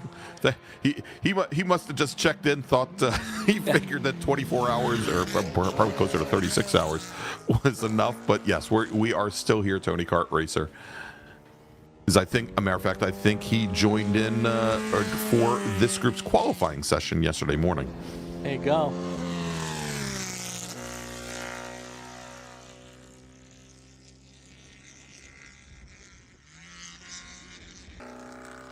And Brian, one last thing that we are going to have to do is we are going to have to come up with a associate producer of the weekend. Speaking of folks that are just joining us once again, So why don't we put our heads together, as painful as that may sound, and because we have very limited time, we only have 5 laps remaining before this broadcast is over. We need to come up with a winner.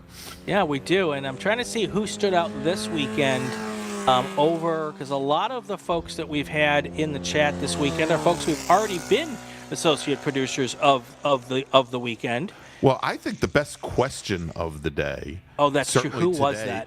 Certainly came from Ben Tyler asking Scotty B about about his Viper and the differences with the roof on versus the roof off, because there is actually a different spec line. And there we go. So I think that is the best thing, and Ben is a flag chief down in the Southeast Division. I think he's the flag chief for like 3 different regions down there. For North Carolina, South Carolina, and Central Carolina, and he's probably going to ping me and now tell me which one he isn't. But yes, exactly. All right, so we'll name Mr. Tyler the associate producer of the weekend. So there we go. Thank you, Ben, for being part of the chat and part of the show. Our honestly, Greg, over the last year and a half that we've been doing this, one of the most fun parts of this for me has been engaging with all of our folks in the chat, and it is always fun. Usually it's always warm-hearted, and I appreciate that.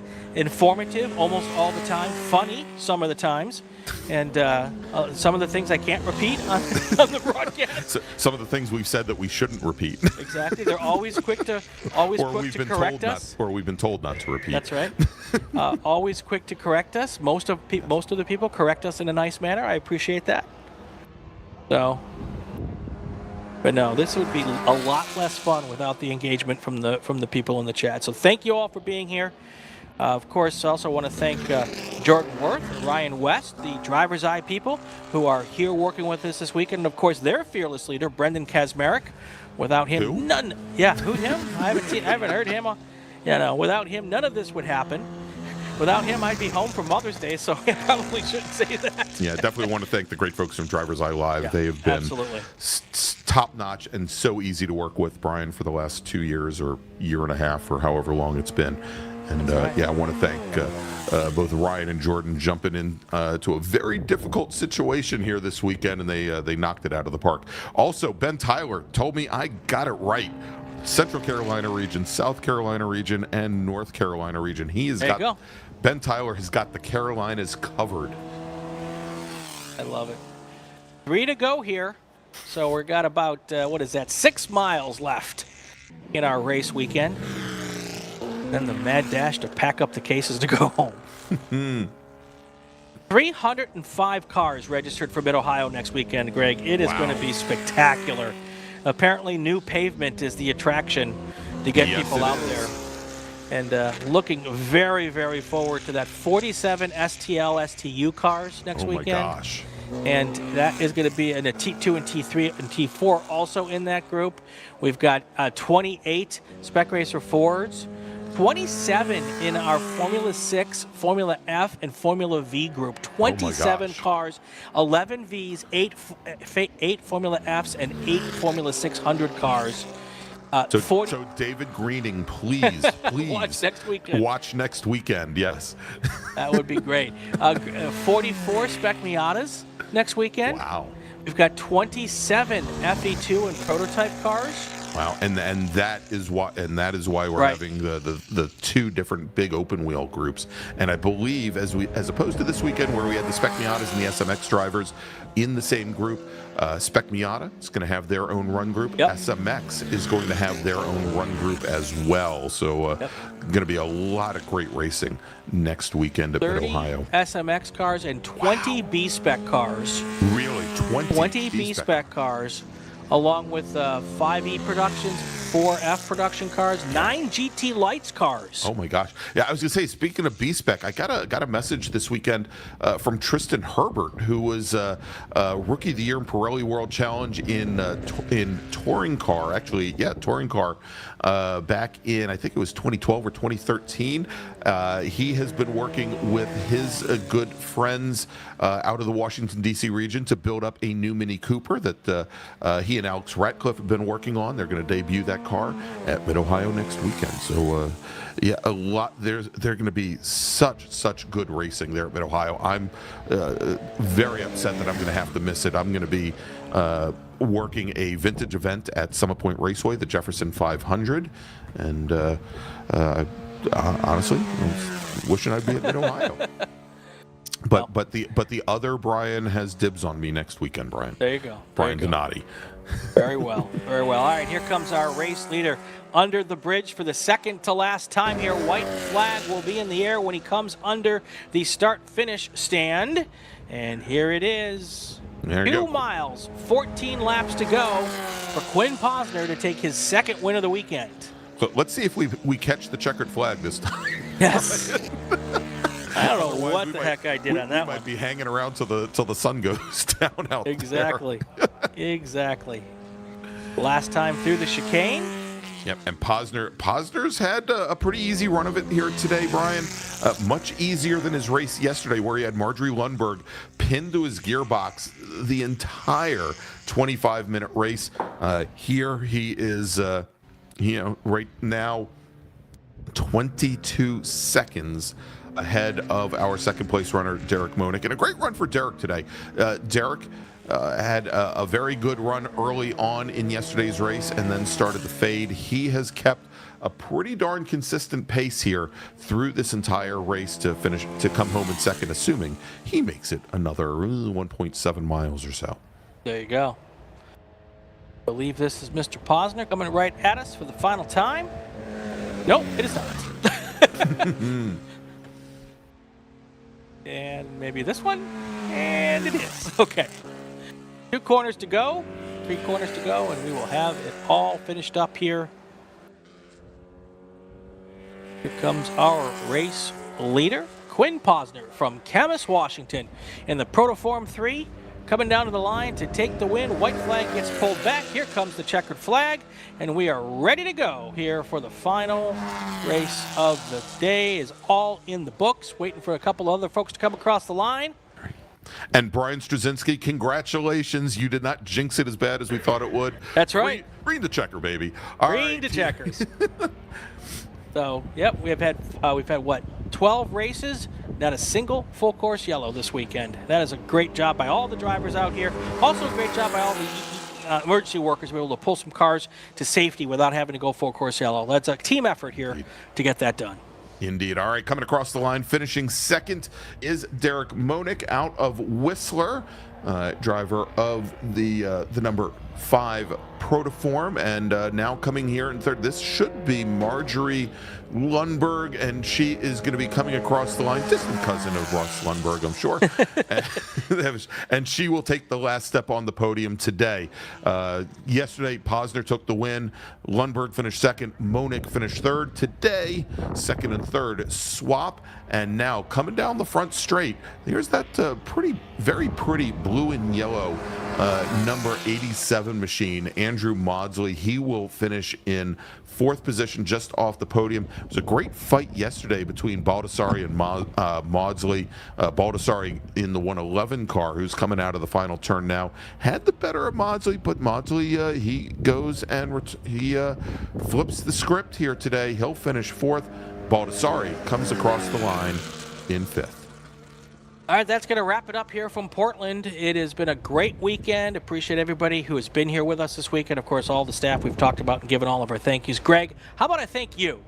Thanks for being my fearless partner here for the weekend. We really appreciate it. Thank you as well, Brian. I really appreciate that. And as always, here comes the Love Fest. I love working with you, man. Oh, God. Stop it. Stop it. All right. Join us next Friday at 2 p.m. Eastern Time. Central Time, no, Eastern Time, right? Ohio? Eastern Time, yes, Eastern Time. 2 p.m. Eastern Time, we'll be going live for qualifying from Mid-Ohio. Be with us there. Find us in the same place. If you've been watching and you haven't liked and subscribed, do that right now before you check out. We'll see you next weekend from Mid-Ohio. I'm Brian Bielanski. He's Gregg Ginsberg. Have yourself a great weekend. Stay safe and go play with cars.